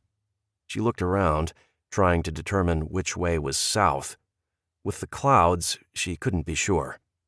She asked the guys, who in unison pointed in the direction. She walked to the side of the cabin and discovered there was an area that would get plenty of sunlight. The trees would probably block it a bit in the morning, but it would work. Excited, she explained her idea to them. Maybe we can get the structure up today, and when I head into town tomorrow, I will look for old windows. Megan was thrilled to be doing something productive instead of hovering over her daughter, and was proud of herself for coming up with the idea of using one side of the cabin. Megan loved how everyone here valued her opinion. She felt like she really had something to offer. With Derek, she always felt like a silent partner. Not even a partner. Just the person who was supposed to look pretty, take care of the house, and take care of the kid. Her opinion was not wanted or asked. That sounds like a plan, Jack told her. Let's get some lunch, and then we'll get started. They were eager to get started, so ate lunch in a hurry, getting right to work using the cabin as the back wall and nailing 2x4s to frame walls on either side. They didn't have any pieces of lumber that were long enough to create a ceiling high enough for a person to walk into the greenhouse, so they used a variety of short pieces to connect longer pieces until they reached a ceiling height that would work. It wasn't pretty, but the structure was sound. Megan realized how important it was to use what they had and to improvise. Her dad had been a Marine and had always repeated the phrase, improvise, adapt, and overcome. That is exactly what this new world was all about. The guys explained that the lumber was left over from when the cabin was built. Wyatt's dad had been the kind of man who knew there was always a use for everything, even if it looked unusable for its original purpose. That was the way things were now. It was all about repurposing and recycling. Nothing was thrown out. Megan realized the nails she had used to build the dehydrator were the product of repurposing. Wyatt came out to see what was going on. The frame of the greenhouse was almost complete. Megan explained they needed to add windows to their list of things to collect tomorrow. Wyatt looked thoughtful. Actually, we have some rolls of plastic in the pantry. We bought it in case we need to seal up the windows and doors. Megan looked at him in question. We were prepared for anything, including a chemical attack, he explained. We can use the plastic to close in the greenhouse for now. It isn't a permanent solution, but it will work for this season, which means we're that much closer to growing our own food. That got everyone excited. The four of them worked for the next hour, finishing the construction of the greenhouse. It was a crude building, but they were thrilled to see it finished. The roof was made from a couple of old pallets. The guys had pulled off a few of the slats and used it to create a frame for the plastic to stretch across, and the door was actually an old door left over from the construction of the cabin. Megan stood back and looked at what they had built. Together, they had put together a usable structure in one afternoon. They made a great team. All of the men treated her with respect and valued her opinion. It felt good to be a part of a successful team who all had the same goal in mind, to survive and thrive. The possibilities were endless, she realized. Her daughter could grow up in a safe environment and would always have a roof over her head and food on the table. With them working together, no one would be forced to carry all of the weight. They could do more and be better because they each had strengths to contribute to the team. Despite her instinct to be alone and rely only on herself, this was tempting. This made life much easier and even enjoyable. Willow and Rosie were delighted to see the new greenhouse and made plans for shelves inside to give them more room to grow. Talk quickly changed to getting the garden beds ready and starting some seeds right away. They had to get a jump on growing food. They only had a short growing season, and every day they weren't growing food was one less day of food they would have come winter. Megan was surprised to realize how much time had passed and that it was already close to dinner time. Now she understood why Wyatt had wanted to wait. Staying busy gave her no time to stress about getting to the school. While Caitlin was constantly on her mind, she was comforted by Rosie's knowledge and the fact there was a pseudo-doctor in the house. "Can I help with anything in the kitchen?" Megan asked when she realized the women had gone to the root cellar and were carrying supplies for dinner. Wyatt put his hand on her arm. "Actually, I wanted to show you something." Rosie grinned. "You two go ahead and do whatever you need to do. Dinner will be ready in an hour." She turned back. "Caitlin is doing fine. That doctor guy is keeping a close watch on her, and Duke is keeping a watchful eye on him," she assured Megan. Megan thanked her and looked at Wyatt. "What's up?" He started walking through the trees behind the house. She followed as they headed up a small path that climbed the hill. It was steep, and by the time they reached the top, she was out of breath. Wyatt was standing in the middle of several trees that had dying flowers on them and little tiny buds. She recognized they were fruit trees. "This is our orchard. Well, kind of. We planted about 30 fruit trees almost 5 years ago on one of my trips home. About half have died over the years, but we are hoping these will thrive. We need the food," he said in a solemn voice. Jack is convinced he can get them to produce with a little natural fertilizer. He has already started a compost heap. It won't do much for this year, but it will be great in the garden. Megan had bought compost in the past, but had never tried to make her own. It was a little on the stinky side, but she knew it was excellent for the soil. She would have to check out the compost heap and ask Jack more about it, she decided. She imagined biting into a juicy apple. She could feel her mouth watering. "What are they?" Wyatt pointed out each of the trees. "Pear, Granny Smith." My mom insisted on the apples for baking. Unfortunately, only 3 survived. "Over here, we have some cherry trees." Megan saw there was already a ton of little green fruit covering the trees. "Wow, you were definitely thinking ahead. I wish we were better prepared," she confessed, as she walked toward the cherry trees to sniff the blossoms. "I can't take credit for this. This was my dad's brainchild. He wanted to make sure we could live completely off the land, should anything happen." "Even so, what you've managed to build for your family is fantastic. I don't know what I would have done if I hadn't stumbled across your cabin and your hospitality. Thank you, Wyatt." Wyatt seemed about to say something and then thought better of it. Instead, "That's not what I wanted to show you." Walking towards a pipe in the ground, "This is what I wanted to show you." She looked at the pipe sticking out of the ground. "Okay," she said slowly, not sure what he wanted her to say. Was she supposed to be excited? He laughed. "This is what's going to give us running water in the cabin. The gravity of the water flowing downhill will give us a couple gallons of water per minute. It does have an electric pump, which we can possibly use again if Albert can find us a solar panel to run it. It needs some repairs, but we are standing on a cistern that holds about 500 gallons of water. The rain and snow will keep the cistern filled, hopefully.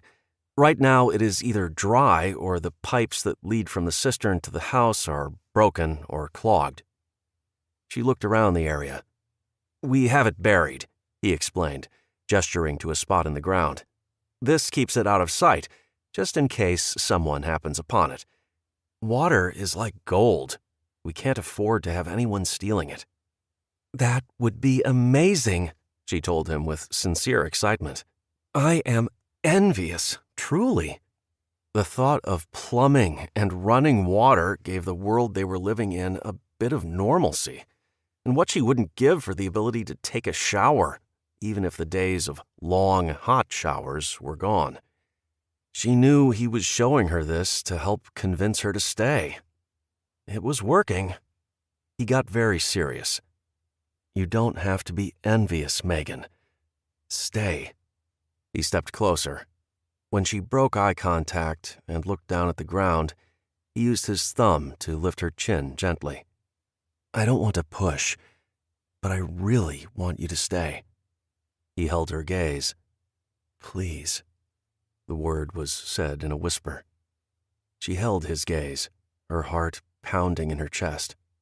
His whispered plea nearly brought her to her knees. Hearing the pleading in this man's voice and seeing the sincerity in his eyes gave her butterflies in the pit of her stomach. The idea of a romantic relationship made her nervous and excited. Megan took a step back, swallowing the lump that had risen in her throat. "Wyatt, I cannot tell you how much it means to me that you would invite me in.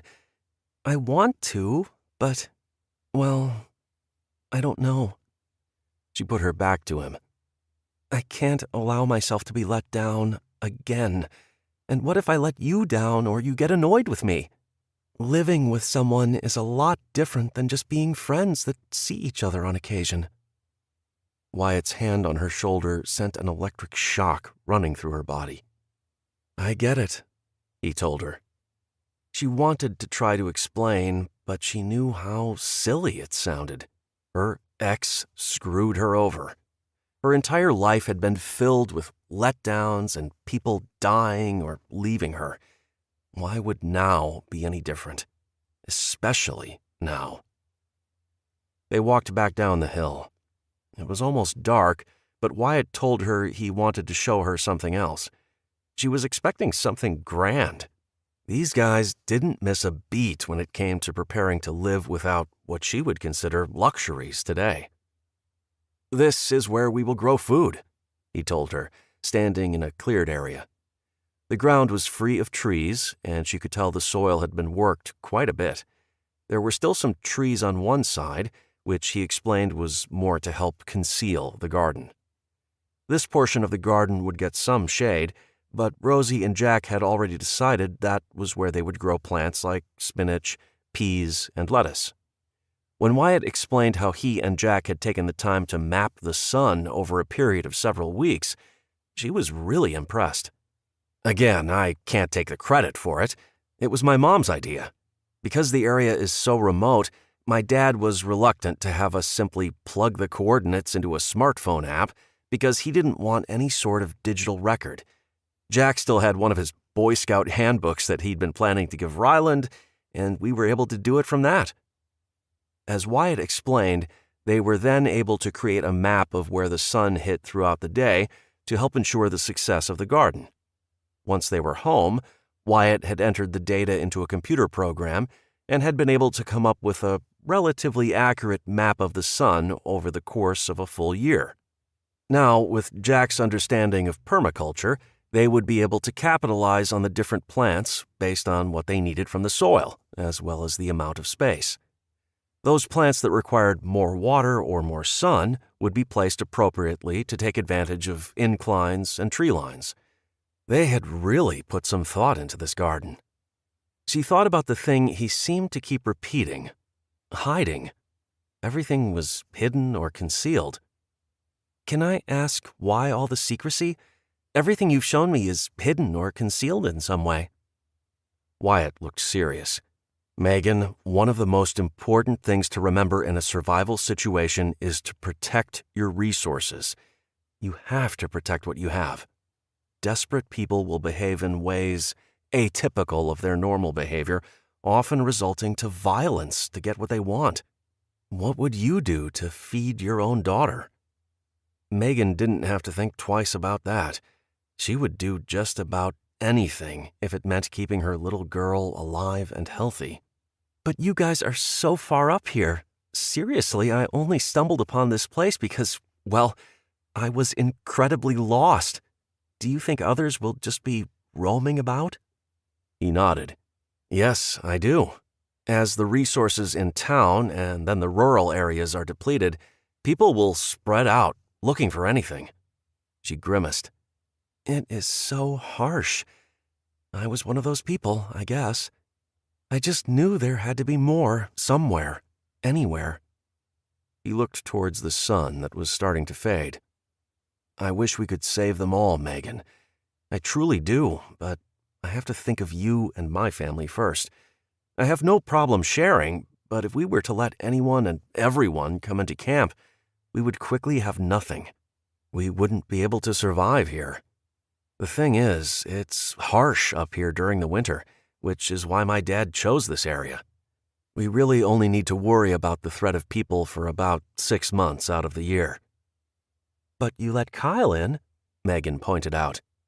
"Kyle will only be staying long enough to see if he can help Caitlin and Duke," Wyatt said flatly. It was Megan's turn to feel bad. These people had not only taken her in, but were risking having a stranger there to help her daughter. She should consider herself very fortunate and blessed that they were willing to take care of her and her daughter. They didn't have to. How many other mothers and fathers were out there with nothing to feed their children, or worse, possibly sick or injured? It hurt her heart to think of the pain and suffering so many others were dealing with. She shook it off. "Well, I will be more than happy to help with the garden tomorrow after we get back from the school. We will also need to check those traps," she told him. She couldn't hide the excitement in her voice. He laughed. Yes, we do. We have a busy day tomorrow.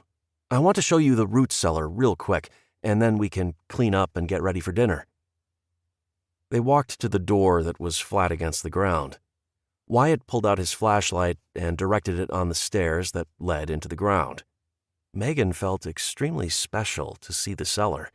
It was very important, and for him to share it with her meant he trusted her. Wyatt used the flashlight to point out a small button. Within seconds, the area was flooded with light. There were small LED strips attached to the front of the metal shelves that lined the walls of the cellar and hooked to a battery. The cellar itself wasn't much bigger than a small bedroom, but it was lined with tall metal shelves filled with canned food. An entire shelf was filled with number 10 cans of freeze-dried food. Under each of the shelves were rows of plastic 5-gallon buckets, each with a label indicating dry goods, such as pinto beans, rice, kidney beans, black beans, sugar, oatmeal. She stopped to look at him. I'm guessing this was all your dad's idea? Megan didn't think she'd ever stop being impressed by his dad's foresight. She would have loved to meet him. Mostly, I helped with these. Wyatt opened one of the plastic buckets. A shiny bag was sealed inside. What's that? These are Mylar bags. We put all of the dried food and some pastas in the bags, added a few bay leaves and oxygen absorbers, sealed the bags, and put them in the buckets. This way, if we do get mice, chances are they won't chew through the heavy plastic buckets. If it gets wet down here, the food will be dry inside the bucket as well. Why not just put the food in the bucket? She asked. He resealed the bucket. The Mylar bags will help the food last longer. The little silica gel packs absorb any of the oxygen sealed into the bag. Oxygen means moisture, which means spoilage. This stuff will last for decades in here. And the bay leaves? He smiled. My mom says they repel bugs. Now, I think it's a little overkill, but she insisted, and another layer of protection is always a good idea. Wyatt grinned. Always have backups for your backups. Megan glanced around and was in awe of how neat and organized everything was. It was a lot like shopping at a warehouse store. Thank you for trusting me to see this, Wyatt. This is absolutely amazing. I can't believe how much work you guys put into this place. Just, wow. I don't know what else to say. He smiled. It was a lot of work, but I have to say it was well worth it.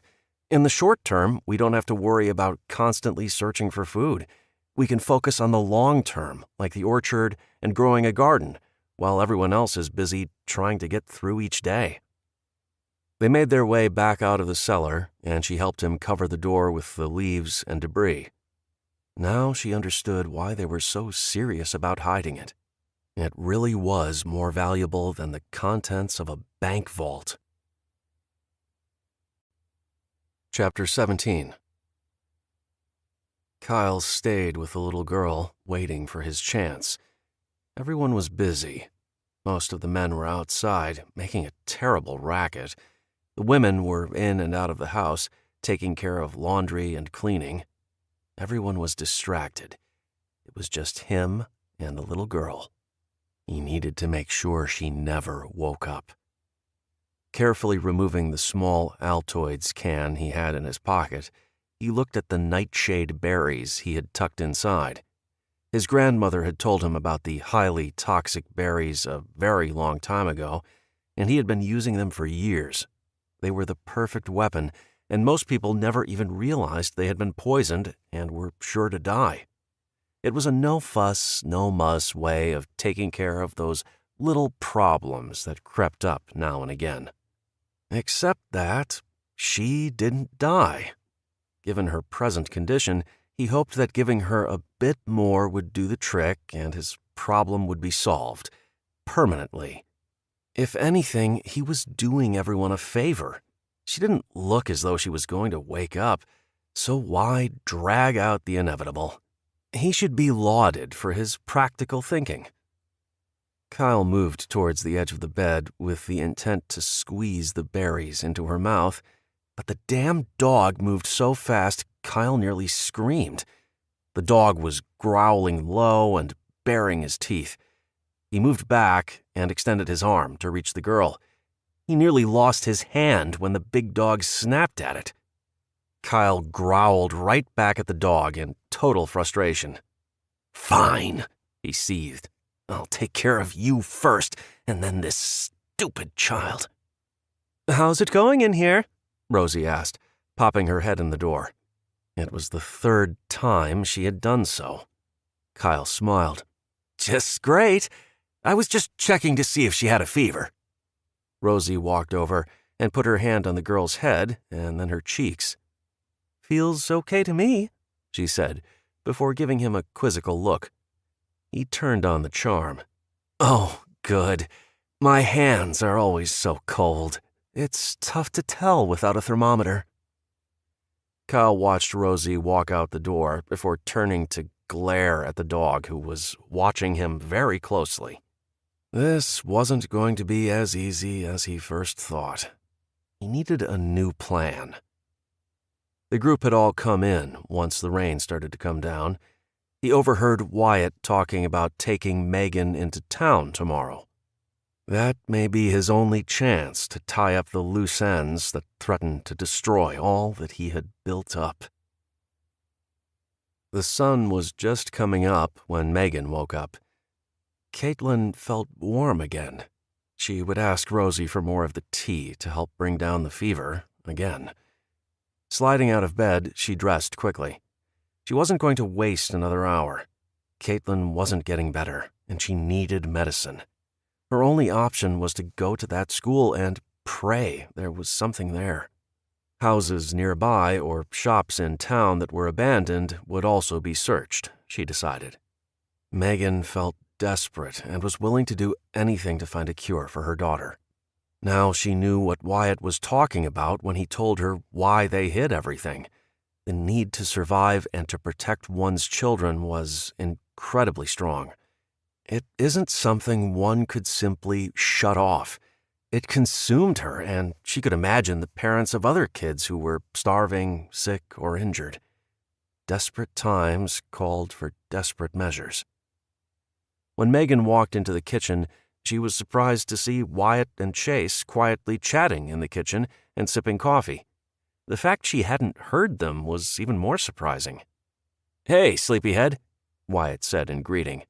"I'll pour you a cup," he said, quickly grabbing a cup and pouring her a hot cup of coffee. She eagerly took it and sipped the hot liquid, savoring the taste and relishing the feel of the caffeine racing through her veins. "Chase is going with us. He needs to look for some supplies to finish the fence. After Albert had finished his shift in the nest, he checked the traps, and 2 of them had been triggered, but there was nothing in them, so he reset them for you. If we leave now, chances are we'll get back early enough to check those traps and possibly move them if you spot a better game trail." Megan agreed and looked up when she heard footsteps on the stairs and saw Kyle coming down. "I'll keep an eye on Caitlin," he volunteered in a voice that conveyed concern. "Hopefully I will get a clue as to what is making her ill." He turned to Wyatt. "I will also check on that dog, Duke," he quickly corrected. "Thanks, man. We really appreciate it." Wyatt really hoped he was just on edge and Kyle was who and what he said he was. It was hard not to be suspicious of everyone. Unfortunately, it was the way it had to be. The trio emptied their packs to make room for any supplies they may find, keeping just the basics: water, fire-starting tools, first aid kit, and some rope. Each of them wore their knife on their belts and had a canteen that attached to their belts as well. This freed up their hands while ensuring they had the basics in the event of an emergency. Wyatt instructed Megan to leave her flashlight at home. He gave her a headlamp that was actually brighter with its LEDs, and she didn't have to carry it. When she didn't need it, she could wear it around her neck. Wyatt explained the importance of keeping their hands free and keeping the most important gear within easy reach. Wyatt and Chase were also each wearing chest holsters with mean-looking guns holstered in each. Wyatt had offered one to Megan, but she passed. If they ended up finding supplies, she didn't want to add to the weight of her pack with a gun, especially if both Wyatt and Chase were armed. They put on light jackets over the holsters.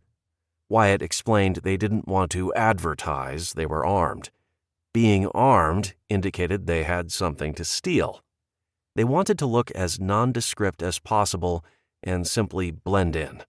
If they encountered anyone, they didn't want to flaunt they had weapons. Rosie had just emerged from her room upstairs and was making her way down. Wyatt had pulled her aside, and they had a quick, quiet conversation. "You'll keep an eye on Caitlin and Kyle?" he asked her. "Of course, son. What's going on?" Wyatt leaned down to kiss his mom on the cheek. "I don't know, but something doesn't feel right." They left the security of Wyatt's land as the sun was coming over the mountain, creating a beautiful, picturesque scene that reminded everyone of better days. The brilliant reds and pinks that streaked across the sky were worthy of a picture, but obviously that wasn't going to be possible. The talk had been kept light, with Megan somewhat reserved. Yesterday it had taken her a while to warm up, so Wyatt wasn't too concerned. She would talk when she was ready. As they crossed the rough terrain, Wyatt took the opportunity to show Megan how to cover her tracks. It was something the group had been doing when they ventured too far from the property. They didn't want anyone finding the cabin. Megan listened and nodded. Because she was navigationally challenged, as she put it, Wyatt wanted her to learn how to use a compass. He had brought his along and showed her the right way to find direction. Many people just held the compass, not realizing it needed to be laid flat in the palm of the hand. But he didn't want her to rely solely on a compass. He gave her a few other tips about finding the right direction. He started with the one that most people knew. The sun rose in the east and set in the west. Since they were out at sunrise, that was a good way for Megan to get an idea of the direction they were headed. He explained that at noon, the sun would be due south. She could look up in the sky and be able to determine the rest of the directions from where the sun was. "I always wondered why people looked at the sun. I mean, I knew there was some reasoning behind it, but I never bothered to learn. I always carry my GPS unit or have my cell phone. I guess I should say had. They don't work worth a damn anymore." Wyatt nodded.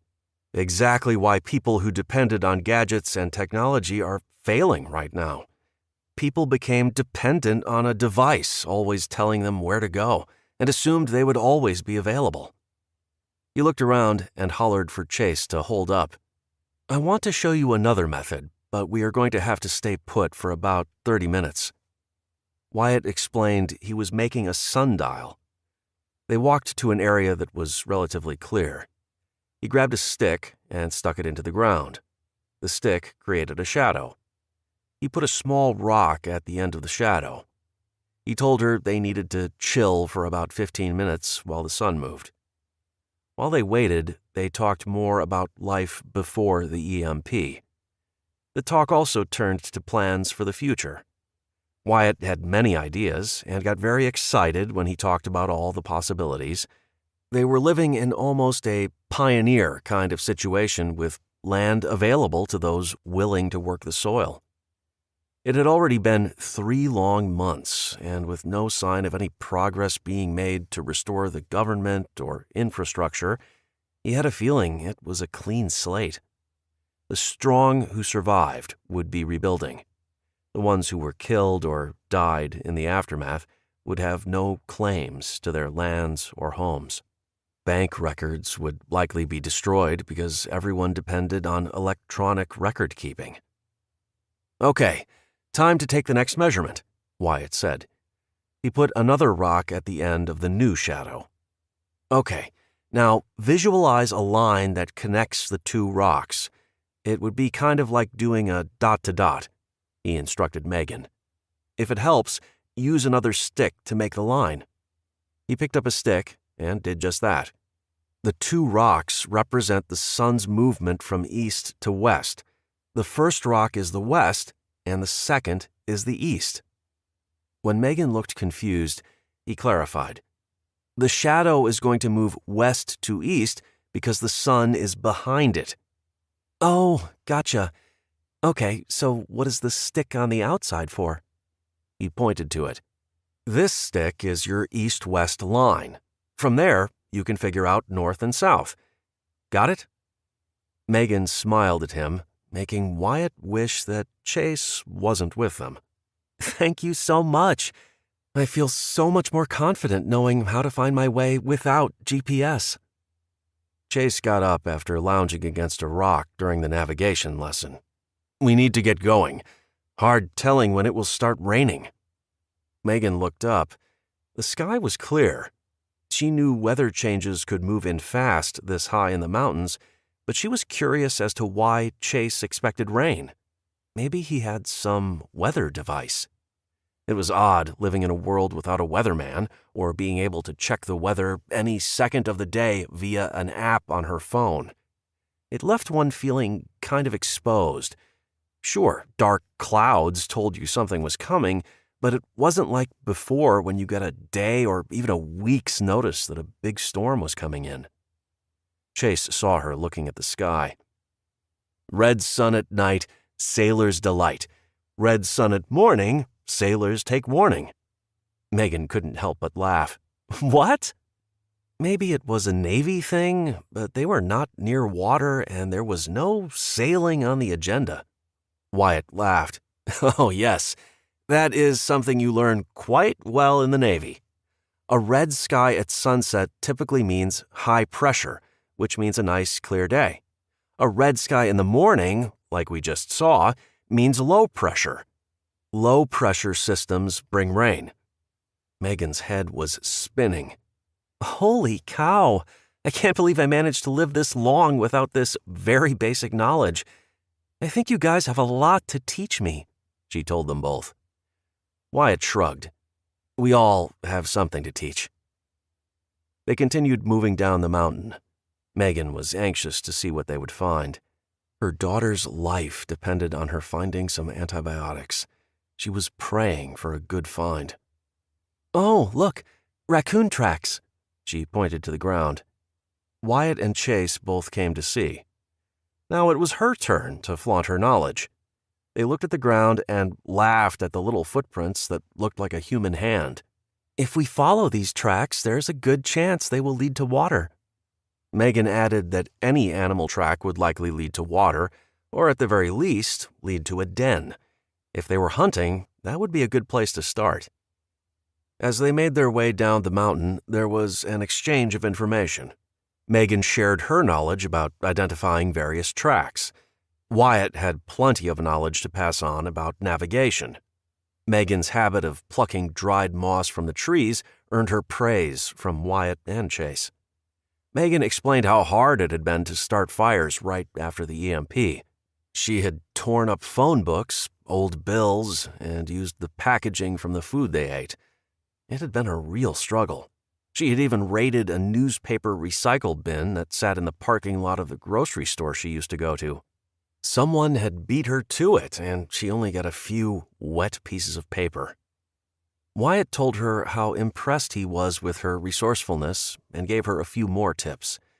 He pulled off some of the bark from a birch tree and described how it was as good as paper was. They didn't have any cedar trees in the area, but he explained that she could pull off the bark and use her knife to scrape the fibers that clung to the bark. It was very flammable as well. Megan laughed suddenly as the guys both looked at her. Something you wish to share? Wyatt asked her.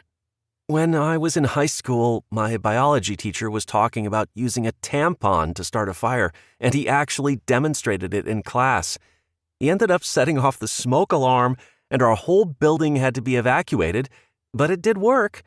Granted, I'd say both tampons and sanitary napkins are probably worth more than gold to some now. Megan was still grinning. Wyatt chuckled, but Chase scowled. What?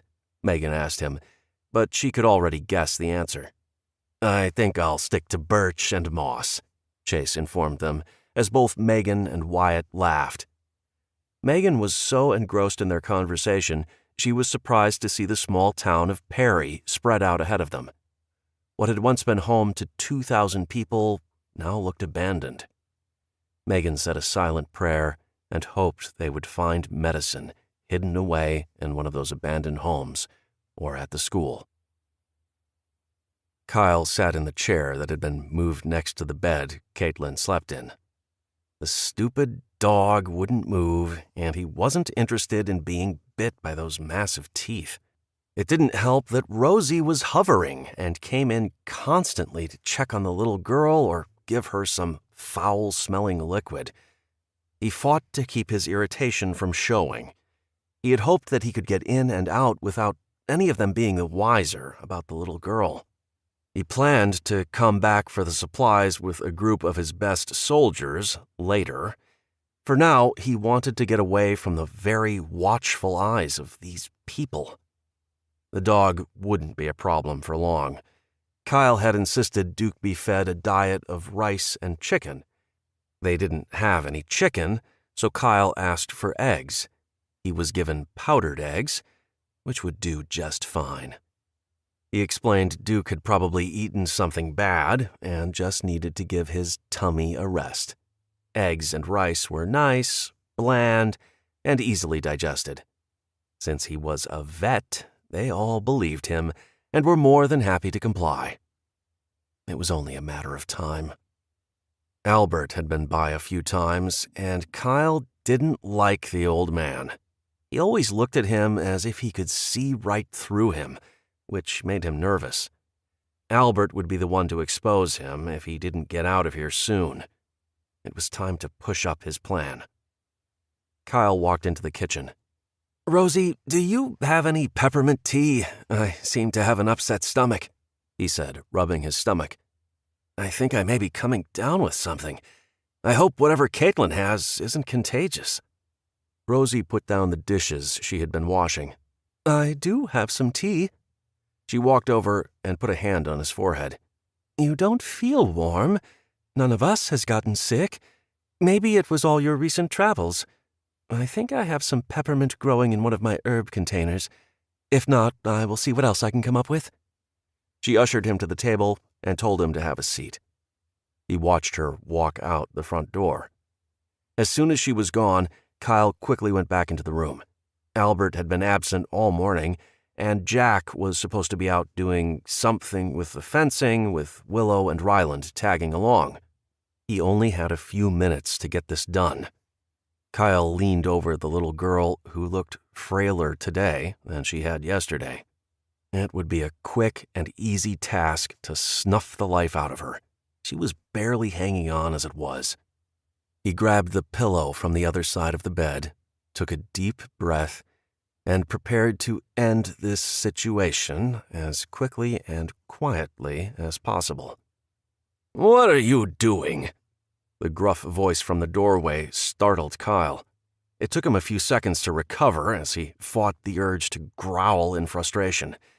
Tilting his head left and right to crack his neck, he turned to face the man. "I was just getting another pillow to put under her head," he explained, with all the smoothness he could muster. Albert eyed him. Kyle could tell he wasn't buying a single word. "She seems to be having a hard time breathing. I'm worried fluid could be building up in her lungs from her lying flat on her back for so long." His explanation was plausible, he thought. He had watched enough television in the past to know all the patients tended to be propped up in the hospital beds. Well, how about we let Rosie do any shifting or pillow fluffing? I could use your help out here, seeing as how that wrist looks to be all better now." Albert's voice made it clear he didn't like the guy and didn't trust him. Kyle smiled. "No problem. I'll put this pillow over here." Albert didn't budge. Kyle realized the man was not going to leave until he did. He would have to try again later. One thing was for sure. He did not intend to leave this place until that brat was dead. Walking past Albert, Kyle decided that maybe one more wouldn't be so bad, although he doubted the old man would go down without a fight. Chapter 18.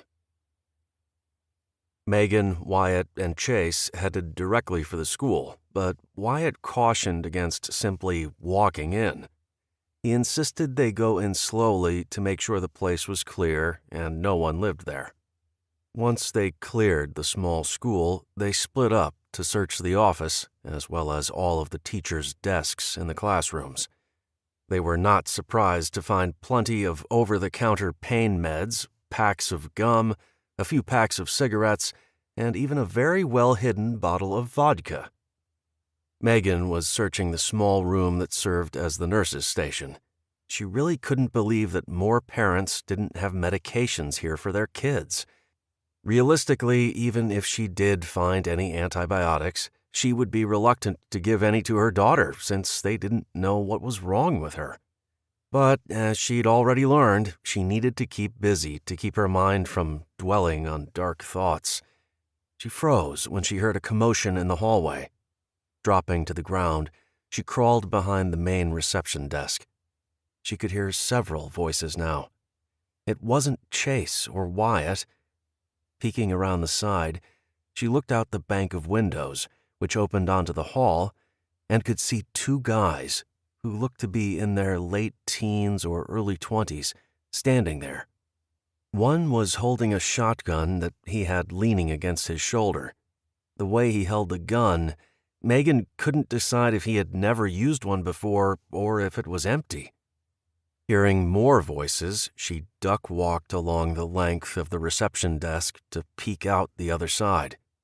She saw another guy standing with a girl. These two looked to be a bit older and appeared to be arguing. As Megan was trying to decide what to do, the girl turned her head and spotted her. Grabbing her friend's shoulder, she said something to him, and he quickly reached for the door. Flinging it open, the wall shook as the door slammed against it, and he called out, come out, wherever you are!" Megan decided to try the innocent approach and slowly stood up from behind the counter, making sure her hands were visible. "Hey, guys," she said in her cheeriest voice possible. The group had crowded in through the doorway, each pointing a gun at her. She put her hands up. "I don't want any trouble. I was only checking to see if there were any supplies here. Same as you." They didn't answer. Just when she thought they were going to shoot her and be done with it, she heard Wyatt's voice. "Leave. You can keep your weapons if you turn around and walk right out that door." Megan didn't move. She had no idea if the group would listen or put up a fight. She silently prayed they would move on. One of the men spun around to face Wyatt. "How about you two leave instead?" he sneered. "He never said it was just the two of them." Chase's voice came out of the shadows from the other side of the hallway. It was deadly serious. Even the hairs on the back of Megan's neck stood on end, and he was on her side. The woman was the first to start moving toward the door. "Ian, let's go," she demanded. Another one of the men started to follow her. Megan assumed Ian was the guy holding the gun on Wyatt. She considered trying to talk him into leaving as well, but she couldn't tell where Wyatt and Chase were standing and didn't want to make it worse. "Listen to your friend and get out of here. We'll be on our way, and you can come back and do whatever it is you were looking to do. Just let us finish up our business." Wyatt didn't offer room for arguing or negotiating. The second man leaned in to whisper loudly in his friend's ear. "Dude, let's go. We'll hit that market and come back. I don't want any stupid books anyway." Ian must have realized he was not going to win. "You have 15 minutes, then we're coming back and we aren't going to be so nice next time." Chase laughed. "Okay, man. Whatever you say. Hopefully you bring more firepower because that little gun isn't going to do much."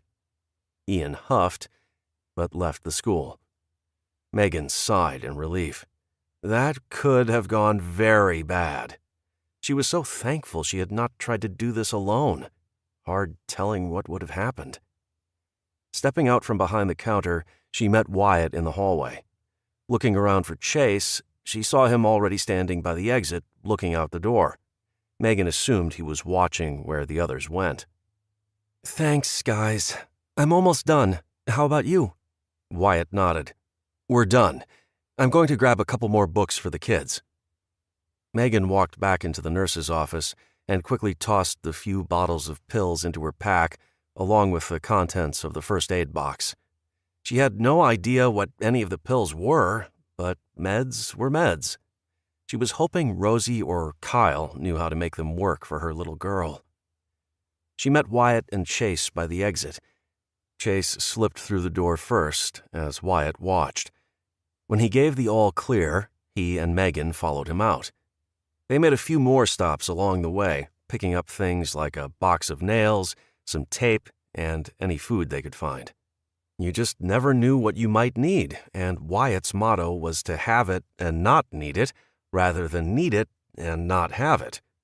Megan remembered the windows, but Wyatt told her they would have to come back for those, and bring proper tools and a way to transport them back.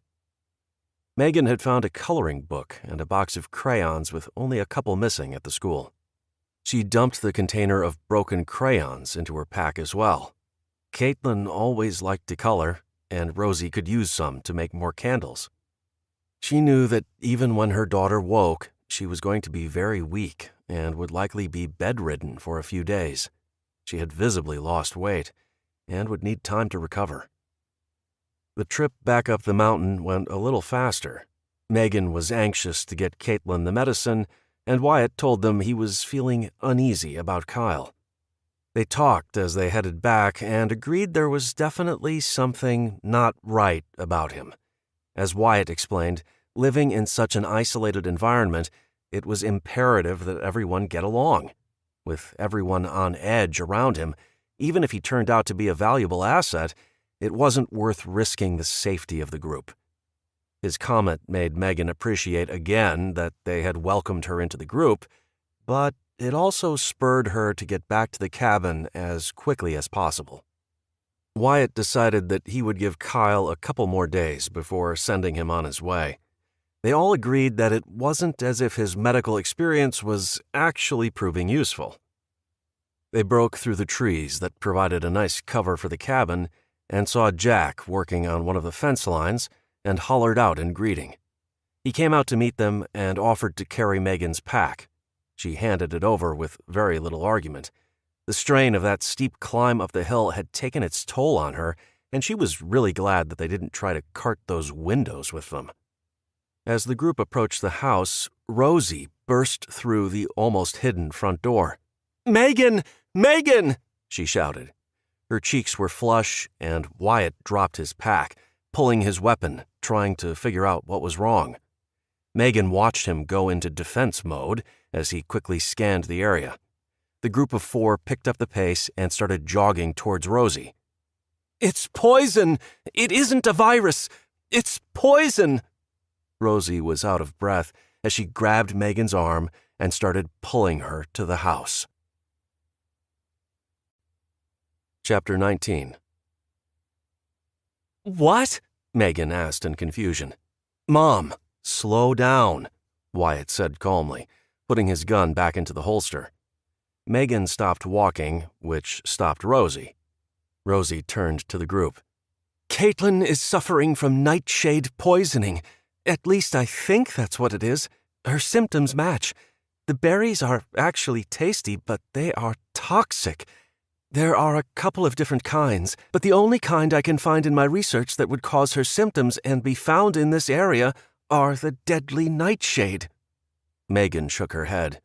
"I can't believe she would pick and eat berries. She knows better." Her voice shook. Rosie gave Megan a quick hug. "Sweetie, the berries look like a cross between blueberries and blackberries. She probably thought they were something she knew. Adults make the mistake all the time. It isn't unheard of for a child to do the same. In fact, Black nightshade isn't actually toxic, but there is something called Atropa belladonna that looks similar and is extremely toxic. Wyatt took control of the situation. Okay, so what do we do? How do we fix her? Rosie shook her head. I don't know yet. I just realized what it was. I need to do some research. Megan started walking quickly towards the house. I'll help. Now that her enemy had been identified, Megan was ready to go toe-to-toe to save her daughter. She was sure they could find a cure and Caitlin would be healed. She only hoped it was in time. For the past few hours, Megan, Willow, and Rosie were upstairs, going through a pile of books, looking for a way to cure Caitlin when Wyatt brought them coffee. "Any luck?" he asked. None of the women said a word. There was some head shaking and groaning as they pored through the books in front of them. He figured he better leave them alone. Checking on Caitlin, he heard Ryland talking. Poking his head in, he found him sitting in the chair next to the bed. Duke's head popped up when he stepped through the door. "Hey, little man, what are you up to?" Wyatt asked Ryland as he walked over to pet the dog. "I'm teaching Caitlin math," Ryland piped up as he went back to reading aloud from his book. "You know she's asleep, right?" Ryland shrugged his shoulders. "Sure, but she was moaning and moving around a bit, so since math makes me sleepy, I thought it'd help her, too." Wyatt burst out laughing as he squeezed his nephew's shoulder. "You know, I just bet you helped her." It was then that Wyatt noticed what must have been Megan's wallet on the dresser. He had a bad feeling Kyle had been digging through the drawers when no one was looking and left it out on accident. Wyatt had been in this room often, and never before had he seen anything to signify Megan's presence, except for that crayon drawing. "Hey, Rye, did you touch anything on the dresser over here?" Ryland's answer of "nuh-uh" was enough for him. Wyatt picked up the wallet. Megan's driver's license fell out. Kyle had most definitely been snooping. What he hoped to learn about Megan from a license that meant nothing in today's world, he didn't know. It wasn't as if her address mattered now, and it certainly didn't matter what her name was or how much she weighed. Wyatt was putting the license back in the wallet when his eyes were drawn to the birth date.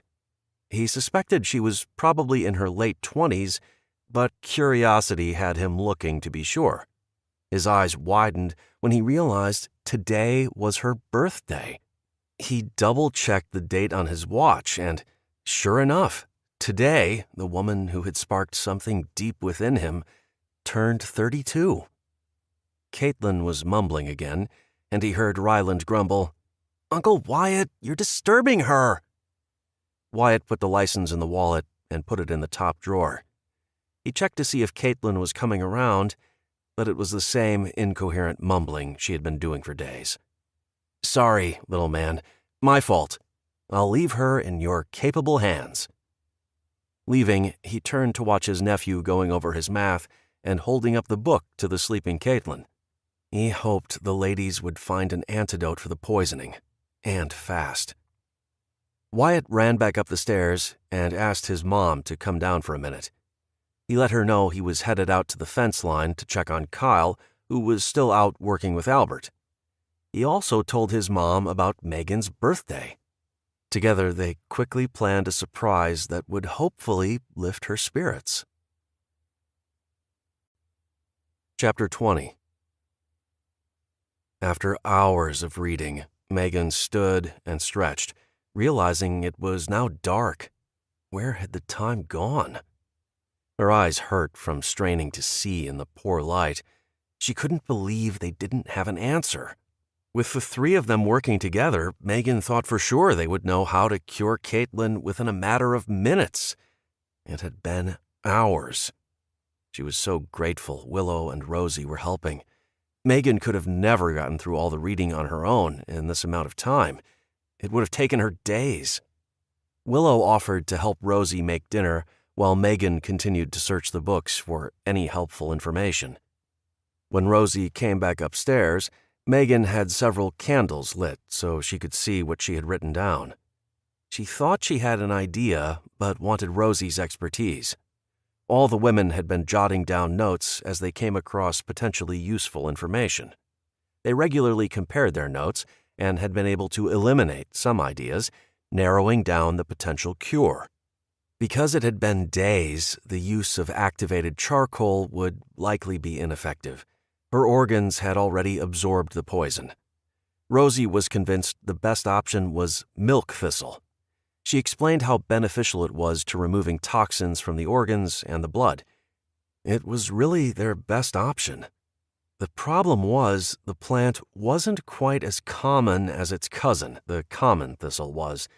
Rosie told Megan it would likely be found growing alongside the highway, and the key factor to look for were white streaks on the leaves that indicated it was milk thistle rather than common thistle.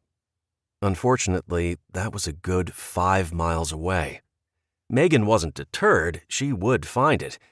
It was too late to go tonight, but she would be up at sunrise and on her way to find that plant. "Let's go have dinner," Rosie said, clapping her hands together. It was then Megan realized how lovely the house smelled. Rosie must have put together something pretty spectacular. She walked down the stairs, and the aroma of fresh baked bread filled the air. It smelled delicious. On the center island, Megan saw 3 loaves of French bread. She began to salivate. The smell of garlic and basil greeted her next. Willow was at the stove, stirring a pot. "Oh my goodness, ladies, you have outdone yourselves. I don't think I remember anything smelling and looking so good. I feel like I stepped into an expensive Italian restaurant," Megan exclaimed. "What can I do to help?" she offered, going to the kitchen sink to grab the water jug to wash her hands. Rosie smiled at her. "Not a thing, dear. You just go check on your daughter and then kick back and relax. It being your birthday and all." She winked. Megan froze. "What?" "Happy birthday!" Willow yelled. Megan was suspicious. "How did you guys know?" "Wyatt told me. It was his idea to make your favorite meal for dinner." Megan remembered them talking about what they missed most and what their favorite foods were. She didn't remember telling him her birth date, though. It had been a few years since anyone acknowledged her birthday, and it wasn't something she normally talked about. Her daughter was too young to know, and with no family or real friends, it didn't matter. After checking on Caitlin, she insisted she help set the table. Dinner was fun, and the conversation was lively, with no talk of what the world was like beyond the 4 walls of the lodge. "I'm serious. How can you possibly put Johnson on your fantasy football team with Dakota? Those 2 would be at each other's throats. They'd never make it through a single play," Chase declared. "That's the whole point of fantasy football. I can have whomever I want on the team," Jack declared. "And I'm saying I want both of them. You're just annoyed that you didn't grab them first." Willow rolled her eyes. "You know, that's one good thing about us being up here. No Sunday night football." At the groans of outrage from all the guys, Willow held up her hand. "I'm serious. During the season, I felt like a football widow. And then, when Jack got into online fantasy football, I was sure I was going to have to change the router password." Jack laughingly placed the end of a piece of spaghetti in his mouth and put the other in Willow's before she could say anything else, and they both slurped their half into their mouths, ending with a kiss and a voice of complaint from Ryland. That prompted Albert and Ryland to get into a spaghetti-eating contest, slurping spaghetti strands one at a time as quickly as possible while Chase and Jack kept count. Albert had let Ryland get ahead and was soon catching up until he choked on a piece of spaghetti and ended up having it come out of his nose. He claimed that should count as 2, but Jack overrode him, declaring Ryland the winner, which effectively put an end to the impromptu game, as Chase thumped Albert on the back. Everyone had been laughing and having a good time. It felt so normal to sit around and eat a delicious homemade meal. When dinner was over, Rosie opened the oven and brought a chocolate cake to the table. Megan had to hold back tears. She knew they had decent food storage, but such luxury was definitely a real treat. She felt a little guilty for being the reason behind their splurging. Once she saw how quickly the cake was consumed, she didn't feel as guilty. These guys were all desperate for some of the things that were taken for granted only a few months ago. Cake was a big deal. In the old days, it was something you almost dreaded, but in their new world, it was a real treat. After dinner and cleanup, Megan asked to speak with Wyatt. They made a great team, and she was hoping he would go with her to find the milk thistle in the morning. Wyatt was thrilled to be invited on her excursion. He was going to go anyway, but to hear her ask for his help made him feel wanted and needed. She was beginning to trust and depend on him, and he hoped that meant she was going to stick around for a long time. He decided he had better tell her how he knew it was her birthday. When he explained that he'd found her wallet out and the license loose, she raised an eyebrow. "Well, I think we both know who was looking through it," she told him. He nodded. "Yeah, the sooner we get him out of here, the better. He is definitely making everyone uncomfortable." Megan got very serious. "I don't want him with my daughter anymore. He didn't have a clue how to treat her, so I don't see why he should be watching over her at all. It's weird," she added as an afterthought. Wyatt agreed and promised he would make sure Jack kept Kyle with him all day tomorrow. Once they got Caitlin healed, they would figure out how to remove him from the group. He wasn't really helping and seemed out of place. Megan looked relieved. Wyatt felt better. They had a plan and a goal to work towards. It was strange getting up each morning without a real purpose. In the past, you got up, you went to work, and you came home. He was looking forward to the days when life would feel a little more normal. He knew it would be a new normal, but establishing a routine would be good for all of them, especially Ryland and Caitlin. He was actually excited for the future. Kyle could tell the group was skeptical. He needed to do something quick to prove he deserved to stick around. Wyatt and Albert had been watching him closely all through dinner. He had been busted in one of his scams in the past and knew what it looked like. His targets would start to pull back and ask questions. Usually he could remove himself from the situation before he had to answer for any misdeeds. He was a con man. He wasn't offended by the term. People were gullible. They wanted to hear certain things, and Kyle had a real knack for finding out what the inner desires of a target were. Once he knew, he transformed himself like a chameleon and then came up with a plan to take what they had. It was easy. He had been a very wealthy and powerful man before the collapse. A little blackmail, charm, and the right friends had given him the lifestyle he felt he deserved. Now that the group knew Caitlin had been poisoned, things were a little dicey. If they actually managed to cure her, which he would be very surprised if they did, everything he had been building the past couple months would be destroyed. The berries were supposed to be extremely toxic. She should have been dead already. Rosie's stupid tea had clearly weakened the poison. He would have been able to solve his little problem, but no, someone was constantly interrupting him. The old woman continuously walked into the room, and then the old man interrupted him at the worst possible time. Suddenly, the boy was in there all the time, claiming he was teaching her math. To make matters worse, there was the stupid dog guarding the little girl. Getting bit by the dog would definitely alarm the group. He couldn't risk them thinking he was a danger. This whole mess never would have started had one little girl not been so damn nosy. This new world gave him the chance to be the king he was destined to be. No little girl and her overprotective mommy were going to take that away from him. He had paid his dues. He had suffered for the first part of his life. The universe owed him. The EMP was kismet. He was reborn. Chapter 21. The next morning, Megan woke up early. The excitement of finding the plant that would heal her daughter made her feel wired. She kissed Caitlin on the cheek, gave Duke a little kiss, and promised to return shortly with the antidote. She walked into the kitchen, already knowing Wyatt would be there, waiting with coffee. It had only been a few days, but they had already fallen into a routine.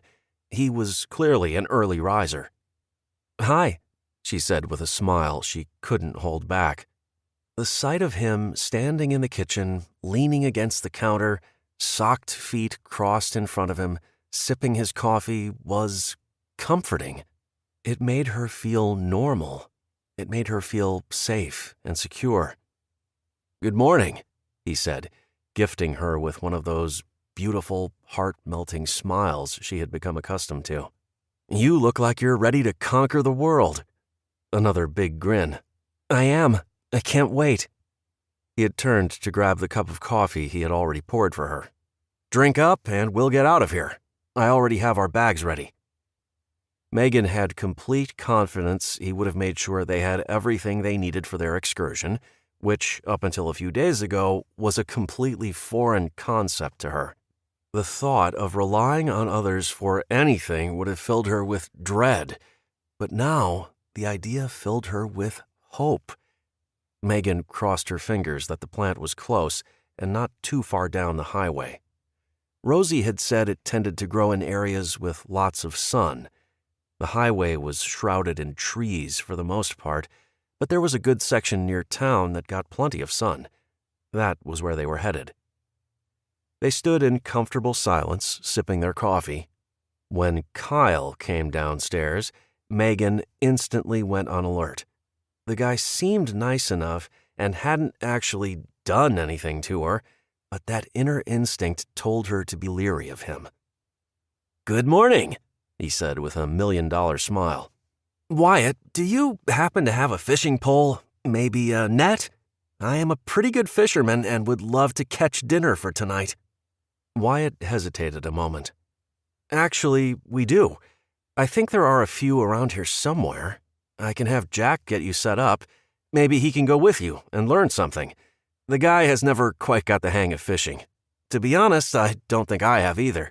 Never really been my thing," he casually responded.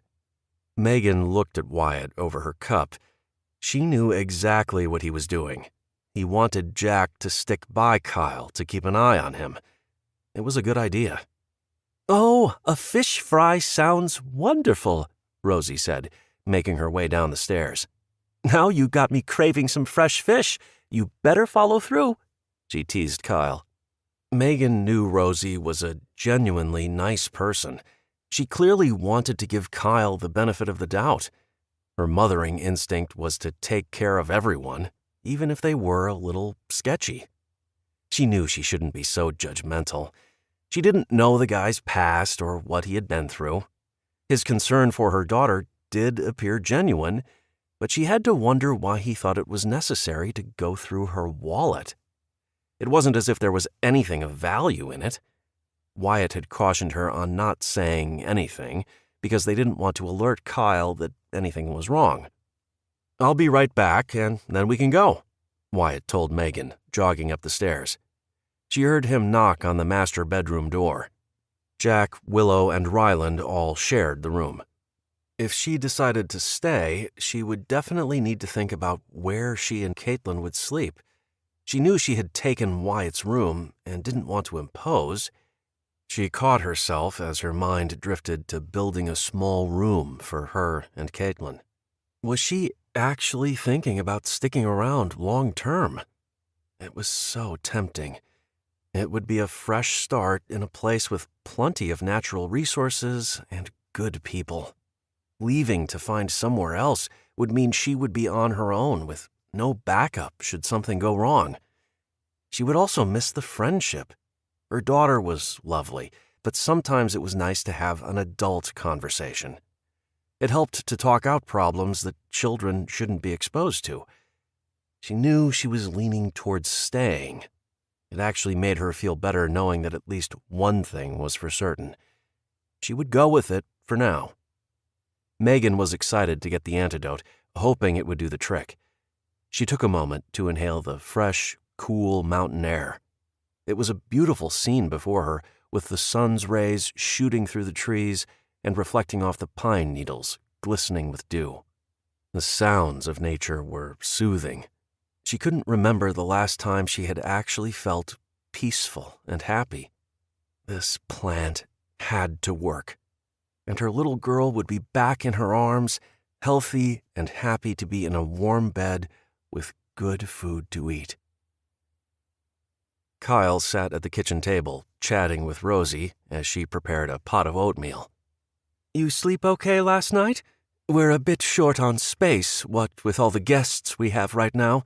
I suspect the boys will be itching to build onto the cabin soon enough," Rosie told him as she poured him a cup of coffee. "I slept fine, thank you. Any day I have a roof over my head and something in my stomach is a good day. I just wish my family were here. I suspect my wife would like you." He pasted a sad smile on his face as Rosie reached out to squeeze his arm. He could really get used to this, even if he had to lie to get what he wanted. He was actually enjoying himself. Rosie was a good woman, and she treated him with respect. It was a different kind of respect than how the women in his group treated him. Rosie was kind, generous, and willing to dote on him because that was her nature. The women in his group treated him with respect, but mostly because they wanted something from him. They wanted to be the next First Lady of the New World. They showered him with attention and offered themselves to him because they wanted to secure their place in his inner circle. Rosie was genuine. It made him long for what Wyatt and the other men took for granted. Maybe when he came back to take their supplies, he'd keep the cabin, along with Rosie. She really was a good cook, and he wouldn't mind having a mother around, at least the type of mom he would have liked to have. Jack clapped him on the shoulder. "I heard you were going to teach me how to fish today. I must warn you, my dad and big brother have been trying to teach me for 30 years. Hasn't worked yet," he said with a big grin. Kyle chuckled. "Well then, this may be your lucky day. No pressure or anything, but Rosie here has all but threatened my life if I don't follow through with my promise to bring her lots of fresh fish for dinner tonight." "Sounds great. I need to take care of a few things around here and then we can go. Does that work for you?" Kyle was a little surprised at how willing Jack was to hang out with him for the day. Wyatt had been aloof and a little cold.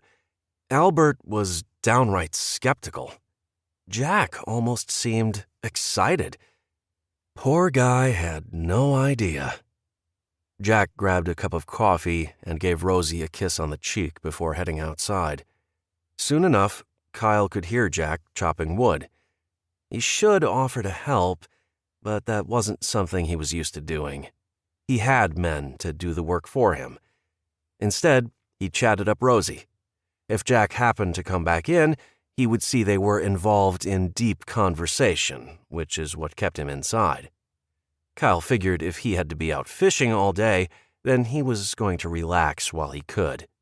Truth be told, he liked fishing, but he didn't like the dirty side of it. Jack came in with a load of wood that he set down near the stove. "You ready?" he asked. Kyle smiled. "Sure am. I was just talking with your mom about maybe helping you guys get an aquaponics system going here." That got Jack's attention. Kyle knew he would change his attitude if he could prove his laziness was actually him being productive. "You will have to tell me more about that. It is something I have heard about but never thought to attempt," Jack said with real interest. Kyle stood. "It will give us something to talk about while we wait for the fish to bite." Jack had produced 2 poles, the net Kyle had asked Wyatt for, and a tackle box. "We are set. I have no doubt this is going to be a successful fishing expedition," Kyle said, grabbing the tackle box and a pole. "Is there a fillet knife in here?" Jack looked at him in question. Kyle decided to check for himself. No knife. "Rosie, do you happen to have a sharp knife in your kitchen that we could use?" She nodded. Yep, let me grab it. Do you need 1 or 2? Jack started to say 2, but Kyle quickly cut him off. 1 will do fine. Rosie looked at Jack. He hesitated before nodding his head. With that, the 2 men headed towards the stream where they planned to follow it down the mountain to an area where Jack's dad used to fish. Kyle walked behind Jack, who led the way. Jack stopped suddenly when he heard a noise in the trees. He turned to Kyle and motioned for him to get down. They both crouched down, but there was very little ground cover along the bed of the stream. Jack did a duck walk into the trees, and Kyle followed him. "What is it?" Kyle hissed. I heard voices. Sounded like a couple of guys. It can't be Megan and Wyatt. They have to be miles away from here by now. And Albert and Chase are on the other side of the property today," Jack explained. Kyle realized the voices could very well be his men. He had told them he was going scouting and would be back in a day or 2. They were probably looking for him. He couldn't let Jack know he had his own group. Jack would tell the others, and they would boot him out before he could get rid of the woman and child. I didn't hear anything. Kyle was hoping to dissuade Jack from investigating. Jack stayed crouched for another couple of minutes. Kyle's heart started to beat faster as he thought about what would happen if his men found him. This was turning into a disaster. Maybe I was just hearing things. I don't hear anything else. Keep your ears open, though. We don't want to surprise anyone. Could get us killed. Kyle grunted a response. Jack didn't know how right he was. Chapter 22. Megan and Wyatt had covered a lot of ground, and he could tell she was getting frustrated. Despite hours of searching, they hadn't found the milk thistle they needed. Every time they saw one of those prickly purple flowers, she would run to it, only to discover it was the common thistle. He did his best to encourage her, but he knew she was losing hope. Last night, Rosie had told him Caitlin was slipping away. She was getting very little fluid in her, and it wouldn't be long before her kidneys shut down. He had been trained how to start an IV in the field, but they had yet to find a setup. If they couldn't find the milk thistle, he was going to go back into town and do some searching. It would be risky, but they had little choice at this point. Anything important to Megan had become important to him, and he would readily walk the 20 miles to the next larger town to raid the clinic he knew was there. Wyatt was not going to give up, and he knew Megan wouldn't either. Megan started walking really fast again. He walked behind, waiting for her to groan in frustration. Instead, he saw her start spinning around in circles with her hands up and shouting to the heavens. She must have found the milk thistle. He ran over and looked at the plant in all its glory. It was surrounded by a small group of other milk thistle plants in the gravel that ran alongside the highway. It was the most beautiful sight he had seen. When she reached out to grab it, he quickly stopped her by grabbing her hand. "You don't want to get stabbed by those prickly leaves. Let me grab the scissors and the container." He reached into his pack and pulled out the items, carefully cutting the purple flowers from the top of the plant like his mother instructed. It was the tiny brown seeds they needed. He cut them all, just in case they would need more. Megan scanned the area. "I think I see more," she called out excitedly. She darted about 20 feet away, jumping up and down as she laughed. She was giddy, and it was becoming contagious. He was happy for her and Caitlin. Sealing the container, he walked to where she stood, unmoving, her head hanging low. He gently pulled her around to face him. "What's wrong?" She looked up at him, and he could see tears in her eyes. Megan shook her head and smiled. Before he knew what she was going to do, she grabbed him and hugged him. Wyatt dropped his pack and wrapped his arms around her slim figure. They stood that way for several seconds while he relished the contact between their bodies. Megan pulled back, but didn't break contact. Wyatt wasn't going to miss his chance. He quickly kissed her. The kiss was short and sweet, but she didn't pull away. She didn't slap him. They looked at each other before Megan put on her all-business face and told him she had found more milk thistle. She wanted to collect it all, just in case Caitlin needed more than Rosie thought. Anything left could be saved for future use. Wyatt did as she asked. Following along behind her, he snipped off the purple flowers in every patch she pointed out. The walk back to the cabin was done at a rapid rate, with Megan setting the pace. She didn't want to stop to eat, and more than once she went in the wrong direction, and Wyatt would gently correct her by walking in the right direction.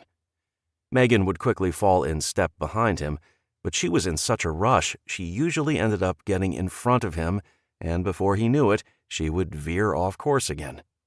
It was funny and endearing, but in a real survival situation, if she was on her own, it would be incredibly dangerous. "Megan," he said softly. "Yeah?" she responded, slightly out of breath from her jogging pace. "Remember that bag I told you about?" She slowed her pace a little. "Yes?" "I know I said I wasn't going to push, and while we would all like you to stay, I would like you to stay. I'm going to add a compass to the bag. You need to know the cabin is northwest from town. Just in case you ever want to find your way back to me, us, follow the signs to town and then use the compass to find us.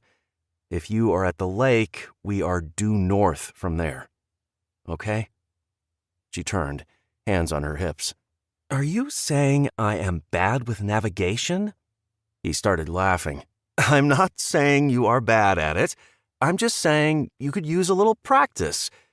Okay, a lot of practice." She tried to look mad, but she started laughing. "Okay, thank you.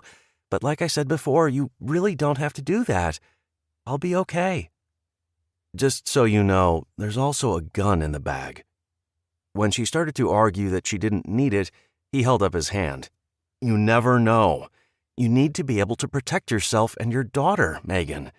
This world is no joke. You know how to use it. It isn't dangerous to carry a gun." She sighed. "Fine, but I doubt I will need it. It will just be extra weight. That's if I even need your bag." Wyatt wasn't so sure about that, but had to accept she had managed for 3 months on her own. He wasn't going to give up on convincing her to stay. He knew she was going to stay for a while to let Caitlin heal, but he hoped that once she saw the benefit of them sharing the duties that kept them alive and the camaraderie in general, she would stay for good. "I'm thinking about a goat." Megan stopped, turned, and looked at him as if he was a goat. He realized what he said probably sounded a bit odd. He had a real knack for saying the dumbest things around her.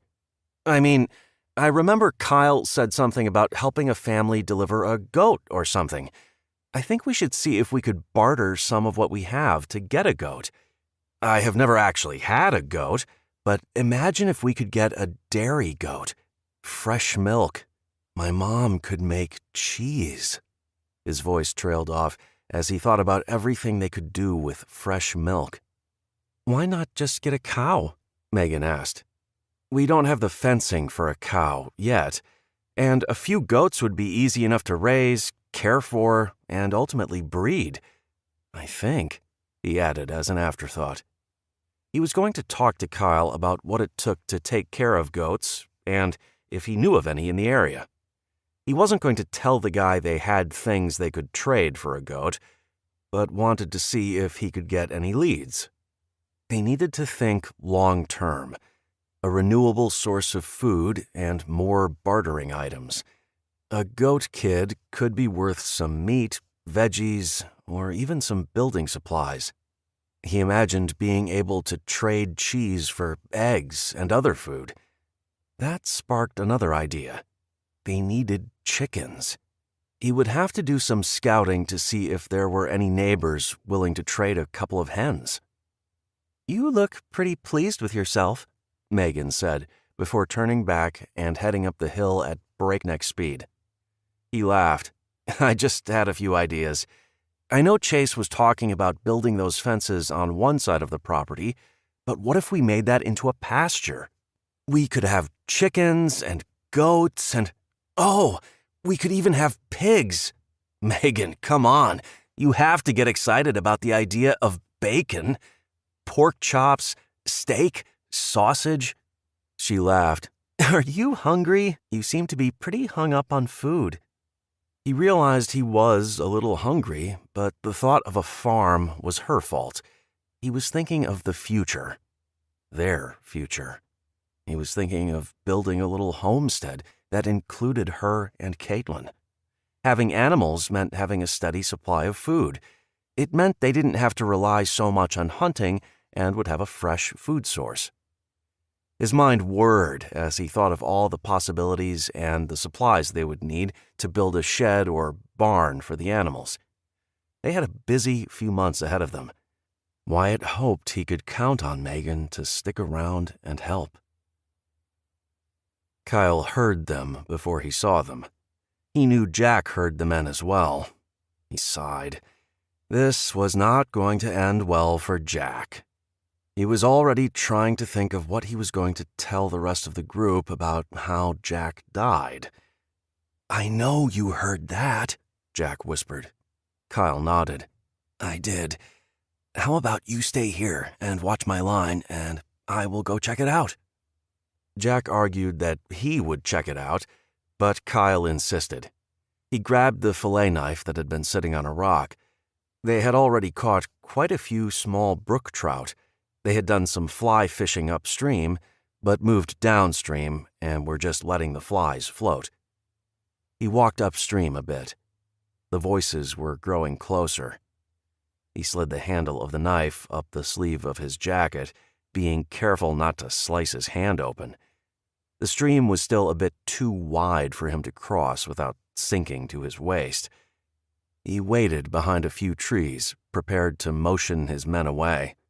Hopefully they would understand his hand motions and take the hint. They weren't the brightest people in the world. He heard rustling through the trees.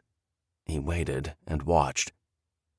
A tap on his shoulder had him spinning around with the knife out, ready to kill whoever was behind him. It was Jack. Both men froze. Kyle had the knife inches from Jack's neck. It was at that moment the voices became clear. "What the hell is going on?" Wyatt boomed. Kyle could hear splashing water and knew Wyatt was coming across the stream. Kyle looked back at Jack. "I'm sorry, man. I didn't know it was you. I heard the voices and thought someone was going to ambush me from behind." He dropped the knife, and Jack took a step back with his eyes wide as he stared at Kyle in shock. Wyatt came up the bank and headed straight for Kyle. Jack quickly jumped between them. "Stop, Wyatt! It isn't what you think." "Isn't what I think? He had a knife to your throat, Jack." Wyatt pushed his little brother out of the way. "You want to tell me what is going on, Kyle, or should I just drown you right here?" Kyle had to think fast. There was no way he could take both of these guys. One of them alone would easily overpower him. "I didn't know it was him." He did his best to look horrified and scared at the same time. Jack quickly explained the situation. He told Wyatt Kyle was checking out the noise when he snuck up behind him, startling him. Wyatt didn't look convinced, but stepped away from Kyle. Megan was still on the other side of the stream and had made no attempt to follow Wyatt. It wasn't exactly the best place to cross. "Did you find what you needed to cure the little girl?" Kyle asked as casually as he could. He was hoping they would say no. He'd overheard Rosie talking about the risk of the girl's kidneys shutting down. Without the necessary medicine, she could very well die on her own, which would make things much easier even if it were taking too long. Wyatt nodded. Yeah, we did. We better get going. Jack, you good? Jack smiled. Yep. He tries to fillet me again, I will knock him on his butt. The words were said as a joke, but they all knew it was a message for Kyle. We are going to fill up the buckets so we can all eat well tonight. He picked up the knife from the ground. Oh, and Wyatt, I want to talk to you about aquaponics.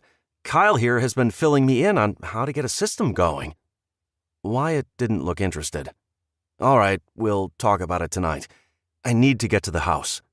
Wyatt went back across the stream. Kyle watched as he bent close and quietly talked to Megan. She looked up at him once, but quickly looked away when he stared back at her. Let them gossip. He wouldn't be around much longer, but they would certainly remember him. Chapter 23. Megan and Wyatt ran the rest of the way back to the cabin. Once they could see the cabin in the distance, Megan surged ahead with Wyatt close behind her. She burst through the small front door, shouting, "Rosie!" Gasping for breath, she rested her hands on her knees, taking long, slow breaths to slow her heart rate down. Rosie had been out back, but quickly appeared in the kitchen. "What's wrong? What is it?" she asked, trying to keep the terror out of her voice. "We got it!"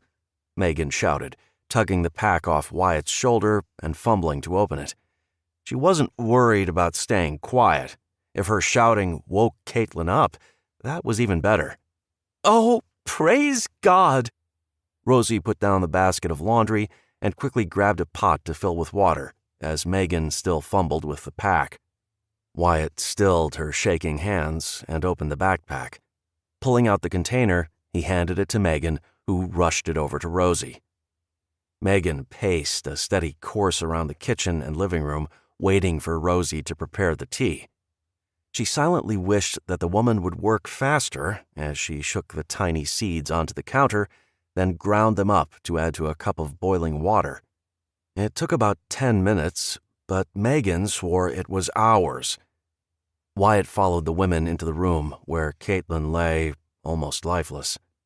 Duke lifted his head a mere few inches before staggering off the bed and heading for the door. Megan noticed, but didn't pay much attention to the dog. She was focused on her little girl. She sat behind her and propped her up so Rosie could give her the tea. They all stared at the girl.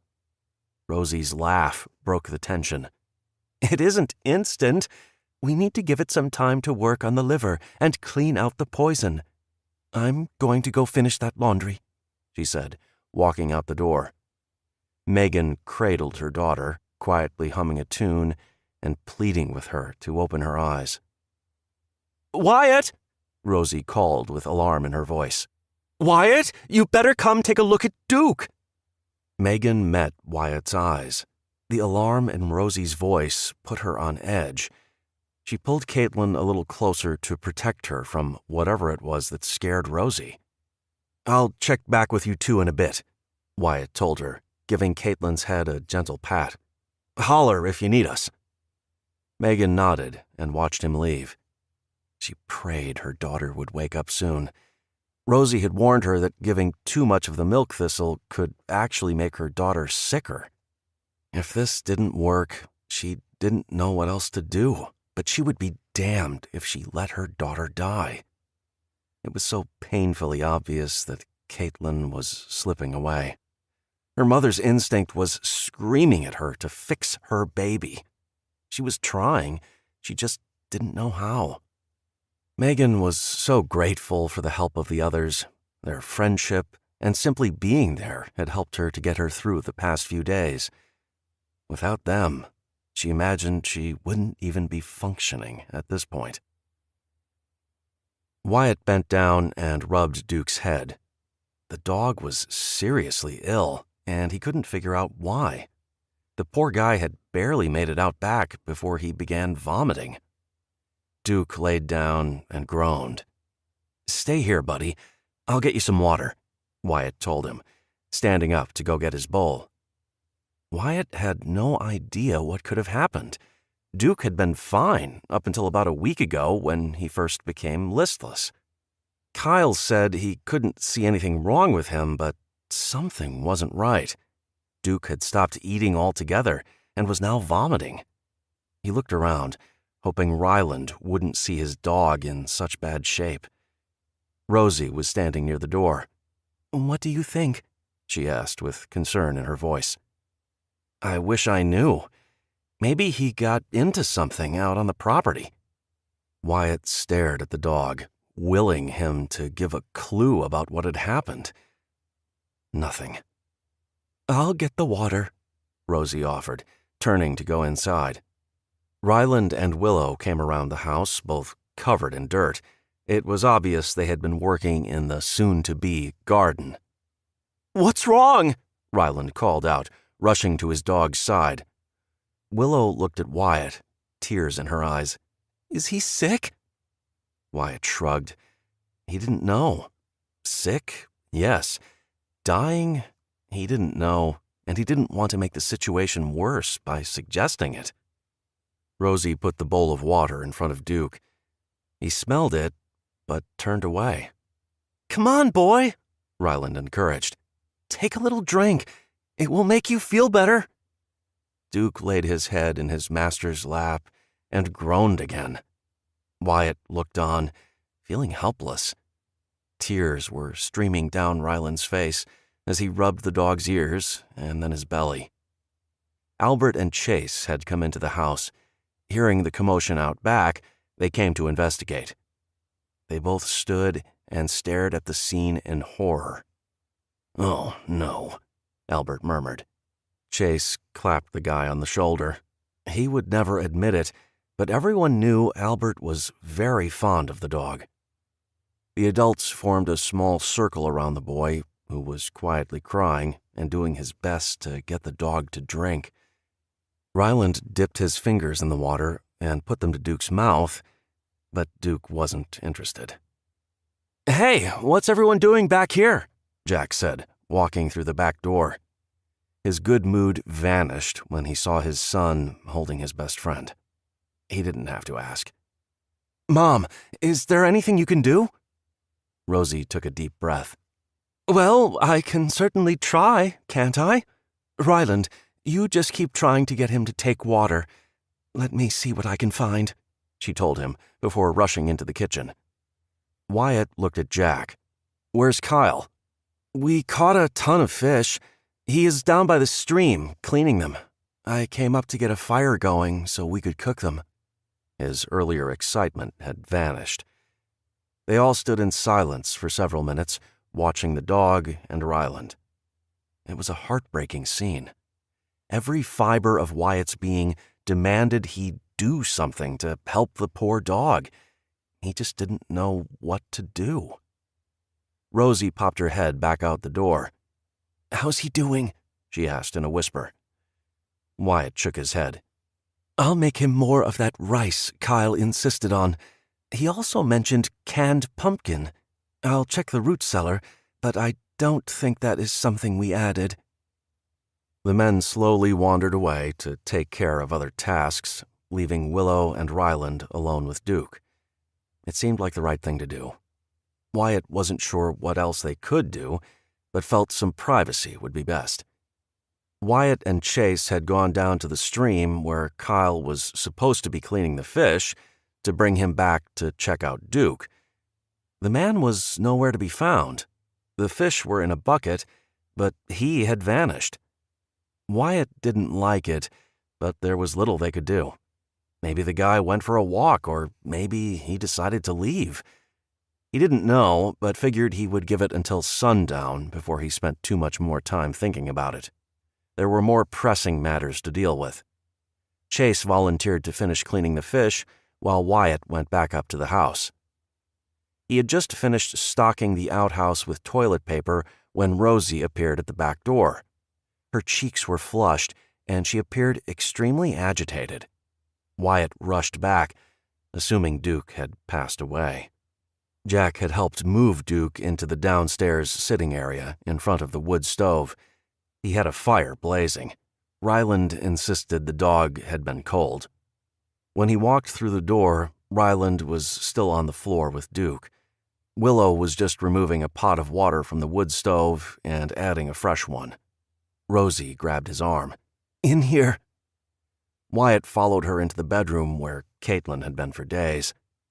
"She's starting to wake up," Megan said in an excited voice. It had been several hours since they had first given her the milk thistle. Rosie had given Caitlin more tea about an hour ago, adding in nettle and dandelion to the thistle, telling Megan between the 3 plants the poison didn't have a chance. Wyatt turned to his mom, who looked like she was going to start crying. The scene was in stark contrast to what was happening beyond the doors of the bedroom. Albert stomped into the bedroom. "She up yet?" Rosie scowled at him. Wyatt knew the guy was acting tough, but they had all grown fond of the little girl. Within minutes, the room filled up. Everyone stared at the little girl on the bed, who started to moan. The moment Caitlin opened her eyes, there was a collective gasp. They all held their breath as they watched Caitlin blink several times before focusing on her mother. "Caitlin? Caitlin, baby?" Megan asked in a strained voice. The little girl started to cry. "Mommy, my throat hurts." Every person in the room had tears of joy in their eyes. They had never seen the little girl's beautiful blue eyes or heard her melodic voice. Megan was openly crying and laughing at the same time. Rosie wiped her eyes and quickly rushed to get the little girl some water. Even Albert had tears in his eyes. They had all grown so attached to this little girl, and none of them had actually met her. Ryland had left Duke's side to come see the little girl he had been dying to meet, shyly introducing himself. Chapter 24.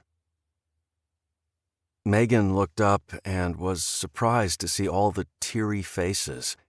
Albert was rapidly blinking, clearly trying to get rid of the tears welling. When he caught her looking at him, he scowled. She smiled. Even the toughest men have a softer side.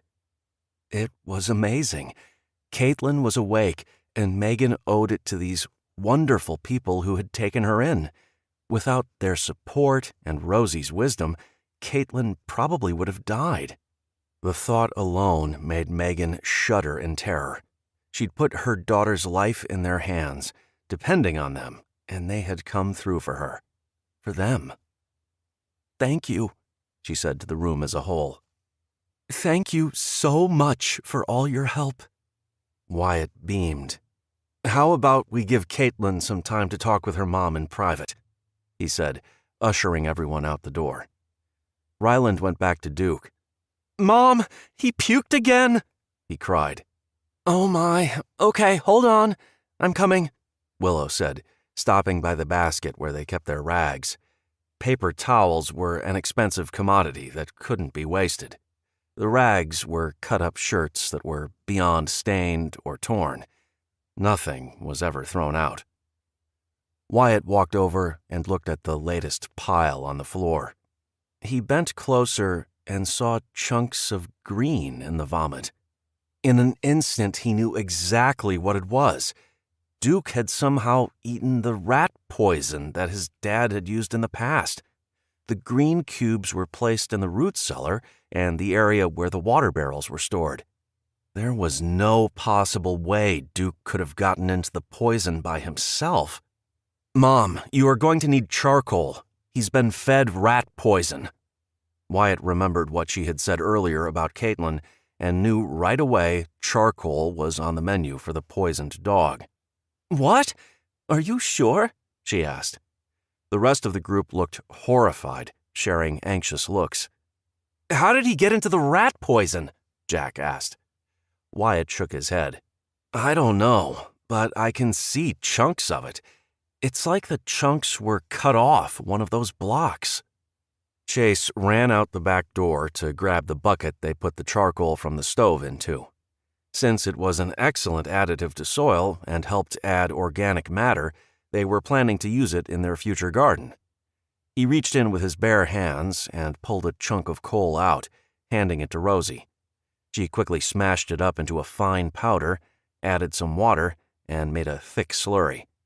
She yanked open a drawer and pulled out an empty syringe. Duke was just wobbling back in the door, headed for his bed in front of the fire. "Jack, you'll need to hold him while I squirt this in his mouth. I doubt he will drink it willingly," Rosie said, sitting down next to the dog. Between Jack, Ryland, and Rosie, they got the cup of charcoal slurry into the dog's mouth. Wyatt had a sneaking suspicion that their recent visitor may have been responsible for the sudden rash of poisoning. He couldn't prove it, but something was happening. There were too many coincidences. Kyle had been feeding Duke, but that didn't explain Caitlin. Caitlin's poisoning was likely an accident, but something felt off. He couldn't put his finger on it, but he trusted his instincts, and they were demanding to know where Kyle was, because he seemed to be at the center of it all. Wyatt went back to the room to check on Megan and Caitlin. The little girl was sitting on the edge of the bed, leaning against her mother. She looked incredibly tiny. "Hi," Megan said. "Caitlin, this is Wyatt. He helped me find the medicine that made you better." Caitlin grinned, revealing what had to be 2 new front teeth that were too big for her tiny mouth. The look was so common among kids her age, it was like a rite of passage. "Hi," Caitlin squeaked out. "Mom says I can try to walk, but I have to sit first," she explained. "That's a good idea." He looked at Megan. "Want me to help?" She shook her head. "I got it. She's a little shaky, but she wants to walk on her own, and I figured I could take her out to the outhouse to see if she'll go." He looked at the little girl who was now standing next to the bed. "Okay, Mom. I'm ready." The little girl was very unsteady. Her determination to make it on her own was so much like her mother, Wyatt had to smile. So independent. "We'll be right beside you if you think you may fall down, okay?" Wyatt took that to mean he was invited on the trip to the outhouse. He was thrilled. This was Caitlin's first time seeing the place, and he couldn't wait to experience it with her. The 3 of them walked very slowly. Wyatt was afraid he would break her tiny little arm if he had to grab her if she did trip. He looked at Megan, who looked only a little concerned. Maybe this was normal. Wyatt hadn't spent much time around kids. It was only the last year that he got to know Ryland. His mind drifted to having his own kids, who happened to look very much like Megan and Caitlin. He didn't know if he would ever make his dream of having his own family come true. He didn't think there would be many women willing to have a baby with the way things were now. Without medicine and an experienced doctor there to make sure everything went okay, women would be risking their lives. Obviously, without the benefit of condoms or birth control, it was going to happen, but it was scary to contemplate. Wyatt decided there was no point in worrying about any of that right now. He needed to focus on what was happening to the family he did have. He would worry about babies and all of that when it was actually a possibility. Megan went into the tiny outhouse with her daughter while Wyatt stood outside. Everyone was already getting back to work. He knew his mom would be in the kitchen whipping up some fantastic feast that would help put some weight back on Caitlin. Jack had asked Ryland to help him take care of the fish in an effort to get his mind off his sick dog. Duke had been left to rest by the fire so Rosie could keep an eye on him, but she was confident he would be fine. She explained to Ryland that all the vomiting was actually a good thing. The charcoal would get the rest of the poison, and within a couple of days, Duke would be back to his usual goofy self. In an instant, their quiet, serene little home burst into a flurry of noise and shouting. Albert's voice in the distance could be heard just barely over the alarm system they had rigged up a couple of weeks ago. Someone was coming. Megan opened the outhouse door. "What's happening?" "I don't know. Can you get her back to the house on your own?" She nodded, hugging Caitlin to her side. "Go inside. Lock the doors. Go into my room. The closet has a false wall in the back. There's a small hole along the right edge. Stick your finger in there and pull open the door. It's a small space, but you two will fit fine," he told her. "Got it. Be safe, Wyatt," she called out as she scooped up her daughter and carried her precious cargo back to the house. Wyatt ran towards the area where Albert was yelling. It sounded like he was in his favorite perch up high in the tree. When Wyatt arrived at the scene, Jack, Ryland, and Willow were already there. Chase and his mom ran up behind him. They all stared down at the owl tangled in fishing line. It had been trying to feast on the fish guts under the line. The owl was flapping wildly, trying to free itself. The security system used a combination of fishing wire and battery-powered window alarms. Chase had secured one contact on the pole, and another was carefully placed on a stick with the fishing line tied around it. If someone crossed the almost invisible fence, the fishing line would pull the stick, separating the contacts and triggering the alarm. The elaborate system was set in this particular corner because it was closest to the house. Wyatt and Chase had plans to add more of the alarms around the perimeter, but because of the proximity to the house and their storage area, this point of entry was of most concern. The fish guts were clearly put here on purpose. Chase quieted the alarm. Between the three men, they managed to free the owl, suffering some minor wounds from a very angry animal who didn't appreciate the trickery.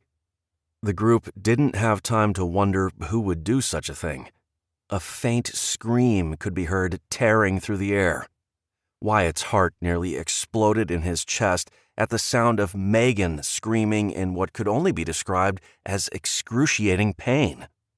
His time in the field on the ground in Afghanistan had given him a harsh lesson in what screams of pain sounded like. He never expected to hear it here, on his own land, coming from a woman who had stolen his heart. It paralyzed him with fear and agony for a split second before instinct kicked in and he tore through the trees that surrounded the cabin. Chapter 25. Megan burst through the back door, using her foot to kick the door shut behind her. Her heart raced at the thought that her daughter might be in danger. She had just gotten her back. No way was she going to let anyone or anything put her daughter's life in jeopardy again.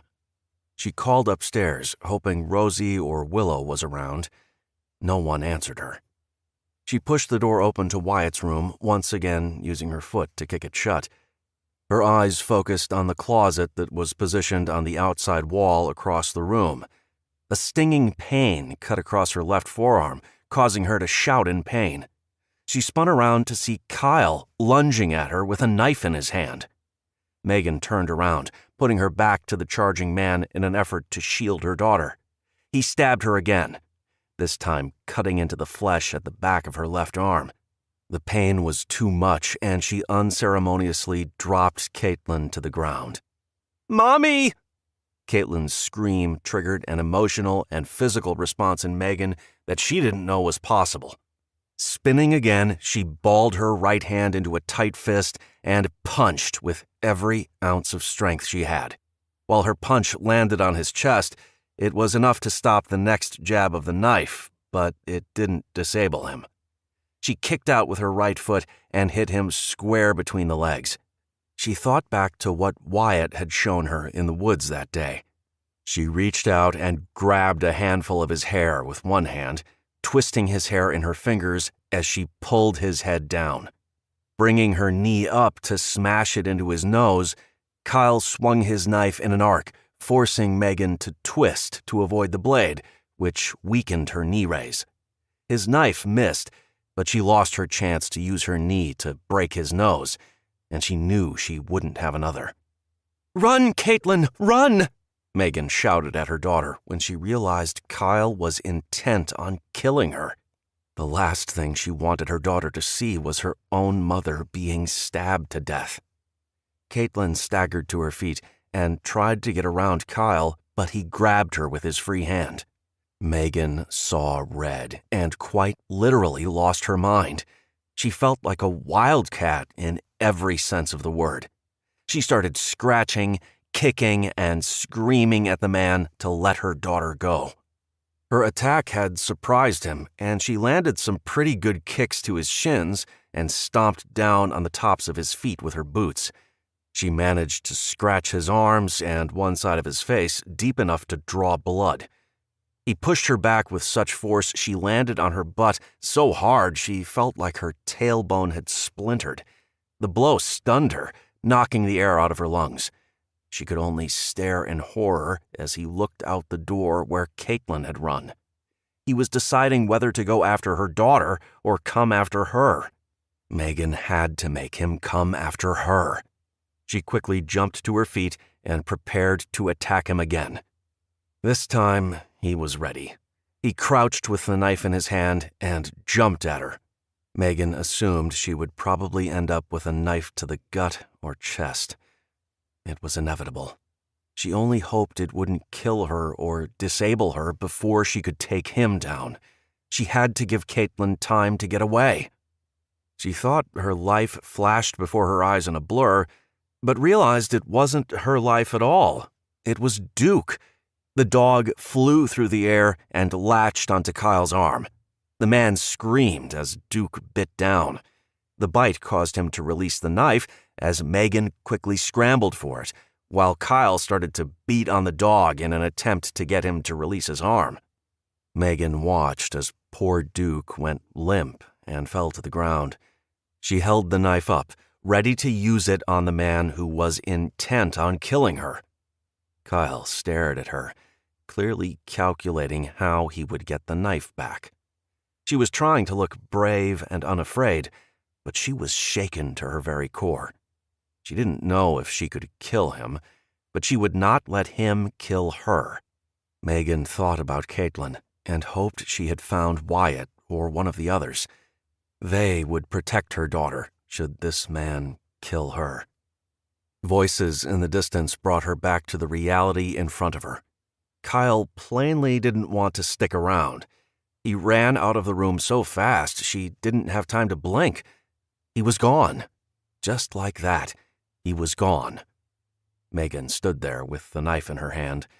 She could not believe what had just happened. A noise at the door got her attention. Wyatt and Jack were rushing towards her. She raised the knife, and they both stopped. "Megan, it's us. Megan, we aren't going to hurt you. You can put the knife down. You're okay." Wyatt spoke softly as he slowly walked towards her. "Caitlin?" she whispered. "Mom has her. She was just outside. She's scared, but she's just fine." He reached out and touched the hand that held the knife. She felt him gently unwrap her fingers from the handle and heard it fall to the floor. "She's okay, Megan. You did great." Megan looked at him and collapsed against him.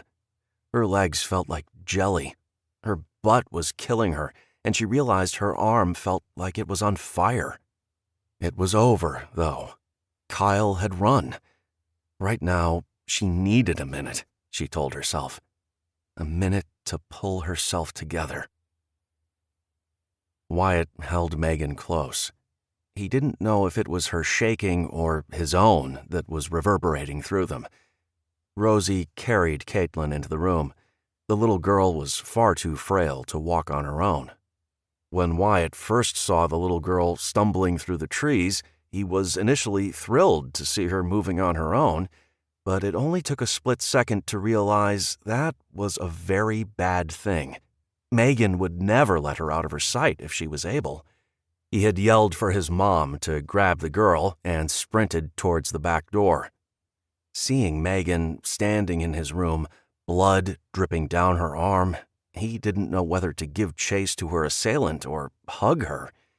He chose the latter, hollering at Jack to go out the front. "It was Kyle," Megan muttered. "Kyle tried to kill us. He stabbed me." Her voice was leveling out. He had a feeling she was probably going into shock. Jack went after him.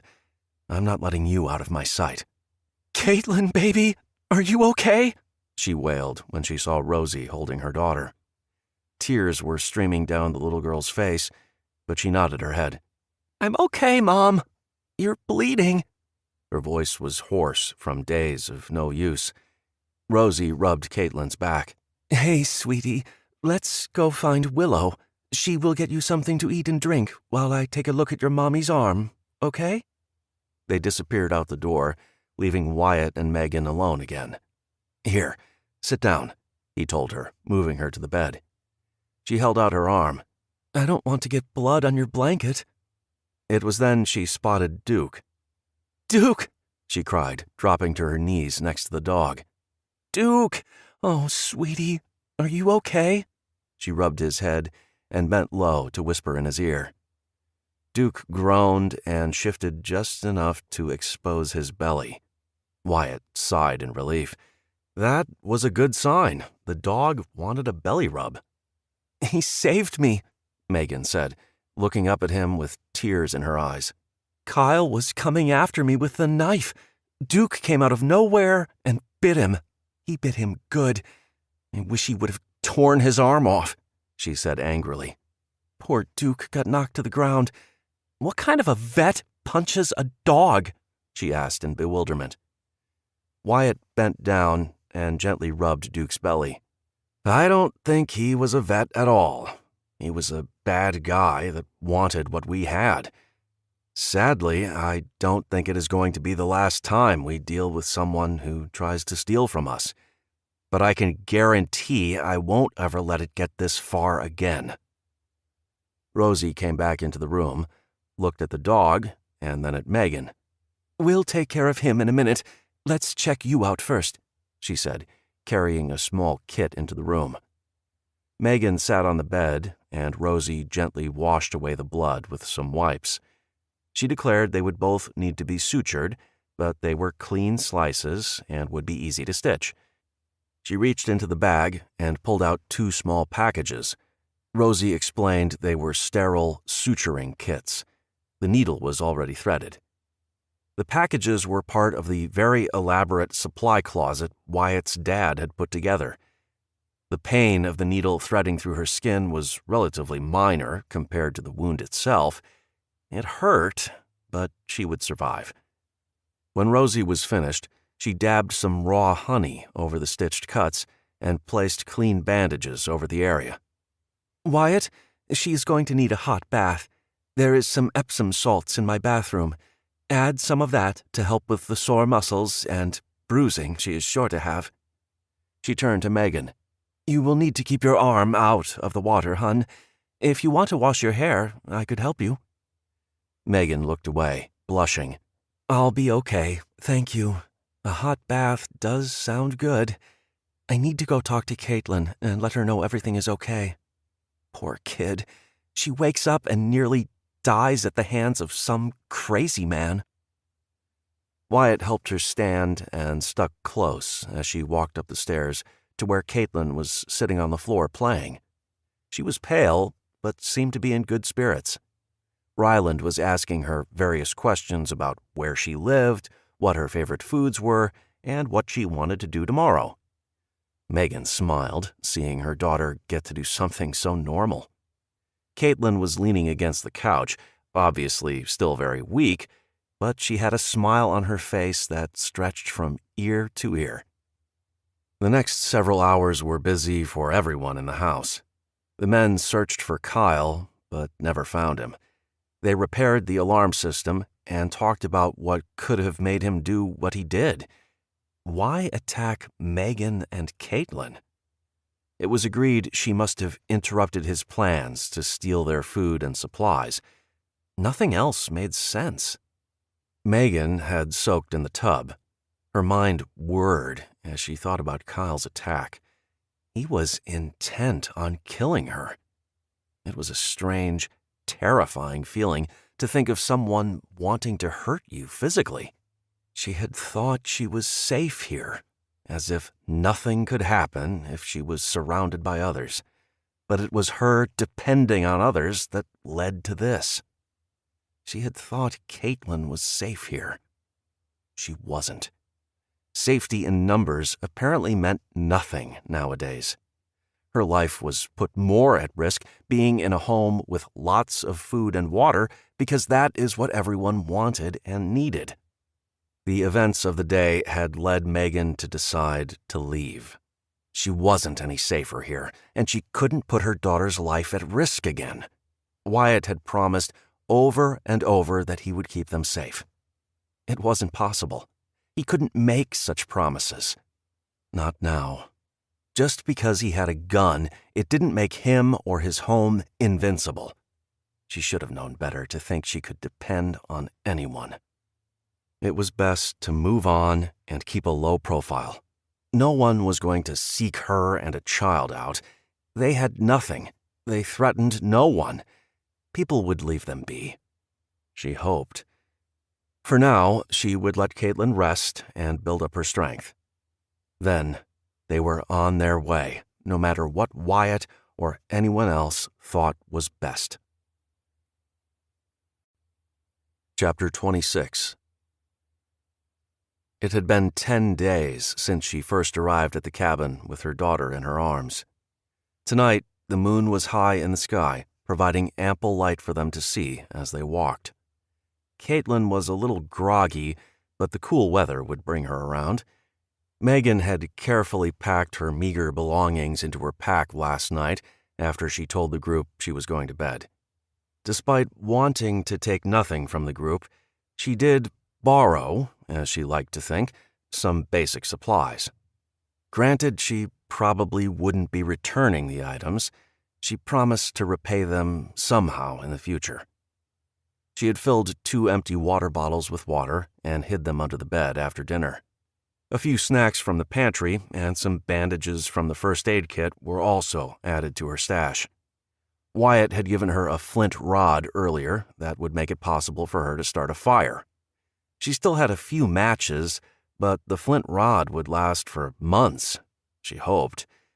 He had given her a compass instead of stashing it in the hidden bag, just in case she needed it to get around. Wyatt insisted she keep one of the headlamps in her room in case Caitlin had to go to the bathroom in the middle of the night. That was on the bedside table and ready for her to put on. She took a survival blanket from the stash in the root cellar, along with some paracord. She was hoping they wouldn't miss it since they had a roof over their head and plenty of blankets to keep warm. Megan had tried to think of what would get them through the next few days, which should give her enough time to find shelter. She'd lain next to Caitlin, staring up at the dark ceiling, knowing she would miss all the comforts this place offered. As she waited for everyone to go to sleep so she could make her escape, a million thoughts ran through her mind. She was anxious, scared, and a little excited. The thought of starting over was intimidating, but she wanted to prove to herself that she truly could do it on her own. She didn't need anyone. The fact that Kyle had been able to get so close to everyone without anyone realizing what kind of a person he was proved that depending on others was dangerous, and she was better off on her own. While she had been packing her bag, she had come across the baseball skin from the ball that had fallen into the well so many years ago. Even though she could no longer read the autographs on it, she refused to let it go. It served as a reminder to her of what happens when you depend on others. It never worked. People had been letting her down all her life. The baseball skin was a reminder of that hard lesson, and one she finally accepted. She tucked it back into the inside pocket. Her decision was made. She knew she was going to hurt them by leaving in the middle of the night, But she didn't want to deal with the arguments they would use to try to compel her to stay. She had made up her mind. Wyatt probably suspected something was up. He kept trying to talk with her and pry into her sullen mood. She didn't want to tell him. He would be offended, angry, and likely hurt by her decision. He had shown her kindness, and she was appreciative, but she couldn't jeopardize her daughter's safety. What if Kyle came back? What if he succeeded in seriously hurting or killing her or Caitlin? It was a risk she was not willing to take. "Mommy, it's too cold out here," Caitlin whined. Megan hadn't realized it would be so cold, but the full moon was a blessing and a curse. It provided light for them to see, but it also meant the sky was clear, and that meant for a chilly night. She promised Caitlin a warm fire, but first they had to walk a bit more. She didn't want anyone to see the smoke, just in case someone realized they were gone. After walking for 2 hours, Megan decided Caitlin had had enough. It had started to rain, and she didn't want to risk Caitlin getting sick. She still tired easily, even if she was bouncing back quickly. Megan put together a lean-to structure like Wyatt had shown her. She used one of the shiny emergency blankets to create the shelter, with the paracord to hold it in place between 2 trees. The flimsy blanket had torn, but was an easy fix with the small roll of duct tape she had brought along. She used her headlamp to scout out a few rocks to create a fire ring under the canopy. Wyatt had explained the mylar blanket would reflect the heat of the fire back into the little shelter, making it more effective. Unfortunately, there was a bit of a breeze, which threatened the small fire in the early stages. She needed to cover the one side. She quickly found some downed branches and made a small wall that provided a little more protection from the elements for them and her fire. Wyatt's lesson on sitting directly on the ground was also very helpful. She had used her hands to scrape pine needles into a nice big pile in the shelter. The needles were dry from sitting under the protection of the trees they fell from. Megan got Caitlin settled and had her lay her head in her lap. The shelter helped keep them dry, but it was still cold. Megan tried to close her eyes to rest, but her mind was racing. Had she made the right move? Right now, she and her daughter could be warm and comfortable in a bed. They would wake up and have breakfast. The day would be spent laughing, learning, and being around good people. Instead, she had removed them from that, and they were on their own in the cold and dark. It was too late now. She couldn't go back. She had finally drifted off to sleep, although it wasn't very restful, and it seemed as though mere minutes went by before chirping birds woke her up. She had tried to lean against the tree she'd tied the blanket to, but it was awkward. The cold and wet was miserable. She sighed, which produced a puff of steam. It was definitely cold out, and the morning air was damp. At least it had stopped raining. She needed to stand up and stretch. Her butt was still sore from the fall, and spending the night sitting on the hard ground didn't help. Megan carefully moved Caitlin's head out of her lap. Nature called. Another thing she really missed, the toilet. She grabbed a couple of small sticks and put them on the fire. Wyatt had explained that a small fire was plenty. The bigger the fire, the more wood you needed to keep it going, which meant more time away from the fire, scouting for wood. The sun was coming up, which usually always inspired her. She loved to watch the sunrise when she camped out with her dad. It always felt like you were getting the chance to start fresh each day. Today, it didn't feel quite as invigorating. Today, the sun's rising meant she had to walk potentially for days to find somewhere to live. It was daunting. She couldn't live in the forest for months, at least not with Caitlin. They needed a roof over their heads. Maybe she could build one? That caused her to laugh aloud. She didn't have the skills or knowledge to build anything.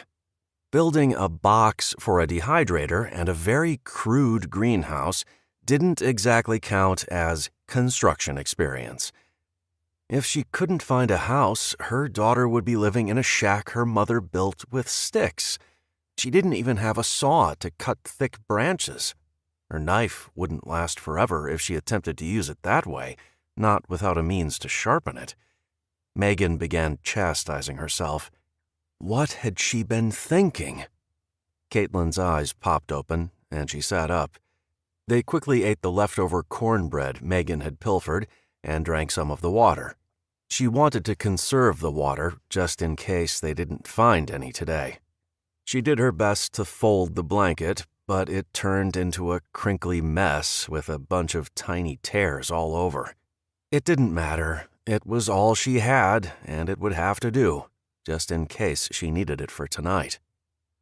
They started walking higher up the mountain and into the forest. Megan wanted to stick to the forest in the hopes of finding an old abandoned hunting cabin. She knew there had to be plenty up here. She just had to find one. Of course, it wouldn't be quite as stocked as Wyatt's, and it wouldn't offer the same good company, but it was a roof over their heads, and she was confident she could build from there. As they were walking, Caitlin started talking about Kyle's attack. She, of course, wanted to know why he wanted to hurt them. When Megan told her she didn't know, Caitlin was quiet for a few minutes. Then she started talking again. She told Megan she knew the bad man. How? How do you know him? Megan asked, assuming her daughter was confused or maybe knew his voice because he spent so much time in the room with her while she was sick. Caitlin stopped walking. I saw him hurt another man. What? He hurt another man at our other camp before I got sick. He hurt him, but he was nice. Megan was confused.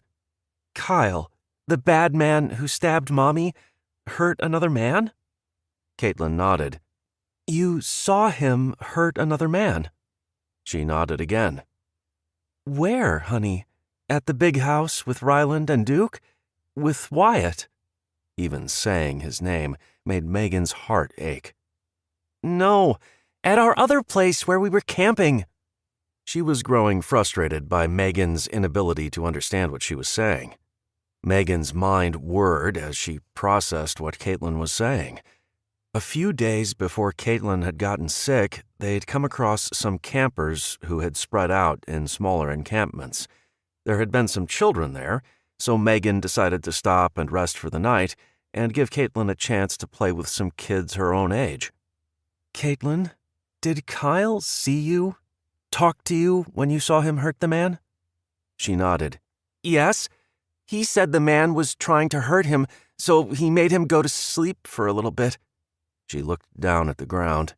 He had a small gun and it made a loud pop, but he said it was a toy gun and it didn't really hurt the man.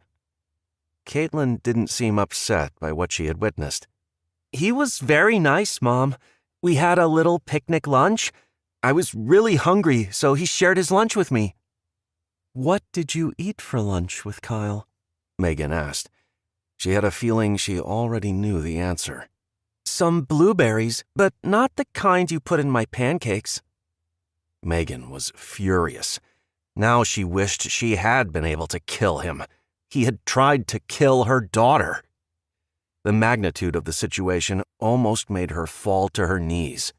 Kyle had nearly killed Caitlin because she was a witness to murder. She was having difficulty wrapping her mind around it. It was then she realized she had been the one to bring Kyle to the group. Megan had put Wyatt and the others in jeopardy. Kyle was after Caitlin. She thought back to that feeling of being watched while she was taking a bath in the stream. The man must have followed them. He could have killed them all. He almost killed her, Duke, and her baby. They had to get away from the others. If Kyle was still out there, he would be hunting them. She couldn't go back to Wyatt and his family now, knowing she would bring danger. "Thank you for telling me, sweetie. Now, we need to get going." They walked in silence for about 30 minutes. It was a slow pace with Caitlin, but she was doing her best. Deep voices made her freeze. She clapped her hand over Caitlin's mouth and pushed her into an area where the trees were thicker. The voices grew closer. Caitlin started to squirm under Megan's hand. She pulled it away, quietly telling her daughter not to move or talk. The little girl's blue eyes were wide with fear, but she obeyed. Megan and Caitlin stayed absolutely still as they watched 5 men break through the trees. It was Kyle. They were talking, but she couldn't make out what they were saying. Every one of the men was carrying what looked like semi-automatic rifles, AR-15s if she remembered her guns right. Kyle had a holster on with a gun on each hip. Her heart raced as she realized they were heading back to the lodge. They were going to kill Wyatt and his entire family. The men were armed to the teeth and prepared for a war.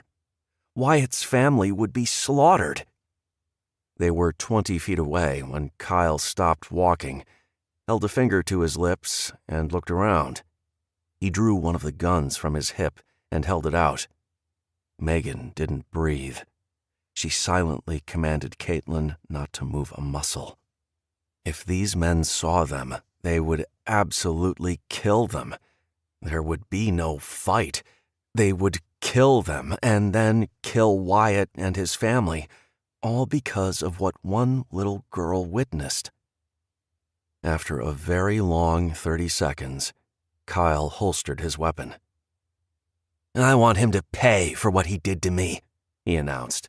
"Look at this!" He held his arm out, the same arm Duke had bit into. "That guy tortured me. He let his dog chew on me for days. We have to make him pay.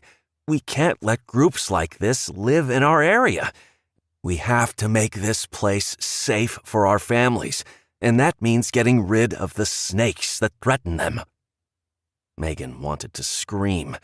He was the monster. He was the one who was a snake. The men all promised to avenge him. Megan used her eyes to tell Caitlin not to move, even when the men had walked away. She wanted to make sure they were far enough away that they wouldn't hear the rustling of the dried leaves. She couldn't risk them seeing her or her daughter. The realization that she really couldn't do this alone hit her like a ton of bricks. Wyatt, Chase, Jack, and even Albert were a small but mighty army. They would, of course, protect her.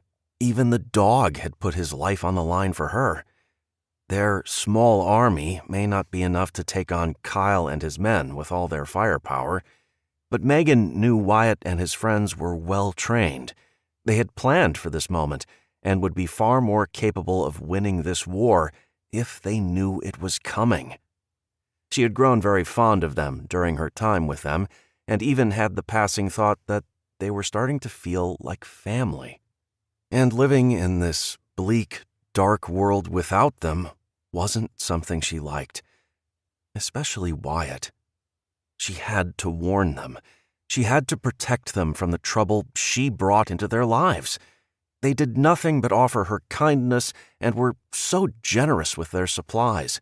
She repaid them by dumping a murderer on their doorstep and fleeing in the middle of the night like a coward. How could she be so selfish? Each of them had worked tirelessly to help Caitlin. They were willing to trust her, and Megan broke that trust. The shame weighed heavily on her as she thought about what to do. She had to help them. This was her fault, and she had to make it right. It would be impossible for her to get back to the lodge with Caitlin in tow before Kyle and his men wreaked havoc on the unsuspecting group. She did know of a shortcut, but it meant crossing a rather slippery fallen log to get them across the stream. Kyle and his group would likely go around and approach the lodge from the opposite direction. Since Kyle had been privy to where all the alarms were and the various booby traps, he would know how to avoid them. He would know where Albert's little bird nest was positioned and how to avoid being seen by coming up the backside of the mountain. If she didn't do something fast, they could all be slaughtered. The plan formed in her mind. It was risky and it terrified her, but it was the only way to save the others. They had put their lives on the line, and now it was her turn to repay their kindness. Her plan hinged on the group realizing she was gone and going to look for her. She had left a note, but deep down she knew Wyatt wouldn't simply accept her departure. He would look for her and he would ask her to come back. At least she hoped he would. If not, her plan could get her and her daughter killed, and the men would still kill the group. It had to work. It had to. Chapter 27. Wyatt headed into the kitchen, started coffee, and waited for Megan to join him. Every morning she rose with the sun. His mom had already been down and was now back upstairs working on her puzzle. Maybe Megan was exhausted and decided to sleep in. He watched as Duke scratched at the door to get in the room. He had gone back to sleeping with Ryland, but liked to lay with Caitlin in bed while Megan enjoyed her coffee with Wyatt. Wyatt had grown fond of their time in the morning when it was just the two of them chatting quietly. He had felt like he had known her all of his life. She was funny, beautiful, and Wyatt was convinced she had been put on this earth just for him. He waited a few more minutes. Something wasn't right. Megan would have heard Duke scratching. She wouldn't leave the dog outside the door. They had bonded after Duke saved her life. Alarm and fear had him moving to his old bedroom door. Tapping quietly on the door. "Megan? Megan, are you guys okay?" Kyle couldn't have gotten into the house and hurt them, not with the new security measures in place, but something wasn't right. He turned the doorknob and slowly opened the door. The bed was empty. She'd left him, running away in the middle of the night. He was mad and hurt at the same time. It was devastating. He had grown to care for her, and she hadn't even said goodbye. Wyatt knew she'd been struggling since the attack. His mom cautioned against pushing her too hard, so he'd given her space. Megan was a loner, and pushing her to stick around would only drive her away. Apparently, it had. Finding the note she left on the dresser, he stared at it. "Wyatt, I can't thank you enough for the kindness you've shown both me and Caitlin. Please tell the others thank you, and I'm sorry. Megan." Nope. He wasn't going to accept some stupid apology written in a Dear John note. She was going to have to face him and tell him she was leaving. "I'm going out," Wyatt told his brother, who was now sitting at the bar in the kitchen. Okay? Any place in particular, or just to stretch your legs?" The question was sarcastic. Typical teasing between brothers. Wyatt glared at him. "Just need a little fresh air." He wasn't sure where he was going. He walked outside and looked around, trying to think where she would go. He didn't think she would go into town. She knew it was best to stay away from the population right now, especially after what happened in the school.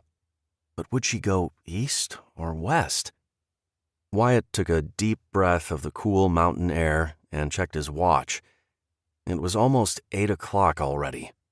Hard telling when she left, but he doubted she would make Caitlin walk all night. She couldn't be more than a couple miles away. "You have to let her come back on her own, son." His mom had come out and was standing next to him. He didn't answer her, just stared off into the forest. "You know that old saying, if you love them, set them free, and all that. She will realize how much we can offer her and how much safer it is for her and her daughter. Have some faith." She reached out to touch his arm.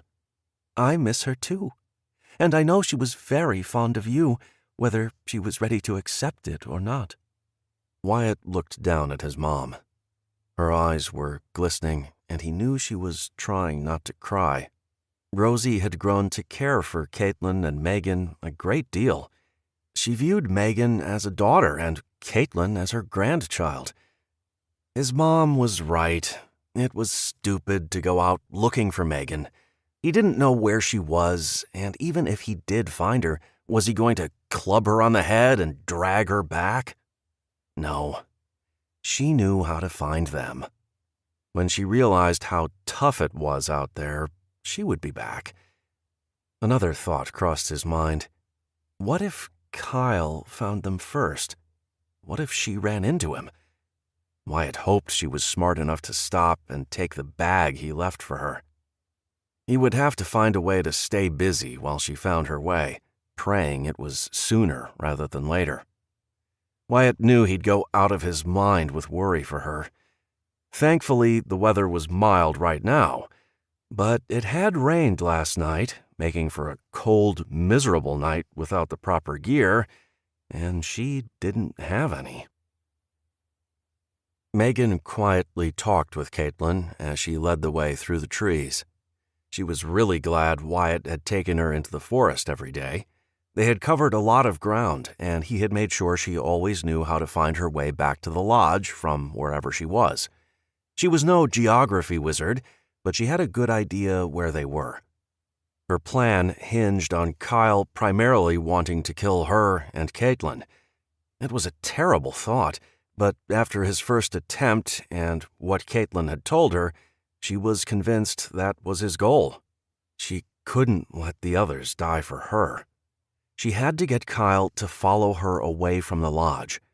She hated the idea of using her daughter as bait, but she was counting on Wyatt, Rosie, and the rest of her new friends to take care of Caitlin should the worst happen.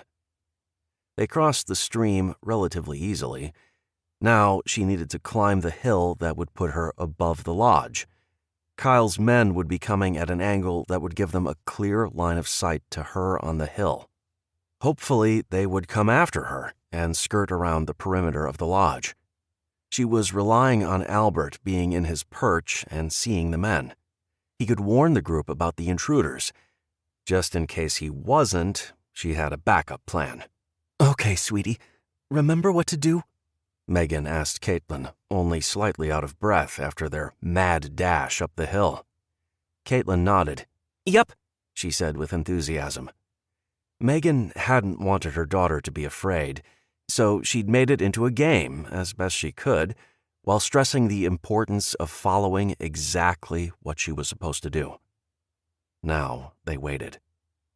They stood at the top of the hill. Megan had unfolded the shiny metallic blanket and stretched it between two sticks. Wyatt had told her how to use the mylar as a signaling device should she get lost and need help.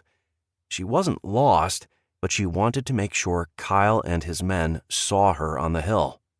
Megan thought back to when Wyatt had brought her up to see the water cistern.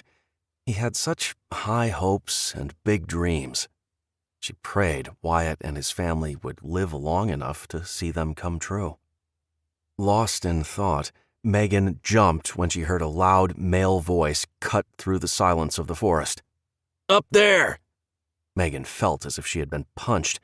The men had spotted them. That was the plan, but it still scared her. She casually looked down the hill and could see one of the men standing and pointing to where they stood. They were playing pretend, she told Caitlin. They were pretending they were having breakfast on the hill and weren't afraid at all. Megan told Caitlin not to look at the men. She didn't want them to know they knew they were there. Kyle pushed his way to the front. When he saw them up there were some hand gestures. Megan leaned forward. "When I say go, you just do what I said, okay?" Caitlin nodded. Now she looked a little worried. They stood up. Megan assured her everything would be okay. Megan turned and saw Kyle racing out in front of the men. The men were clearly going to try to flank the hill. That was not what she wanted. Megan took off running down the hill, into the forest and away from the lodge. Caitlin was beside her until about halfway down. "Now, Caitlin, go!" Caitlin didn't hesitate and ran off to the side towards a small trail that Wyatt used to climb the hill. It would lead Caitlin right into the backyard behind the blind, while Megan led the men away from the area. She knew someone would be there, and they would take care of Caitlin.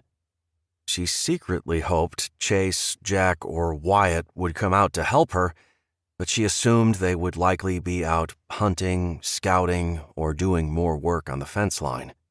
She was on her own, how she always wanted to be, but this time it didn't feel quite so comforting. Right now, it was terrifying. Megan once again felt the sting of tree branches cutting across the skin that had finally healed after her last adventure through the forest. Her face was burning as prickly pine needles scratched and poked. The rough terrain was difficult to navigate. She tripped and fell, banging her knee and scraping her hands, but Megan got up and ran again. When she could hear the men behind her, she didn't think they could see her, but she didn't risk turning to look behind her. Megan knew where she was going and wasn't going to stop until she got there. As she burst through the small clearing, Megan saw the tree where Wyatt and she had sat almost daily. This is where they talked about life, their future, and he told her about his time in the service. The place held special meaning, which is why he chose this place to leave the bag. The bag was supposed to have a gun in it, which initially she rejected. Megan was counting on the bag being there now, with the gun. She looked around and saw nothing. She could hear Kyle shouting for her to stop. "Not a chance, buddy." Her breathing was so fast she thought she would pass out. Megan needed to get her wits about her. Leaning against the tree, she put her head back and slowed her breathing. She was going to have to fight the guy. How she could possibly win when he had a gun and she didn't was beyond her, but she wasn't going down without a fight. Opening her eyes, she caught a slight movement. There, just above her, was the bag. He did leave it. She quickly jumped and grabbed the strap of the bag, yanking it down. Snapping the bag open, she thrust her hand inside, feeling around for the heavy metallic item she needed. Her fingers wrapped around the grip, and she pulled the gun free. She checked the chamber and almost cried when she saw it was empty. Emptying the bag onto the ground, she grabbed the box of ammo. Kyle burst through the trees and was covering the ground between them so fast she didn't have time to load the gun. 1 second she had her hand on the box of bullets, and the next she was slammed into the tree trunk. Little spikes of broken branches and rough bark jabbed into the back of her head and her back. He knocked the gun out of her hand and kicked it while she struggled to get out of his grip. "Where's the brat, Megan?" He was seething. She smiled. "You won't get her, Kyle." He backhanded her across the face, making her cheek feel like it exploded. Her eyes filled with tears, but she fought the urge to cry. Instead, she kicked out, but he was ready for her. He smacked her again. The sting from the first blow actually lessened the pain of the second. She could feel blood in her mouth, but smiled anyway. "If you think they will protect her, you're wrong. My men are already headed that way. They will kill them all." Megan shook her head. "No, they won't. You underestimate Wyatt." "Whatever. I don't have time for this." Kyle let go of her head and stepped back, pulling the gun from his waist. A gunshot in the distance made Megan cry out. She envisioned her baby being hurt. A scream from the very core of her being erupted from her mouth. Kyle raised the gun with a sinister smile. "You should have kept a better leash on that brat of yours. None of this would have happened if she would have minded her own—" Megan's eyes widened as she stared just over Kyle's shoulder. He turned to see what she saw, but didn't get the chance to react. Wyatt tackled him with the success of an NFL lineman. A loud oomph exploded from Kyle's mouth, but the blow wasn't enough to knock the gun from his hand. He managed to roll and get off a shot, hitting Wyatt at point-blank range. Megan screamed again and rushed to pick up her own gun. She quickly loaded it, keeping an eye on the two men rolling around on the ground in front of her. Wyatt had managed to knock the gun from Kyle's grip, but he was rapidly losing blood, and Megan could see him losing strength as well. She held the gun and waited for the right moment. Wyatt managed to break free of Kyle's grasp. That split second was the only window Megan needed. She took the shot. It hit Kyle square in the chest, killing him almost instantly. The look of shock in his eyes would have been funny if it weren't such a dire situation. Chapter 28. Wyatt lay on the ground, trying to catch his breath. His arm was on fire, and he could feel the blood gushing. Megan ran up to him, tearing off her jacket. "Hold on," she told him, wrapping the jacket around his arm. "We need to get some pressure on it." When he tried to sit up, she told him to lie down. Wyatt wanted to yell at her and kiss her at the same time. When he saw Kyle holding that gun on her, he nearly lost his mind. Caitlin had come running down the hill, shouting her mom needed help. Everyone but Chase had heard the commotion and come running. Jack had shot into the air, signaling Chase there was trouble. They had talked about what they would do should something like this happen, but talking and doing were two different things. He hadn't waited for anyone else. He tore up the path. He knew Megan was going for the gun he had left her. But he didn't get the chance to tell Megan how mad he was and how happy he was to see her. Kyle's men arrived on the scene, and one of the men was going a little crazy. Through the screaming and yelling, Wyatt realized he was Kyle's brother. This can't be good. What did you do? A younger version of Kyle was screaming and waving his gun between the two of them. Wyatt pushed Megan's hand away and sat up. His head spun, but he couldn't show weakness. He took a deep breath and got to his feet, with Megan's help. He pushed her to his side, blocking her from the lunatic waving a gun all over the place. You killed him! You killed my brother! Why? Why would you shoot him? The man screamed. Wyatt held up his one good hand. His other arm hung limply at his side. Megan was still holding her jacket around his arm. She showed no signs of letting go. You need to calm down. Your brother attacked her and then shot me. Because you tortured him! You held him as a prisoner and beat him! Now Wyatt was the one confused. What? What are you talking about, man? Drop the guns. Now! Chase's voice was low and deadly serious. The men who had been with Kyle spun around. Wyatt turned slowly. His head was spinning, and he could feel blackness trying to pull him in. Chase and Albert stood in front of Jack and Ryland, who were standing in front of Willow, Rosie, and Caitlin. They each held a weapon, including Ryland. Caitlin had a baseball bat. She was so tiny, but she looked mighty ferocious. Even his mom, who truly wouldn't harm a soul, was holding a .22 caliber. He wanted to laugh at the picture his little family made looking all tough, but that would probably detract from the vibe. "He tried to kill my daughter and then me," Megan spoke up. "I shot him." Wyatt quickly contradicted her.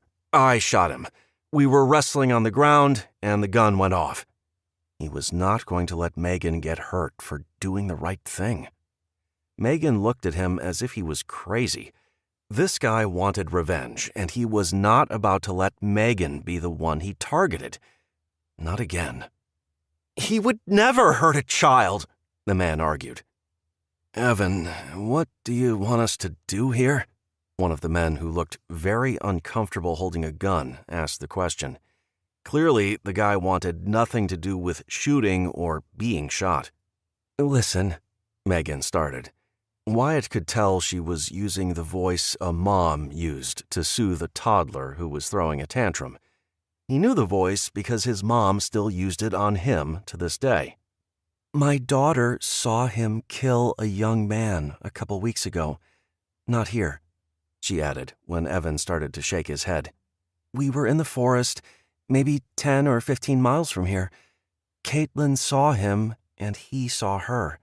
He fed her deadly nightshade berries and it almost killed her. Megan's voice broke. A collective gasp could be heard behind them.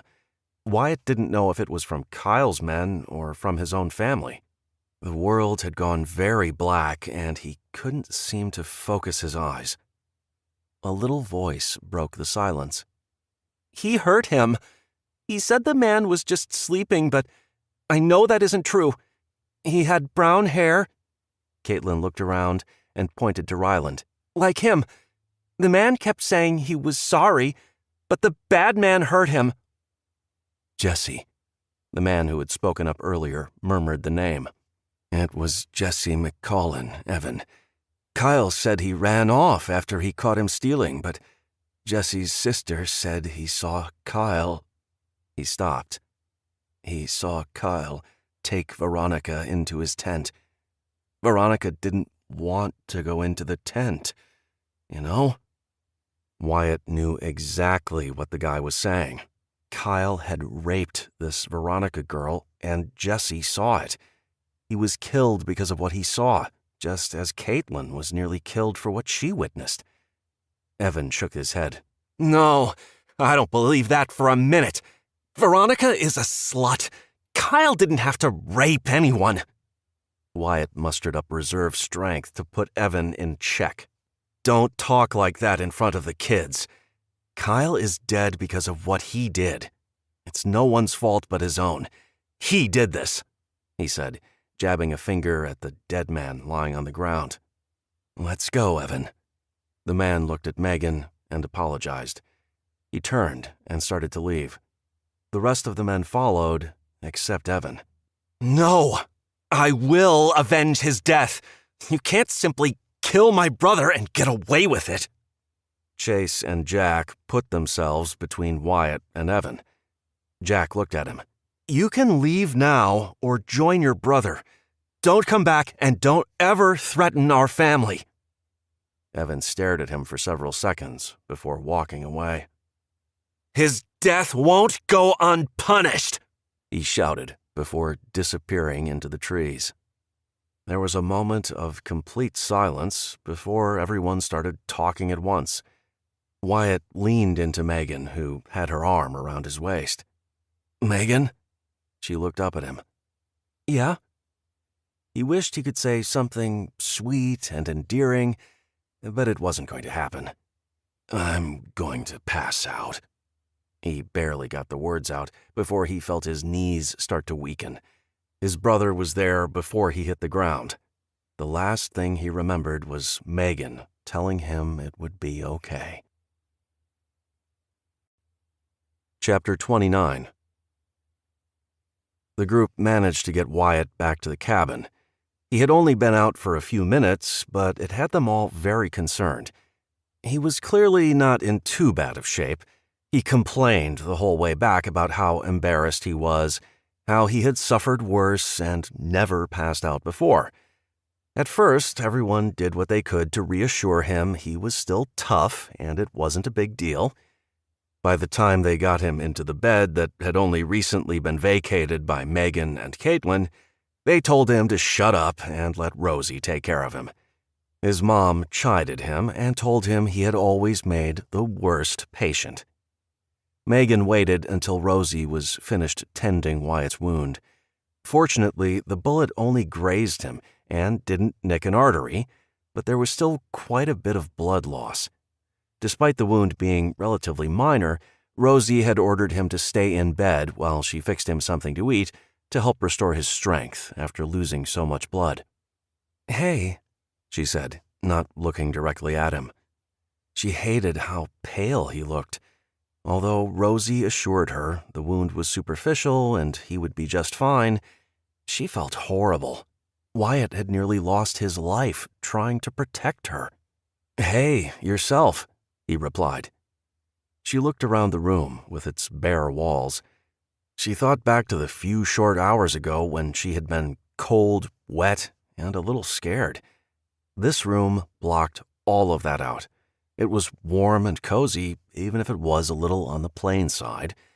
The people in the home made it feel safe. No, she corrected herself. The man lying in the bed is what made it feel safe. "Megan," he started. She held up a hand to stop him. "I'm sorry. I shouldn't have taken off in the middle of the night." "It's okay. I'll admit I was a little mad, but mostly worried." Megan looked up and met his eyes. "It was stupid. I wasn't thinking straight. I was letting the past cloud my judgment, and it nearly got me, my daughter, you, and your entire family killed." "No, Kyle almost killed us. That had nothing to do with you. That is just a snake doing what snakes do." Megan realized she hadn't had the chance to explain the whole situation. When she finished her story about what Caitlin witnessed and Kyle's attempt to kill her, he looked furious. Megan realized that she didn't want him to kick them out. She wanted to stay, and now he was ready to send her packing because she almost got his family killed. "Good going, Megan. Another smooth move." "I can't believe he tried to kill a little girl. That is one sick man, and I am so glad he is dead. Imagine all of the people that have been following him. The other little girls and boys he would have had killed if they saw something that threatened his plans." He shook his head. "Unbelievable. I'm so glad you guys came here. I don't even want to think about what could have happened." Megan was surprised by his declaration. He wasn't mad that death was delivered to his doorstep because of her. She stared at him. "You're amazing. All of you are." She wasn't one to cry, but his generosity and complete acceptance of her and her daughter was so incredibly giving it brought tears to her eyes. She looked away, not wanting him to see her cry. His arms were wrapped tightly around her before she knew he was there. "You're not leaving me again, Megan. Don't even think about it. We will fight together. Me, you, all of us. We really are better off together." "Got it. Thank you. Just thank you so much." He pulled her back down onto the pillows with him and held her tight. She relished the feel of his bare chest under her cheek. The steady heartbeat soothed her soul. She wanted to stay right where she was. Megan jerked awake. She had fallen asleep on his chest. The sleepless night and the activity of the day had caught up to her. She raised her head and looked up at him. He was smiling. "Have a good nap?" "Oops. I guess I was a little more tired than I thought." "You had a pretty rough day. You deserved a nap." Epilogue. That night, they all sat around the dinner table, talking, laughing, and making plans for the future. Megan was still tired from her ordeal, but exhilarated at the same time. It had been a crazy 24 hours. Chase and Jack had yet to stop teasing Wyatt for passing out. "The big, bad Navy SEAL," Chase chanted, laughing. "Hey now, I'd just run up that hill, tackled the man, and had been physically fighting with him after he shot me," Wyatt defended. Jack patted him on the back. "Whatever you say, bro. We still respect you. Mostly." Megan watched the guys tease Wyatt, and he had happily dished it back. Every so often, he'd look at her, and when he caught her eye, he'd smile. The kind of smile that told her everything really would be okay. Rosie had managed to redirect the conversation toward the list of projects she was hoping the guys would tackle tomorrow, and Megan quickly offered to help dig the trenches for the garden. Megan was now looking at a future where she could make plans and stick to them. Next to her, Wyatt had bumped his leg against hers, and when he didn't move it, she leaned against his side. When things had gone dark with no real idea of if or when the world would ever return to normal, Megan had been resigned to a life of hardship. She had hoped she could find somewhere safe for her daughter, but wasn't sure if anything like that even existed. It did. She had found it. In such a short time, these people had become her friends and her family. Once dinner was over, Megan helped Rosie and Willow with the cleanup. Ryland and Caitlin were upstairs playing Battleship. Each of the men had gone out to take care of the various chores. Rosie had told Wyatt to take it easy, but he scoffed at the idea going outside to help bring in more wood for the stove.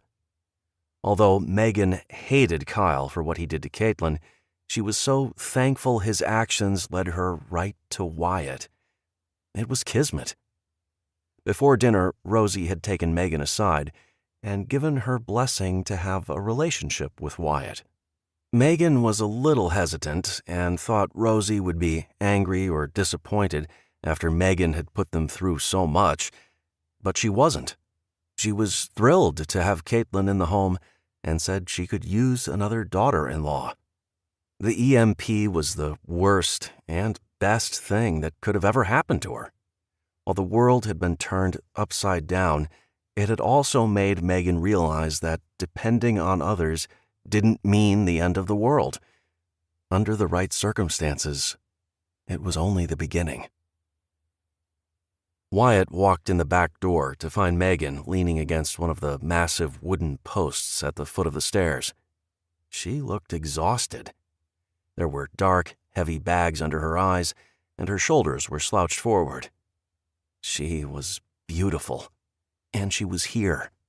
12 hours ago, he had thought he would never see her again, and here she was. He walked closer to her, blowing out the candles that were still flickering on the long dining table. "You look tired. You should probably get to bed," he told her, holding a hand out. She smiled. "I am absolutely beat." She took his hand. "You should get in bed too. Your mom says you need to rest after that whole fainting bit." He jabbed a finger in her side, causing her to laugh. "I'm teasing. It was kind of funny, though." "Ha ha. Make fun of the guy who saved the day." She giggled again. "If I remember right, I saved you." He pulled her close. She had clearly gotten over her initial reaction to shooting and killing a man. He was afraid it would destroy her, but he was wrong. This woman was made of some strong stuff, and when it came to defending her daughter, she would walk through fire or kill a man. What was even better, she was his. She may not know it yet, but it was going to happen. "So, Caitlin and Ryland are having a little slumber party upstairs. Ryland is going to point out the stars. Your mom made them some hot chocolate and busted into her Oreo stash." Wyatt's heart skipped a beat. He didn't say a word, afraid he would either say something stupid or ruin the moment or offend her. Not saying anything was his best choice. She started walking towards what used to be his room, but was now considered her room. She tugged on his hand. It was an invitation to follow. He grinned, but quickly stopped when she looked back at him. "I saw that." This time he grinned and didn't care who saw. Good. He had to stop himself from running to the bedroom. This woman had fallen into his lap, and from this moment on, she was going to be at his side. They were going to kick this apocalypse's ass. This has been Dark Retreat. Written by Grace Hamilton. Performed by Andrew Tell.